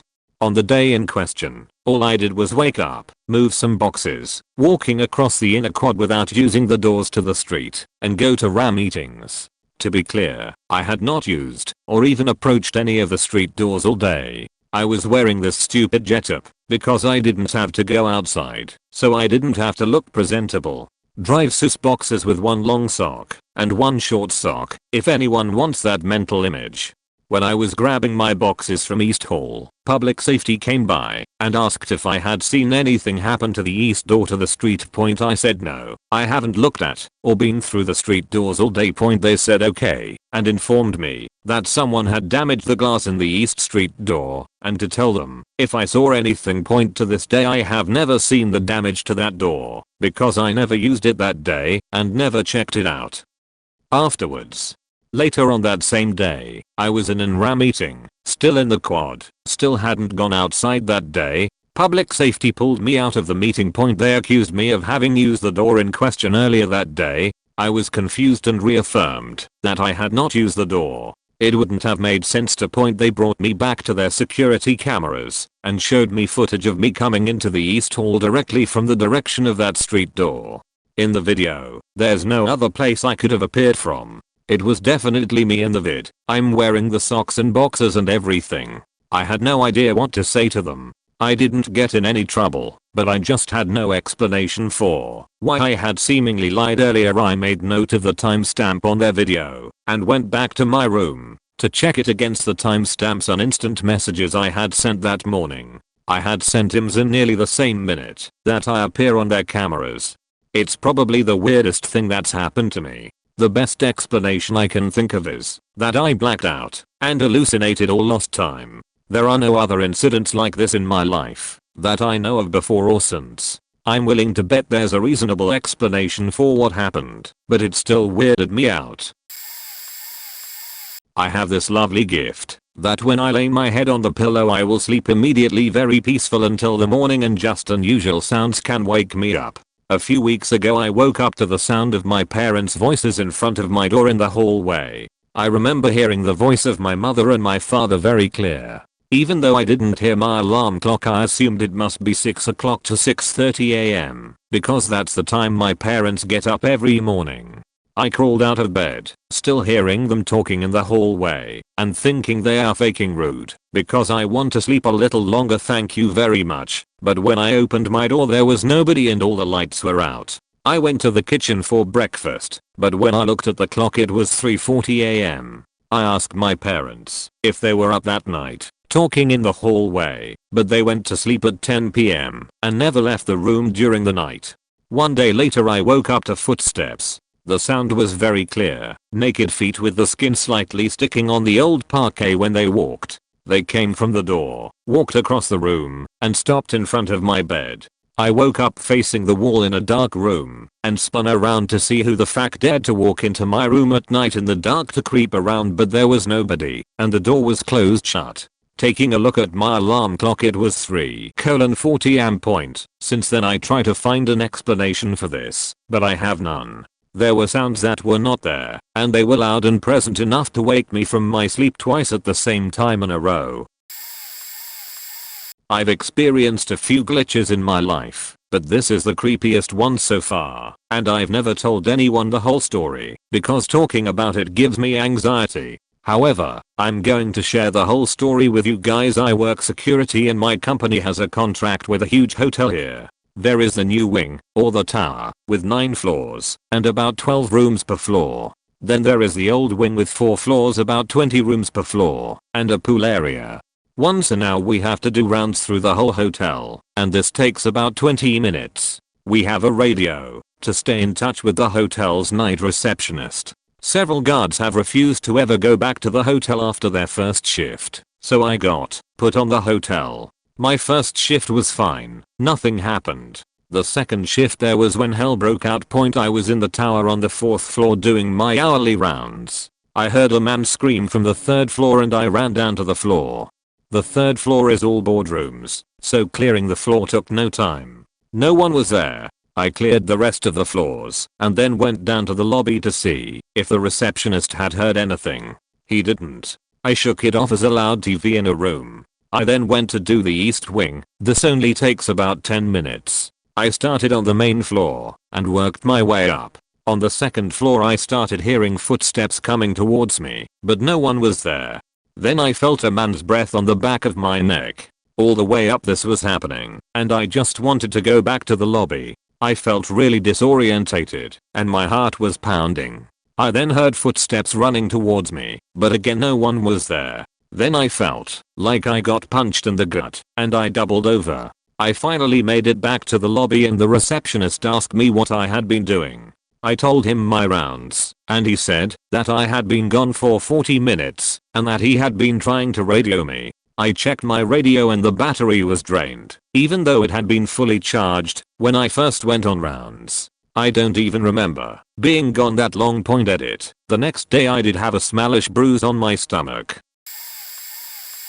I know this thread is from a couple months ago, but I just found it, so here's my story from about a year ago. I went to visit a friend who lived about an hour from me. This is a friend I had met briefly in person and talked to mostly online, so this was my first trip driving to visit him. I make it to his house with the aid of my GPS, and we hang out for a couple hours until finally I have to go. It's kind of late when I left his house, around 11, but I'm not tired. I actually remember noting that I felt surprisingly awake. I have the radio on to keep busy, and it starts cutting in and out, like I have a bad signal. No problem, a different area means different stations, right? I try to adjust it, but all the channels are fuzzy, and I have to focus on the GPS anyway, so I shut it off. The GPS tells me to stay on the road for 4 miles, and then turn left on Jackson Avenue. Okay, I do. It's the first left, so it's not hard to find. But then my GPS freezes and my radio turns itself back on, so I pull over and I look down at my GPS and back up, and I was on a dark street with no houses, just trees on either side as far down as I can see. A couple street lights, but it's still dark, and I get nervous, so I look down at my GPS and it's unfrozen, but telling me I missed my turn 2 streets ago. There weren't 2 other streets, so confused, I look at the street sign and yeah, I'm on Jackson. I should warn you, I regularly fall victim to the pareidolia effect while I'm driving alone, and it happened then. I saw movement in the corner of my vision, and I turned my attention ahead to see what looks like a man running toward me. Where the fuck did he come from? But as I'm starting to debate if I should lock my doors or just floor it in reverse, I blink and he's gone. I squint and look closer, but it turns out what I thought was a running person was a drooping tree branch waving in the wind. My crappy old GPS finally recalculates and tells me I'm on the correct road. Keep driving straight. What? Okay, I brush it off and put my car in drive, but then I realize the GPS says I'm on Madison Street. No, I think I'm on Jackson. I look up at the street sign to double check, but the sign that said Jackson Avenue now says Madison Street. Thoroughly weirded out, I look back at the GPS and notice that Jackson Avenue is another 2 miles down the first street I had been on and turned off of. I'm more than a little creeped out, but I just shake it off and follow its directions. The radio clicks on again when I pass the tree that looked like a man, but I just turn it back on and keep driving. I made it home fine and with no more occurrences, but it still was really weird, and any time I've gone to visit my friend I've taken a completely different way home just in case. Spoiler alert, this is very disturbing. Woke up one time. I was unable to move. I was in bed and under the covers. I couldn't do anything except move my eyes. I thought to myself, damn, I hate sleep paralysis. I hope this ends soon before some freaky shit happens. Lo and behold, that what happened next only scared me to the point of having a severe panic attack. Moments after realizing what was going on, my bedroom door opened at a normal speed, but made no sound. My door always creaked. I thought to myself, here we go. Please, wake the fuck up. I was awake. It was decently bright in my room and outside my door from the sun shining through the house, yet the light was not a veil of good omens. It held a darker potential. It held my pure fear. What walked around the corner will forever be pushed into the back of my mind. The thing that entered my view did not walk. It merely stared me down through the wall as it glided sideways towards me. Inches below the doorway it stood. It had piercing red eyes and an infinitely black robe with infinitely black hair that was straight with a flair of its own. It was otherworldly. The face was pale. No features. The hair was shoulder length point. Before I could even process what was going on, it screamed. So, you're finally ready to go? What the fuck? I instantly closed my eyes, as if I knew what I must do. I could not process the fear. I could not fathom what lay beyond my eyes as I could feel it move closer and closer to me before it reached an inch above my face with a cold breath drawing in and out, and then it stopped. I kept my eyes closed for what seemed like an eternity. Before I opened my eyes, I got up gasping for anything to give me comfort. Anything to bring me back to love and joy. What was that? Why was it so real? Why didn't my brothers help me? Why did this happen to me? There was no mistake in what I saw. I saw the embodiment of fear. I never told anyone what happened. No one is going to see this, but here goes. I've had a number of odd ones, but one particular one sits with me as clear as day. Point was about 3 or 4, and in my bed. I was lying there looking at the open doorway to my room, when suddenly I heard rustling on the floor. Moved my eyes slightly to the right to see a big musty green croc loping towards my bed. I freaked the flip out and then kept telling myself that I was just dreaming. I forced myself to roll away from the direction of the door and croc and looked out the window. Yet must have been a dream. It was pitch black night outside. Could still hear the rustling, but ignored it. Hairs standing up on the back of my neck though. Suddenly, a flash of forked lightning in the sky out of nowhere. It was vivid orange lightning. But instead of being an instant thing, it continued to slowly consume the sky until the entire night sky looked like a cracked porcelain doll. And it remained there. In the bottom of my heart, I knew this was Armageddon. I was a 3-4-year-old. What the flip? I flipped the flip out again and thought, stuff this. I'm doing the piss bolt for mum and dad's bed. Rolled over and there's the flipping croc getting up on my bed and opening its flipping jaws. Like a surprised cat, I just went haywire fast. Can't even remember my feet touching the floor as I leapt over this oncoming croc and bolted out into the hallway, turned right and bolted for mum and dad's room. Then it got even weirder. Only a few feet down the hallway I noticed there was sunlight pouring into the kitchen and I could hear mum pottering around. Yeah, I flipped out again, picked up pace and made it to the kitchen and there was mum cooking me eggs and bacon for breakfast. Grabbed her legs and yelled that I'd just seen a crocodile in my room and that Armageddon was beginning. Mum laughs, settles me down, and sits me at the table. My day went on from there. No waking up and realizing it was all a dream. My life just continued on from there. Ever since then I was super scared during the night and always slept back to the wall with the covers right up around my ears. My parents haven't lived together since I was 1 year old.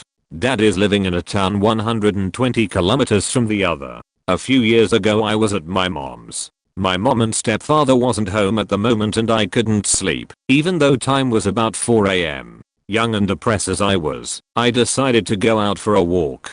I don't really know why. I was kinda seeking answers to the meaning of my life. For some reason I ended up walking to a local graveyard near a church.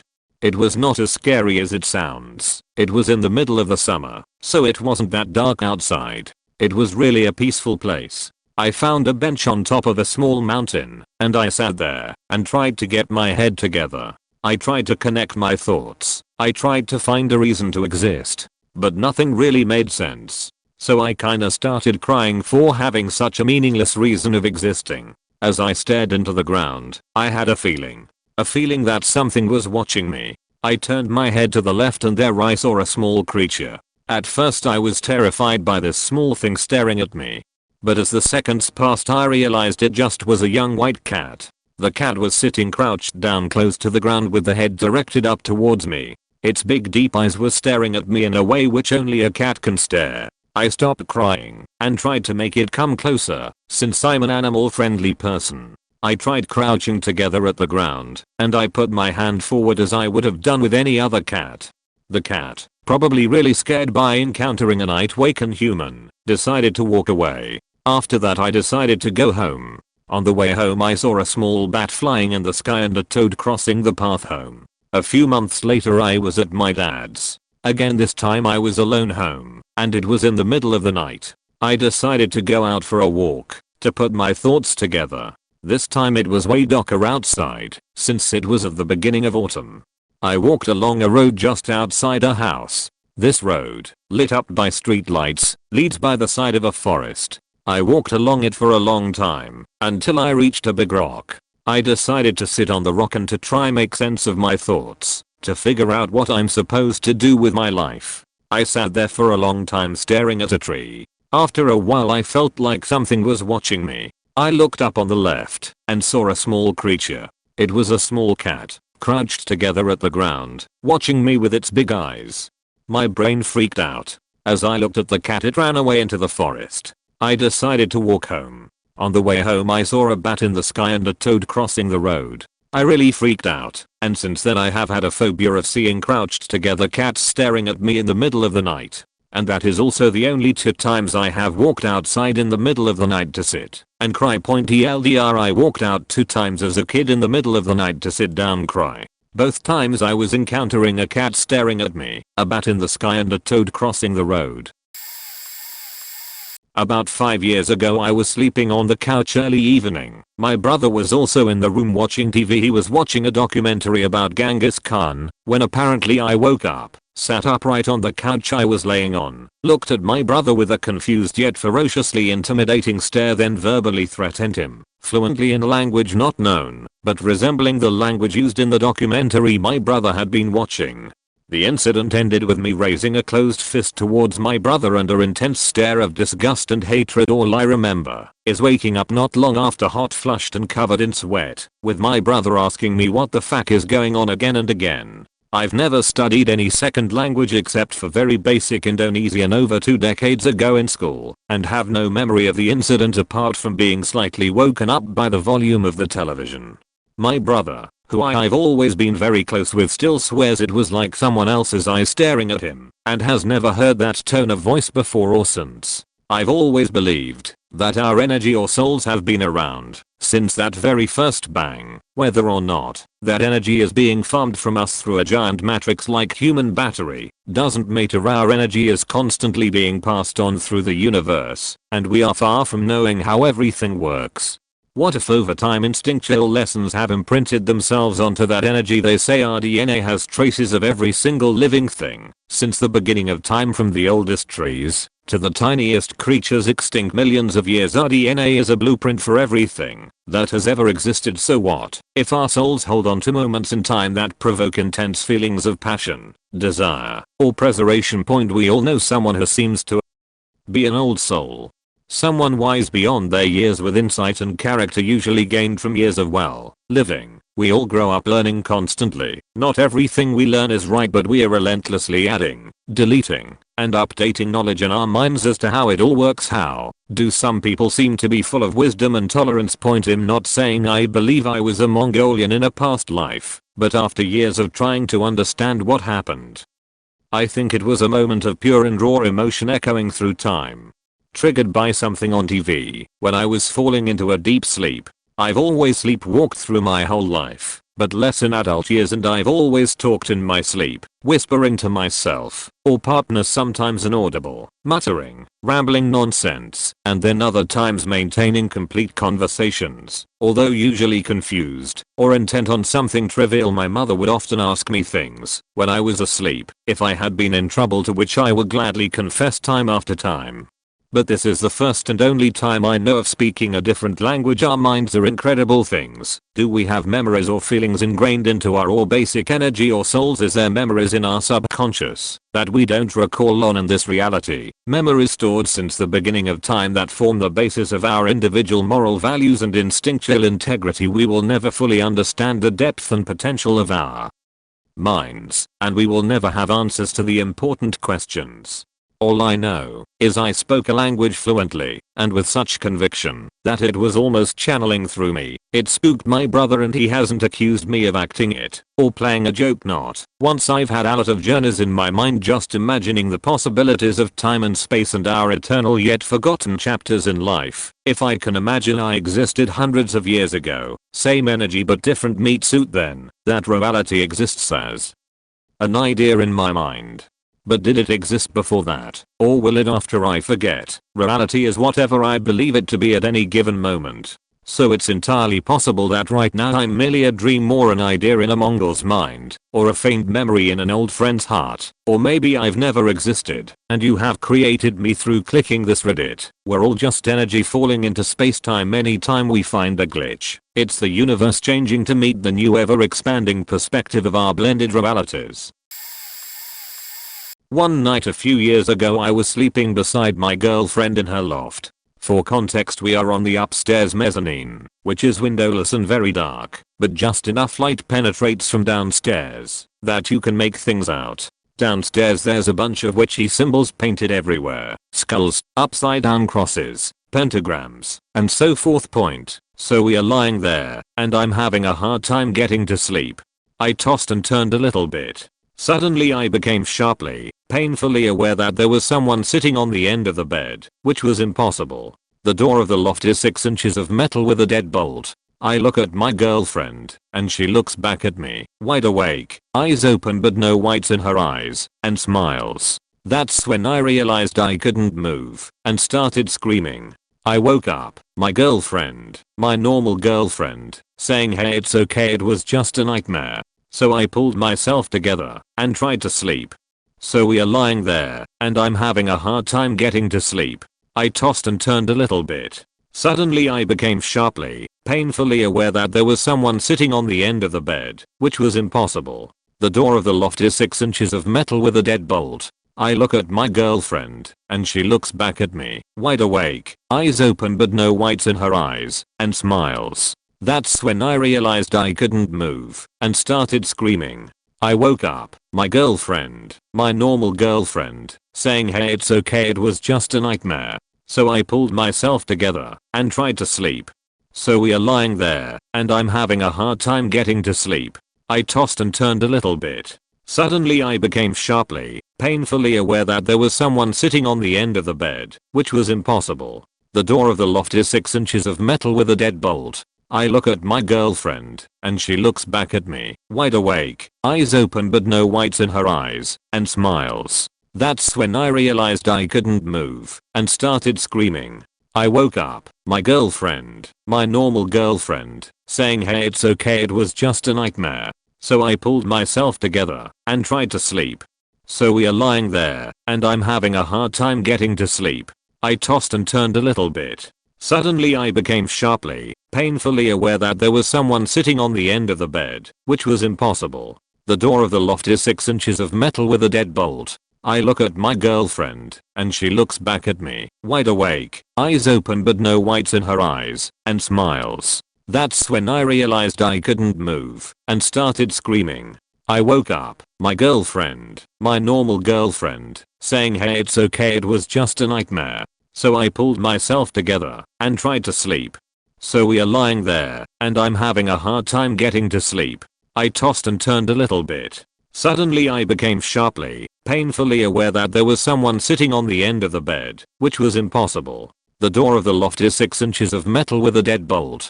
I look at my girlfriend, and she looks back at me, wide awake, eyes open but no whites in her eyes, and smiles. That's when I realized I couldn't move, and started screaming.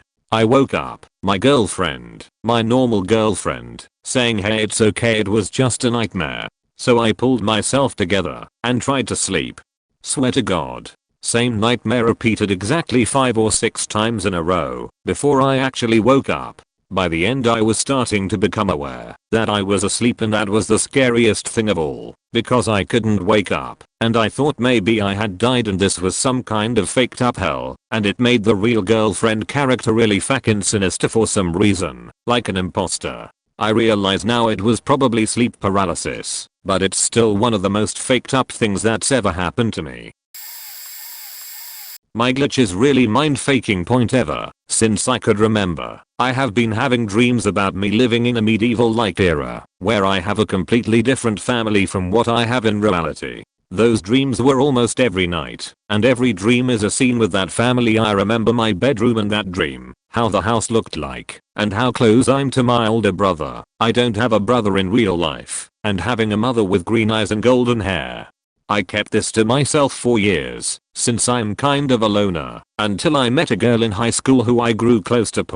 While chatting about dreams, I started talking about those medieval-like dreams of mine, and when I started describing my mother, her eyes widened, and told me that she had a dream where she was much older, has green eyes and golden hair, her real eyes were dark, and so was her real hair, and that she lives in the same time I lived in my dreams. Thinking it was just coincidence, I proceeded on describing the house I lived in my dreams, and my jaw dropped when she started finishing the description for me. She even knew the color of my bedroom in that house. She said she's been having dreams where she lived in a house during medieval times with a son and a daughter. The weirdest part was that she dreamed a scene where she was in her and her husband's bedroom hugging her husband, and the door opened ajar and a little girl, her daughter, peeked in, whereas I had the exact same dream only from the perceptions of the little girl. Where I took a peek inside my parents' bedroom to see my mother and father hugging, and saw my mother's gaze noticing me. We talked about these dreams a lot back in high school, but when we get to college the dream stopped for both of us. Today, we just laughed it off, but back then, we really thought we were mother and daughter in our past lives. TLDR, a friend of mine and I have the same dreams before we met, only hers is in the point of view of the mother and mine is the point of view of that mother's child. Made this account just to post our story, lol. I find things like my husband is looking for a small personal item he has misplaced, and I just get up, walk to a random room, while my husband grumbles I already looked there, extend an arm and there the item is. Sometimes I don't even have to move, I'm sitting by the computer, my husband is looking for his wedding ring, I open a random box of cables without thinking, and there the ring is. I also find things in a different way. One time a guy I knew from the internet told me about an obscure, out of print book that he's been looking for since forever. I googled it, which is the first thing I always do in this cases, because people can't Google very well, and it looked like the book is really obscure and out of print. Okay, the next day I'm taking a walk with my husband and we stop to look at a second-hand book street stall, and wouldn't you know it, there's a book. This has happened a lot of times with books, DVDs, toys. I find things for people. Most times there's nothing strange about it, I just have a knack for googling the right search terms. But other times are freaky coincidences, and then there is my husband, who also finds things in yet another different way. See, my husband is lucky. He's never won the lottery, but he wins raffles and sweepstakes all the time. Also, strangers keep handing him free stuff. Like, we wanted to attend a film festival, but when we got there the tickets were sold out, and out of the blue some guy approached him, gave him 2 tickets he wasn't going to use, and left without taking our money. Or another time we were having some beers in the street market and we wanted olives, but we didn't have any cash and the place didn't take cards, and 5 minutes later a guy comes and says, "Hey, do you like olives?"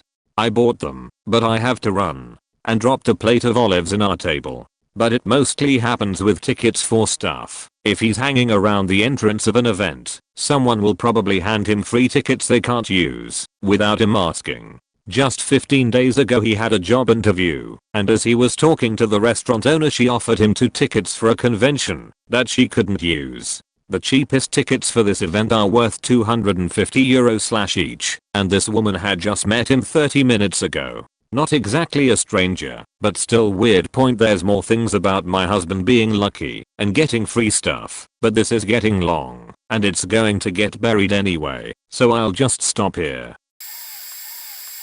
I was 19 or so, hanging out with some friends on a Friday night, and one of their houses. We had some movie going. During the middle of it, I had a very strong desire to see my brother. My brother is younger by 2.5 years. We didn't get along very well, mostly normal brother stuff. He wanted very much to hang out with me and my friends for most of our growing up, and I wanted to have my own friends. This is a night where he wanted to go, and I told him no. Our parents were out of town for the night, so he was home alone.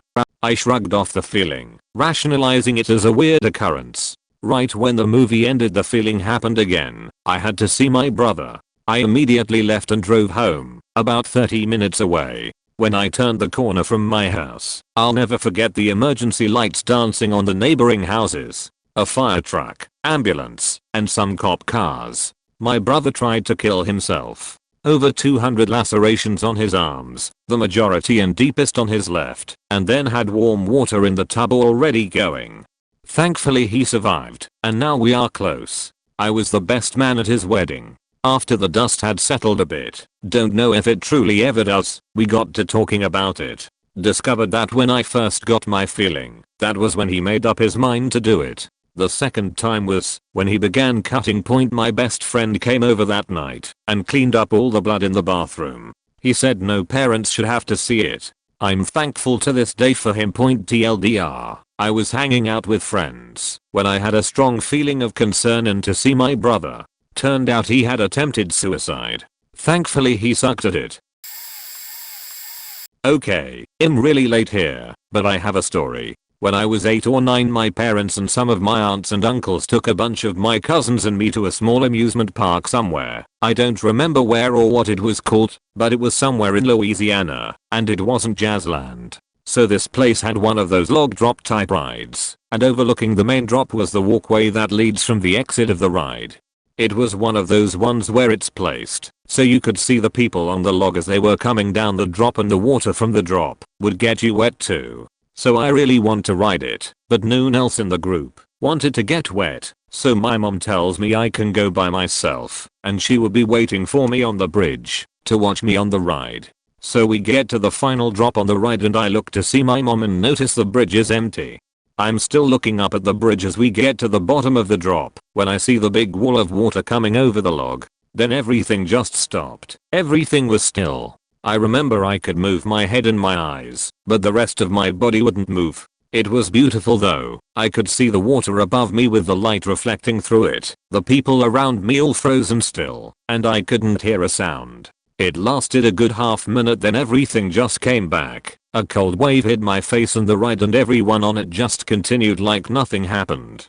I ran out to the bridge to see if it would happen again on the next drop. I leaned over the rail in the middle of the bridge to get the best view, to try and see it again, but when the log came down it just went on normally without stopping, and I was greeted with a big smack of water to the face. At this point I heard my mom calling me, and we left to meet up with my cousins. I never said anything about it to them, and I forgot about it for the rest of the day. When I got older I just attributed it to an overactive imagination, but when I was 16 I remember it vividly happening again. I was out walking my dog through the neighborhood. Everything was normal until this big SUV comes down the street blasting music. Now this isn't too weird, but as soon as the SUV got me, I just heard the music stop. I tuned my head to see the driver was even with me, but not moving at all. This is when I noticed everything else was silent and still too, and that I couldn't move except for turning my head. I remember seeing my dog frozen mid-step and seeing other people ahead of me on the sidewalk not moving at all. This time I started to freak out. This time I realized I couldn't move my mouth and that I wasn't breathing. All of a sudden my ears started ringing and everything just went back to normal. I never told anyone about it, and it has never happened since, but to this day, being in complete silence starts to send me into a panic. The day was January 26th. I was woken up in the middle of the night by a cold chill coming from my opened window. I'm not sure why it was opened, because I wouldn't fall asleep with an open window when it was 5 degrees outside, but I just shook it off thinking I forgot to close it. Right as I closed the window, I woke up again, in my bed, staring at the open window. I got up, sheepishly, and closed it. I was still awake when I closed it the second time, so I lay back in bed and checked the time on my clock, 3:13 am. I had school tomorrow, so I should really be getting some sleep. I fell into unconsciousness a couple minutes later when I woke up to another chill. This time, the window was closed, but the time was 1 p.m. in the afternoon. It was light outside, and the sun was shining through my shades. I was freaking out, thinking I had majorly overslept and missed school. But I checked the day. It was Saturday, January 23rd, not Tuesday, January 26th. My mind was spinning. I was confused and scared. Did I really just dream about 3 days of my life? But everything was so real. Every detail. I remembered the homework I had due on Tuesday, the pop quiz on Monday. I remember going to my grandma's house for dinner with the family on Sunday. I remember all of it. But it never happened. I laid back in bed, thinking about everything, when I felt a cold chill again. I refused to look at the clock or the window. I just closed my eyes real tight. I thought I was losing my mind. My eyes were only closed for what seemed like a couple seconds when suddenly my mom walked in. She turned on the light and said, "Tanner, you overslept. Come on. You'll be late for school." She noticed that I was crying and sweating and looked exhausted, so she asked what was wrong. I told her that I just had a bad dream and that I'll be fine. I went to school that day, Tuesday, January 26th. To this day, I had never experienced anything that crazy. I'm late, but I have a good one. I occasionally get what I call an impending doom feeling, and it's never led me wrong to this day. So one night I'm getting ready for bed, and it comes on really strong. To the point where it's almost like a panic attack. Racing heart, sweating palms, full on adrenaline rush. So I wake my mom up and tell her we have to go. Now, being the coolest woman that she is, she asks very few questions and puts on her Oban tennis shoes, and out the door we go. All I could tell her was it had something to do with the boys, my younger brothers, so I'm calling all their friends, and no answer anywhere. This was during a time when kids didn't have cell phones, and in was using my mom's cell to call a bunch of house phone numbers. So at this point I'm freaking out, and we are driving pretty aimlessly around the neighborhood in her minivan. I go, let's drive by Dean's house and just knock on the door. Can't do any harm. So we start to head over there. As we round the corner by the house we were headed for, out of the dark my brother comes sprinting up the block. I mean flat out full speed, running for his life. He sees our van and starts yelling, all out of breath in the scariest voice, "Stop. Open the faking door. They have a gun. They are coming." So of course I unbuckled and jumped in the back of the van and threw the door open, and he came jumping in and slammed the door shut and said, "Geo drive." So that's what we did. We peeled out and got the fuck out of there. I never saw anyone chasing us, but he was scared shitless. Apparently he had been in the wrong place at the wrong time with some friends, and a drug deal had gone bad in another room of the house he was in, and the guys who got ripped off pulled out some heavy firepower and threatened to kill all the people in the house unless they got what they wanted. It was pretty intense. He booked it out the back of the house, and they apparently thought he was running to get the cops, and two of them chased him out through the backyard, guns and all, shouting for him to stop. So he jumped a fence in the alley and just keeps on running, intending to go to Dean's house. I don't know how it would have turned out. If we hadn't showed up it probably would have been okay, but still that is just one example of why I always listen to that little "I have a bad feeling" voice. I've had a few such experiences with glitches in the Matrix. Some were under the influence of drugs, so they should be taken more lightly, but others happened without influence. Point as far as my drug related ones. The first time I did mushrooms, I went for a walk outside of my apartment complex. It had a set of buildings, with a courtyard between the buildings, and a parking lot wrapped around all of the buildings. I walk around the parking lot, and decide to go back through the courtyard. I'm walking down the sidewalk path, and I'm never getting anywhere along it, kind of like that castle in Super Mario Bros. That resets if you take the wrong path. I just keep walking, and it just keeps resetting itself. There are two sidewalks side by side. I decide I need to cross the grassy divide to the other sidewalk, and as soon as I do that, I'm able to progress back towards my apartment. The second, after smoking some weed, I went outside to get some fresh air and not be in the house. I sat on the side of the garage and then decided to go back inside. I would start walking, feel a loss of consciousness, and snap back into my head, and I would still be sitting on the side of the house. After this happened a few times, I thought I was probably dead, and if I was dead it didn't matter, and I could just power through this. Eventually, after having made the realization that I might be dead, I was finally able to make it back past that side of the house and get back inside. And then my friends said they found me standing in the middle of the living room staring into blank space. When they found me, I've also had complete breakdowns of physical reality on mushrooms, but that is different than just a little glitch in the matrix. I've also had the obligatory dream experiences that most people seem to have. I've had the just a slice of time moment captured in a dream where you experienced déjà vu. My current best friend came to me in a dream before. I was in a really bad job that I shouldn't have stayed long at, but stayed there longer than I should have because I felt there was some reason for me to be there. She ended up working there, and we met and became best friends. And where it gets weirder, a few months down the line, she had a modeling thing, and I had picked her up from the airport earlier that day. I had a card tournament the same day, and we looked up the addresses and they were right next to each other. The universe had aligned another potential meeting place for us if the first didn't pan out.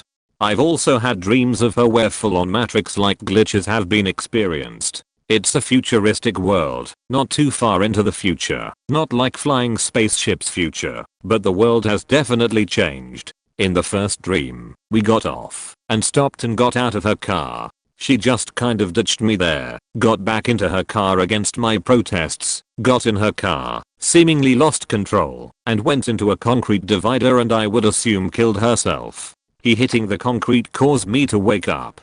In the next dream of this nature, when I'm back in this world, she comes back, picks me up, this time doesn't drop me off, but driving her car veers right back into the concrete structure, but it opens up into a secret passageway. We are both part of some resistance against the current power structure of society. Our group seems to possess some knowledge of glitches in reality that can be exploited. There was another instance of driving a car off of a parking structure that turned out okay. These dreams haven't played out into my waking reality quite yet though. After the second dream, the next day at work, something weird happened as well. I work at a military warehouse for lack of a better description, and I had to get a part. Everything with the military is neatly identified by a specific number. I go to get the parts for the next part of the contract and don't see it, just see more of the same number one had just finished. I go through each box individually and the same thing, just all of the same number one just got finished with. I walk around for a bit and look at the location the part would have come from. Nothing is there. Go back, look at the boxes again, still that same number. So I go get the supervisor and tell him I can't find it. He goes and looks, and same thing, can't find it. About an hour later, he calls me over and says I need to show you something.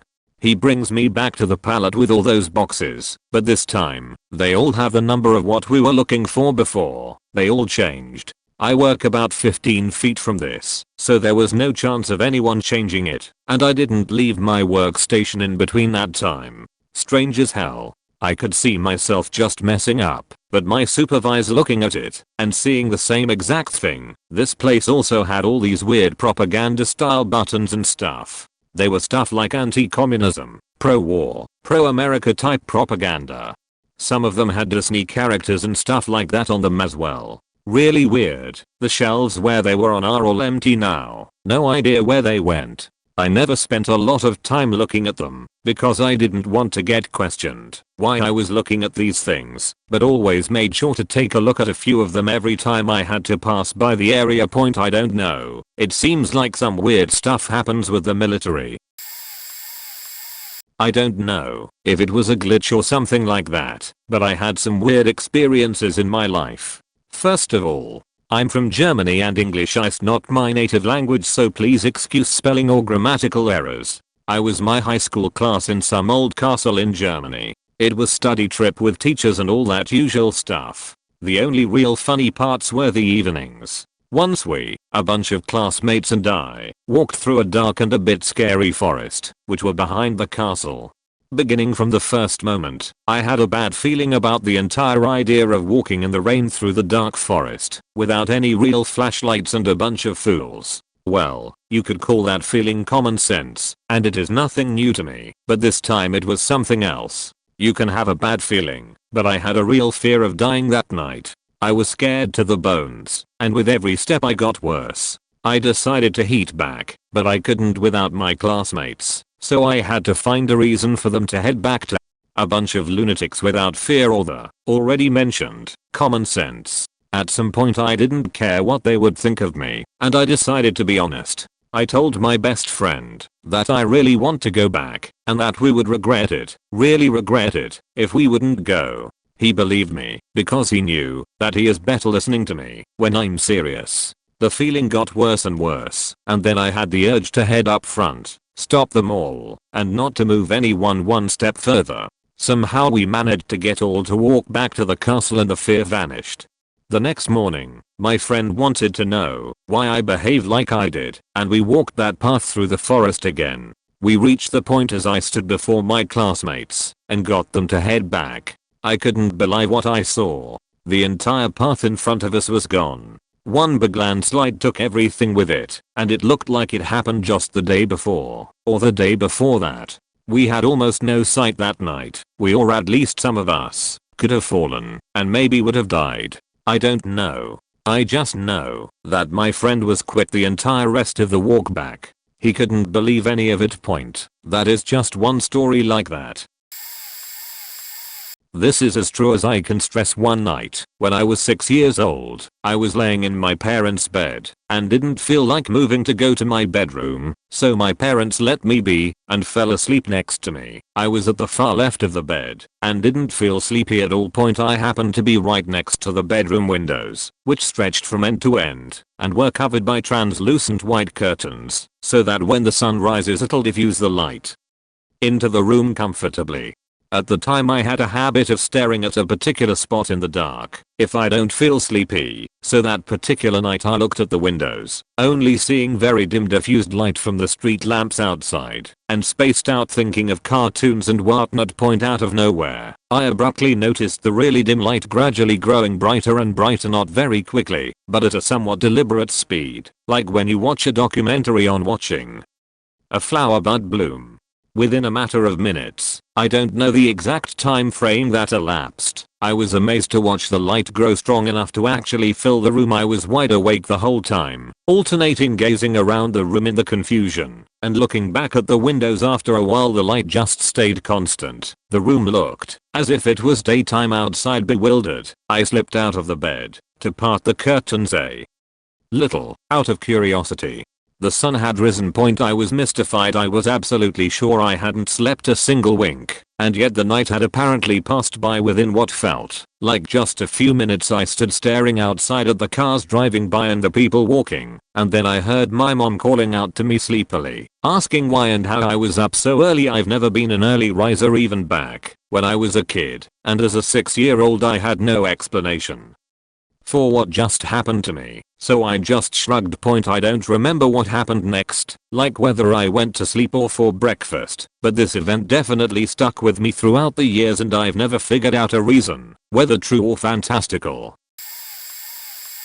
A couple of things have happened in my life already. When walking home from a friend's house, which takes about 45 minutes, I was walking, not really paying attention to my surroundings until focusing back in and realizing that I'd already walked this way. I got super disorientated and looked at my phone, and 2 hours had passed. I then freaked out and called my mum, who went from sounding pissed that I was late to getting deadly serious when I'd explained and making me run through the whole thing. Turns out, she'd done the exact same thing a week ago, exact same time, gone for a walk around the block, and 2 hours later ended up back where she'd been before, nowhere near where she cold walked in 2 hours. She hadn't told anyone, because she didn't think anyone would listen, and since then, we've told each other everything. Point back in year 8, I had a math exam, and went through the whole maths exam, before leaving the room, and waking up.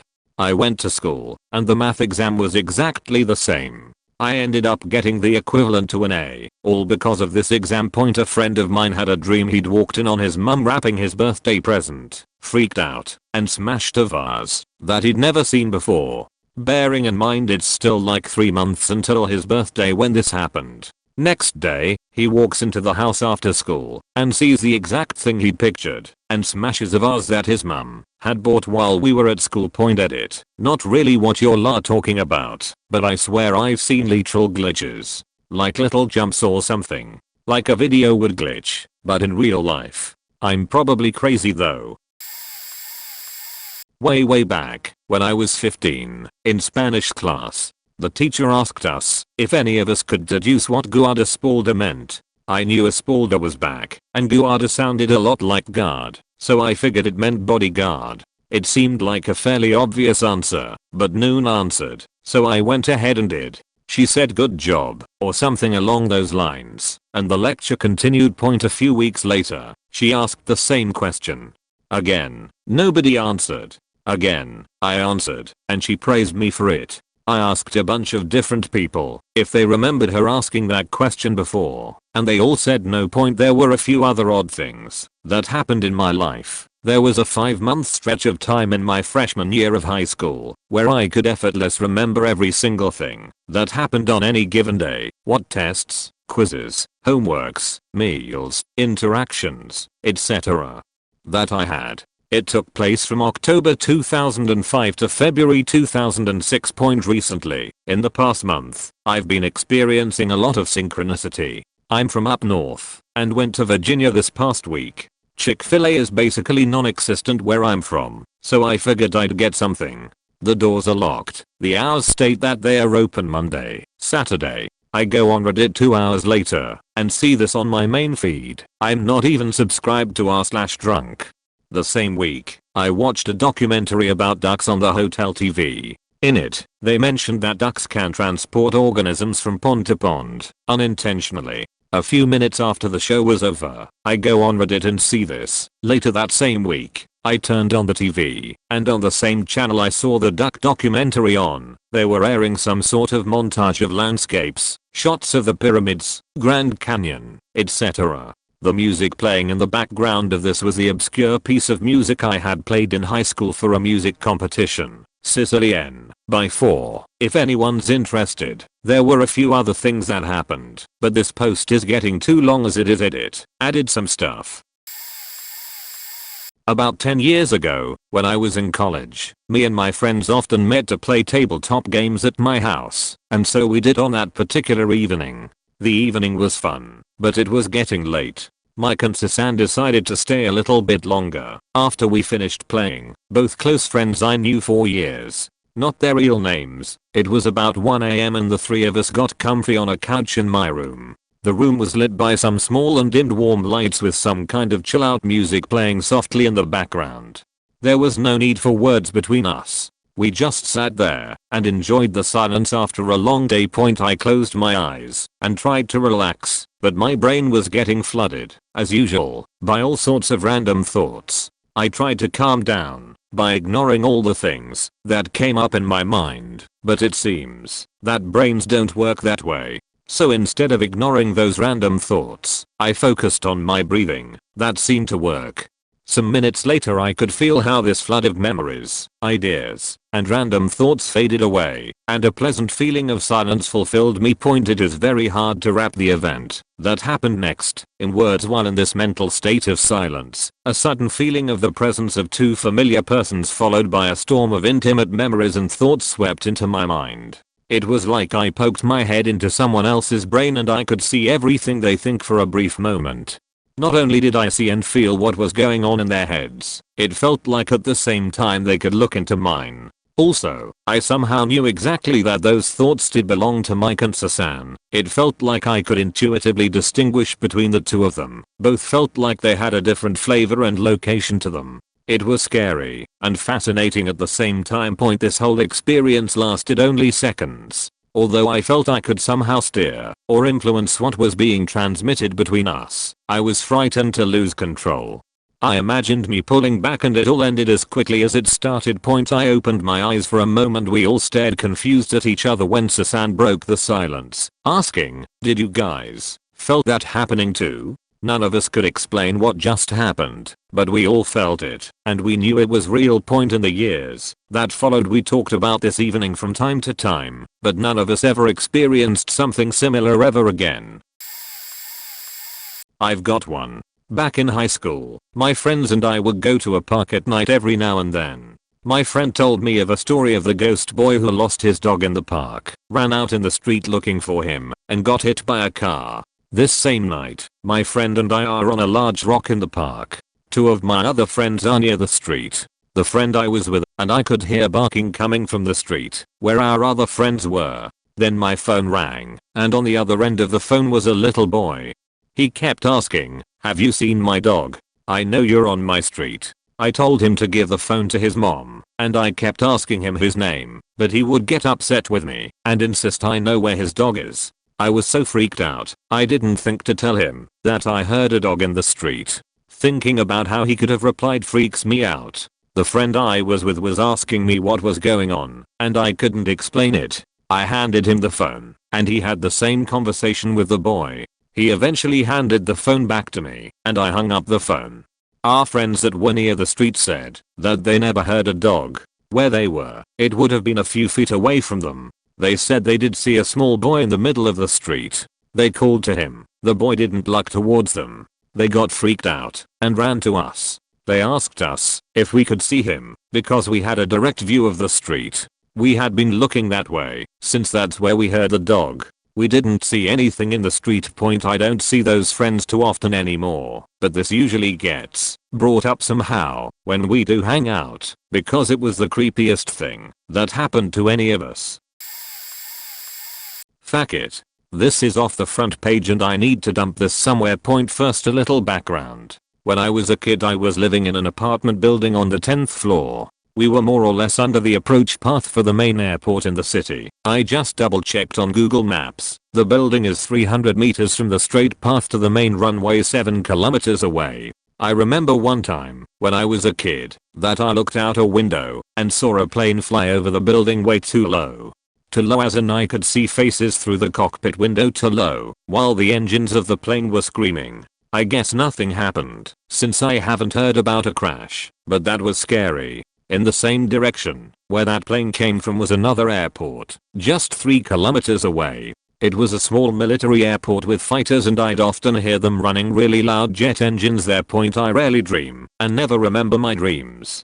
I sometimes wake up from not really nightmares, but dreams that annoy me so much that I don't want to go back to sleep to restart the dream, but never remember what they were about 20 minutes after waking up. That one day was extra weird because several things don't add up.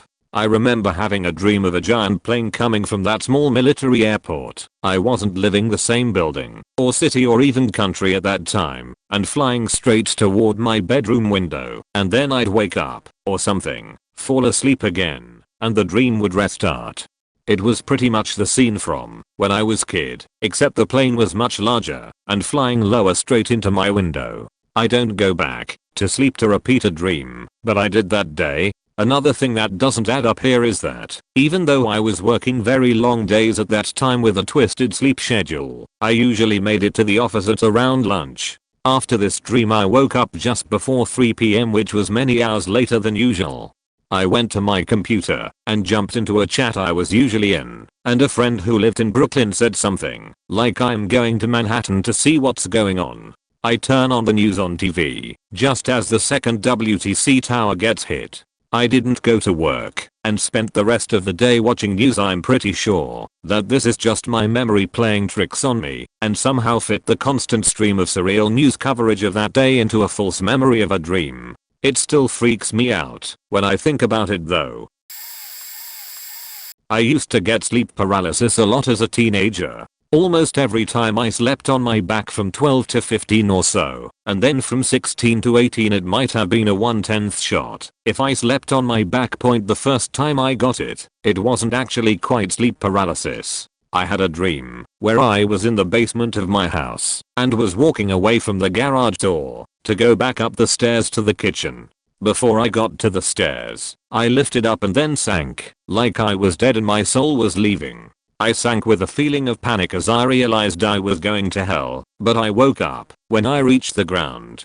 Many times I would hallucinate and see gremlins, Vrakalicus, or demons, however you wish to call them. Usually they were sitting on my chest. Sometimes I would not see them, but I could feel their weight and felt I knew their presence and could feel their claws on my neck. One time, when I was 13, I had the TV on. I was afraid of the dark, for obvious reasons, and I woke up and saw Death. Tall, with a tattered cape, and I could see through him and see the light from the TV, with the image blurred. I could not see his skeleton face, just his shadow and tattered robes. He lifted his scythe to me, and I awoke just before it reached my face. One last story is, when I was 14 and I hallucinated, in order, the sound of a train horn, a saw, not a chainsaw, just a regular saw, like someone is sawing at a tree, and then a gunshot. I didn't realize I was hallucinating at first, so I roamed around my house trying to figure out which asshole left the TV on. It sounded like it was coming from right below my room, and the saw sounded real, not like something on TV. So I went downstairs to see if my dad was there fixing something, or watching TV in the middle of night, neither of which made sense. After enough roaming around my house I realized everyone was asleep, and that I had hallucinated the noises. For some reason I worked it into my head that it was a foretelling of my death. I figured the saw noise would come from some device while I was on the train. This was about 5 years ago, so I wasn't thinking of a smartphone, but perhaps a portable DVD player. One little note about my sleep paralysis. I had one thing happen to me frequently which I actually didn't realize was a symptom at the time. During sleep paralysis one can wake up feeling oddly and inexplicably turned on. I think the reason involves blood rushing to the genitalia or something. Oftentimes, people hallucinate incubi or succubi during these. I just kept waking up as a teenager, really turned on, having no idea why. I couldn't remember a wet dream or anything. And I never did hallucinate incubi during these experiences. Also, just for context, I'm female, but men can get this symptom too. I also would get those out of body experiences. My soul never lifted past the ceiling. I suppose my brain was not creative enough to picture myself floating around in the attic, or any higher. They were also frightful, but not quite as bad as some of the others. TLDR, I used to get sleep paralysis and he saw Death raise his scythe and lower it to my face, heard creepy and random noises which I thought were a premonition of my death, saw demons and gremlins, and felt presences, would have out of body experiences and occasionally wake up inexplicably turned on. Bit of background, which just proves that the brain is absolutely faked up. I had just gotten home from Iraq. I went through a couple of experiences in Iraq that didn't sit well with me. Some PTSD caused by my convoy being stopped for an hour, and my driver and I were convinced we were stopped right next to an IED marker, something insurgents place, so they know when a target is right next to their IED. Well, we sat for an hour because someone had dragged a dead dog into the middle of the street, and the first truck thought that was an IED. It wasn't. The IED was next to our truck. The QRF, Quick Reactionary Force, showed up and saw a house about 500 yards away from the street. As soon as we saw them breach the door, the IED next to us blew. It was a little further down from the marker, so we weren't hit directly, but we felt a shockwave pretty hard. We sat in that truck for an hour, in silence, waiting for what we were sure was an IED to blow. We all knew it was going to happen, but we couldn't move from the convoy. An hour. I was in the back scribbling notes to my family and my beach of an ex for leaving me for another man. Then the IED blew point anyway. I had just gotten home from Iraq and was out drinking with friends, drinking heavily. After an entire year of having zero drinks, I wound up in my friend's apartment and he inevitably starting talking about my deployment, and I flat out told him I'm dead. I died. I believed it too. Here, I'll transcribe what happened from a journal entry I wrote a couple days after the experience. I remember having a sense of disconnection with everyone in that room.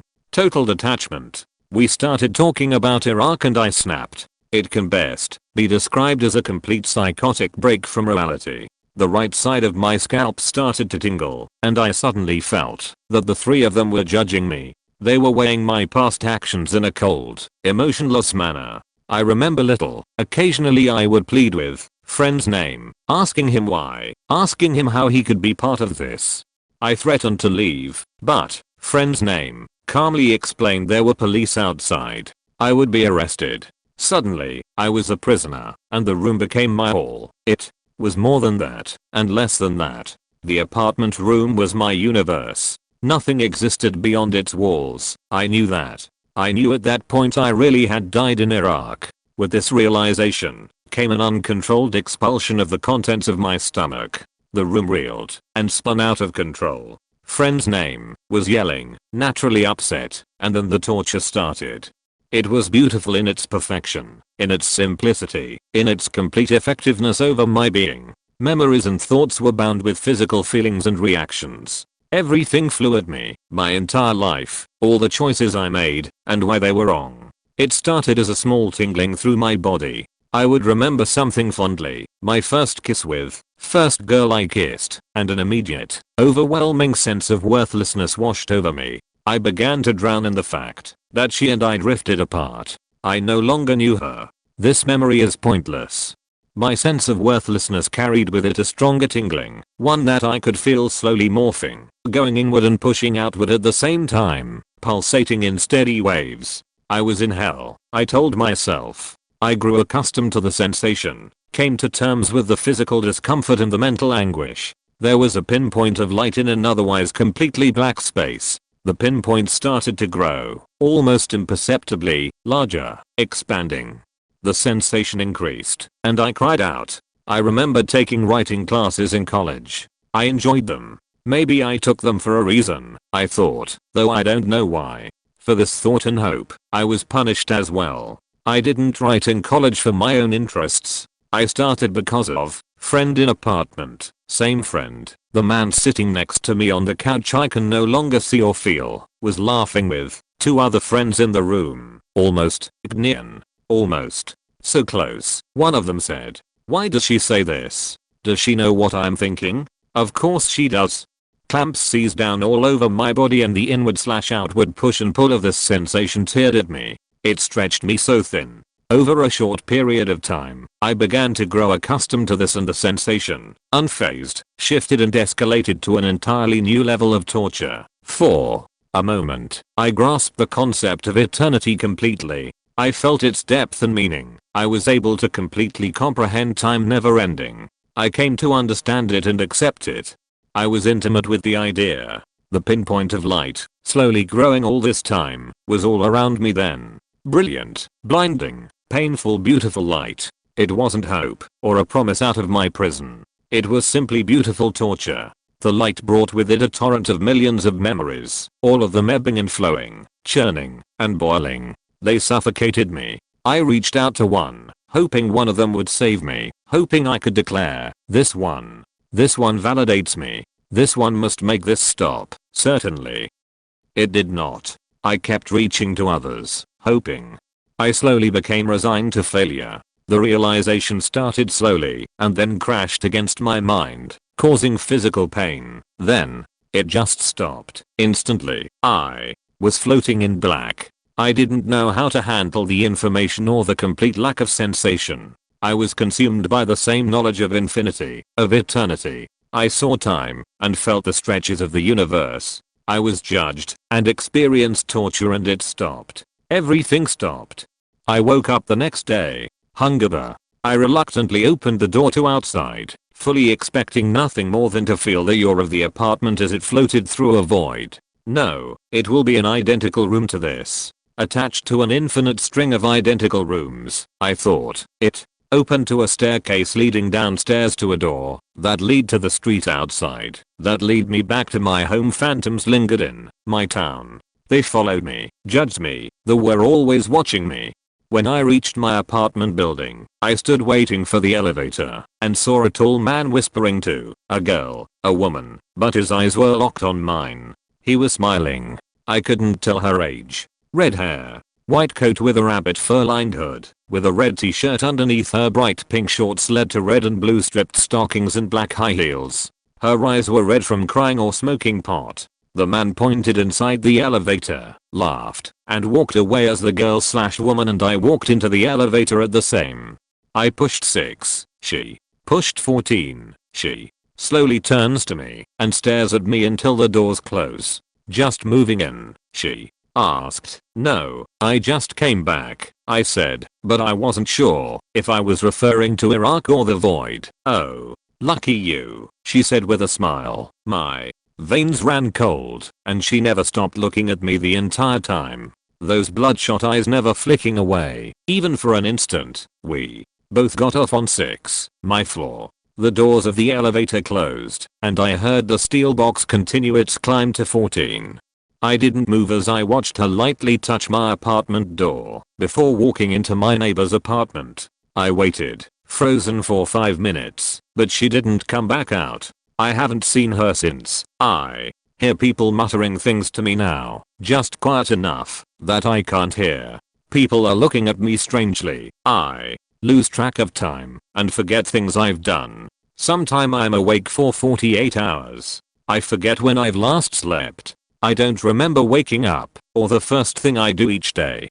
I simply realize I've made it to some point in the day. No beginning or end, just the middle. Over and over again, the same thing. Purgatory? Tomorrow I won't know when I wrote this. I won't know why I wrote it. Everything has some deeper meaning and purpose now. It's connected to me. I hear something on television or a song or a snippet of conversation and I realize it's about me in some way I can't explain. I feel like I've done this before, a scripted tragedy on infinite loop, and I'm awakening to that realization. Perhaps the repetition woke me. Maybe 100 or 1000 or more repetitions has ingrained its pattern in my head, and I'm on a set of irreversible and unchangeable tracks. I haven't read that entry in 4 years. In my freshman year of high school, we were asked to write a letter to our future selves, to concoct some handwritten time capsule we could open up once we'd graduated to remind ourselves of the fresh-faced ideals, the goals and aspirations we all held during such a formative and expectant period of our lives. I left the letter in my notebook and promptly forgot about it. Years pass, and I'm at home from college during winter break. My dad's been cleaning out the garage, and he hands me a box of old schoolwork to sort through. I'm sifting through notes, doodles, and assignments when I come across this letter. Nothing too odd at first. It's a quasi-journal update noting current friends and recent girlfriend, subjects, and talents pursued, questions of my progress in life, mixed in with some self-amused jibes against the assignment and honest words of encouragement. Yours truly, your past self. Or, how nice of me. Then I get to the end. PS. See you in 8 years. What? Why would I write 8 years? I would have graduated in 4, more like 3.5 years after this was written, so why? Then I checked my watch and noticed the date at the top of my letter. It had been 8 years, to the day, from the time that I wrote this letter to the time that I ultimately unearthed and read it. It was an immediately surreal experience. This bizarre event, plus quite a few other things that somehow suddenly all fell into place at once, gave me an indescribable dread, leading me to believe I would soon suffer some catastrophic event. I called my girlfriend and drove 4 hours overnight to her parents' house, essentially to say my goodbyes. During the drive I became convinced that when I got within 10 minutes of her house I would be involved in a fatal car accident. It didn't happen. I was shaken nonetheless, acting out a bizarre host of emotional impulses, and generally freaking everybody out. I stayed the night to settle my frayed nerves, still sensing that the worst was yet to come. It was dark on my way back home. I still couldn't shake the fear. A nagging compulsion forced its way in and pushed me into taking the longer scenic route home. Somehow I felt it was the right choice. I was chain smoking the whole way, somehow convinced that when my pack's last cigarette died out, so would I. 10 minutes away from the safety of home, I'm coasting down a veering track of mountain-hugging road edged by precipices overlooking the steep valley gorge below. My final cigarette's burned to the filter, and just before it singes my hand I think, "Fuck it, here goes nothing," and pitch it out the window as I'm taking a bend. Immediately, my right rear tire explodes, and my car's sent spinning, careening towards the edge. I accept my fate and see white point, and those are the events that led to my first near-death experience.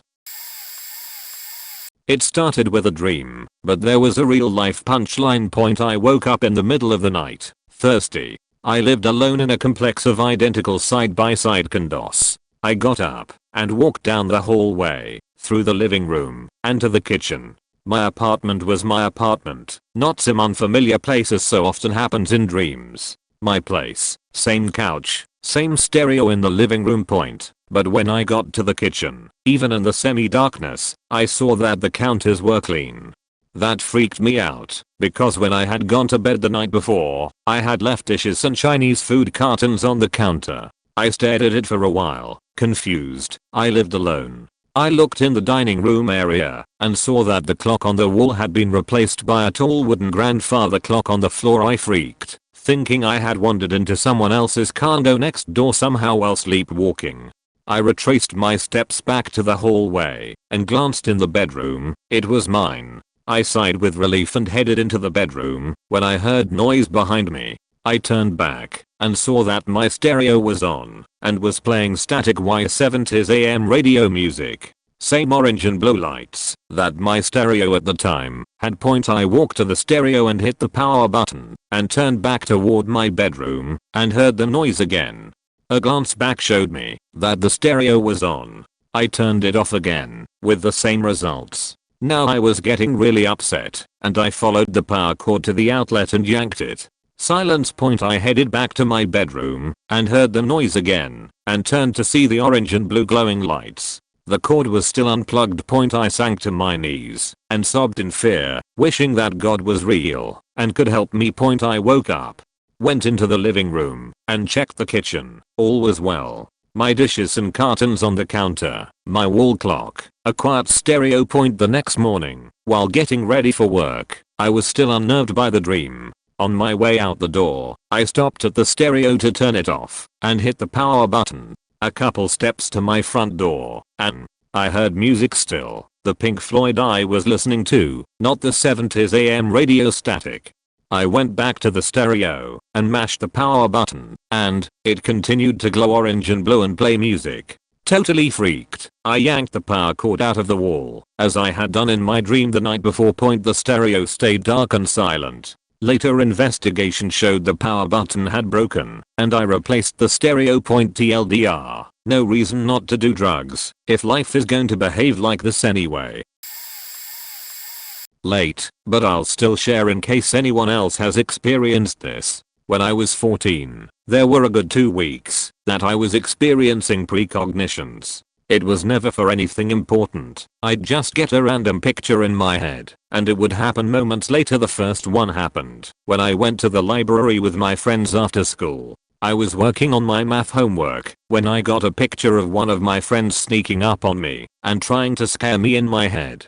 When she actually did sneak up on me a few moments later, I reacted out of the fright that I had seen it happen in my head, and it had come true. The next one was the weirdest. I got a picture in my head of coins falling in a toilet while I was watching TRL one afternoon. The next time I went to the bathroom, 75 cents fell out of my jeans and into the toilet. I remember being so pissed because I had planned to use that money to buy a Coke that it didn't hit me that I'd had another vision until much later.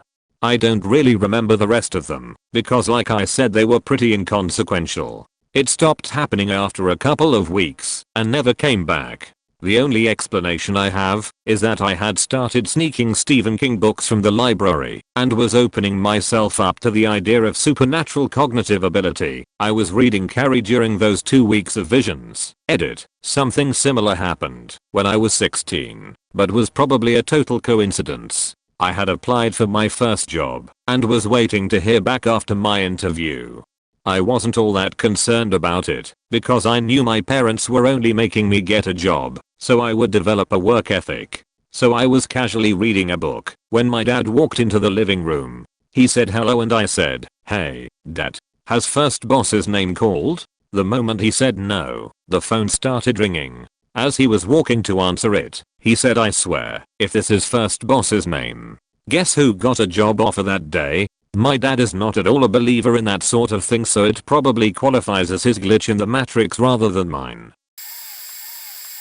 This has only happened twice. Once in the lunch line at school and once during work. I was chatting with my friends in the lunch line when suddenly I see little white dots appearing in my vision. When they appeared they would immediately fly into a direction and disappear soon after they had appeared. But it wasn't just a couple, there were hundreds. They looked like fireflies, and they made me feel so warm. The moment I saw them, I immediately stopped what I was doing and stared at them in amazement.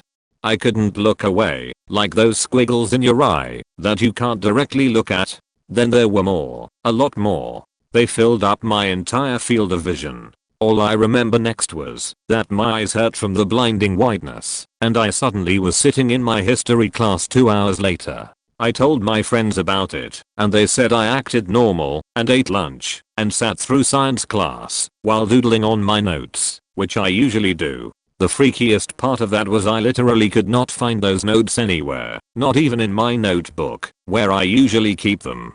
At work, I was stocking cereal, when it happened again. I kept reminding myself what happened last time and to look away. But I couldn't. I couldn't because the fireflies were so beautiful. So beautiful and warm. It happened like it did last time, but I woke up in the shower. I asked my coworker what happened, and they said I acted how I normally do. But I locked up and set the alarm, which I didn't know how at the time, since I was fairly new.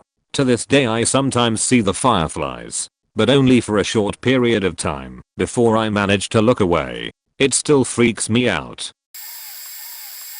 Just posted one, but thought of some others. Since I was young I've always known when people are going to live or die well before anyone else. The first time was when I was 4 and my mom was tucking me in and was making me say my prayers before bed. For some reason, I was too young to remember any of this. I ended my prayer with "And God take mama home." Mama was what we called my great grandmother, who lived about 3 hours away from us over on the Gulf Coast.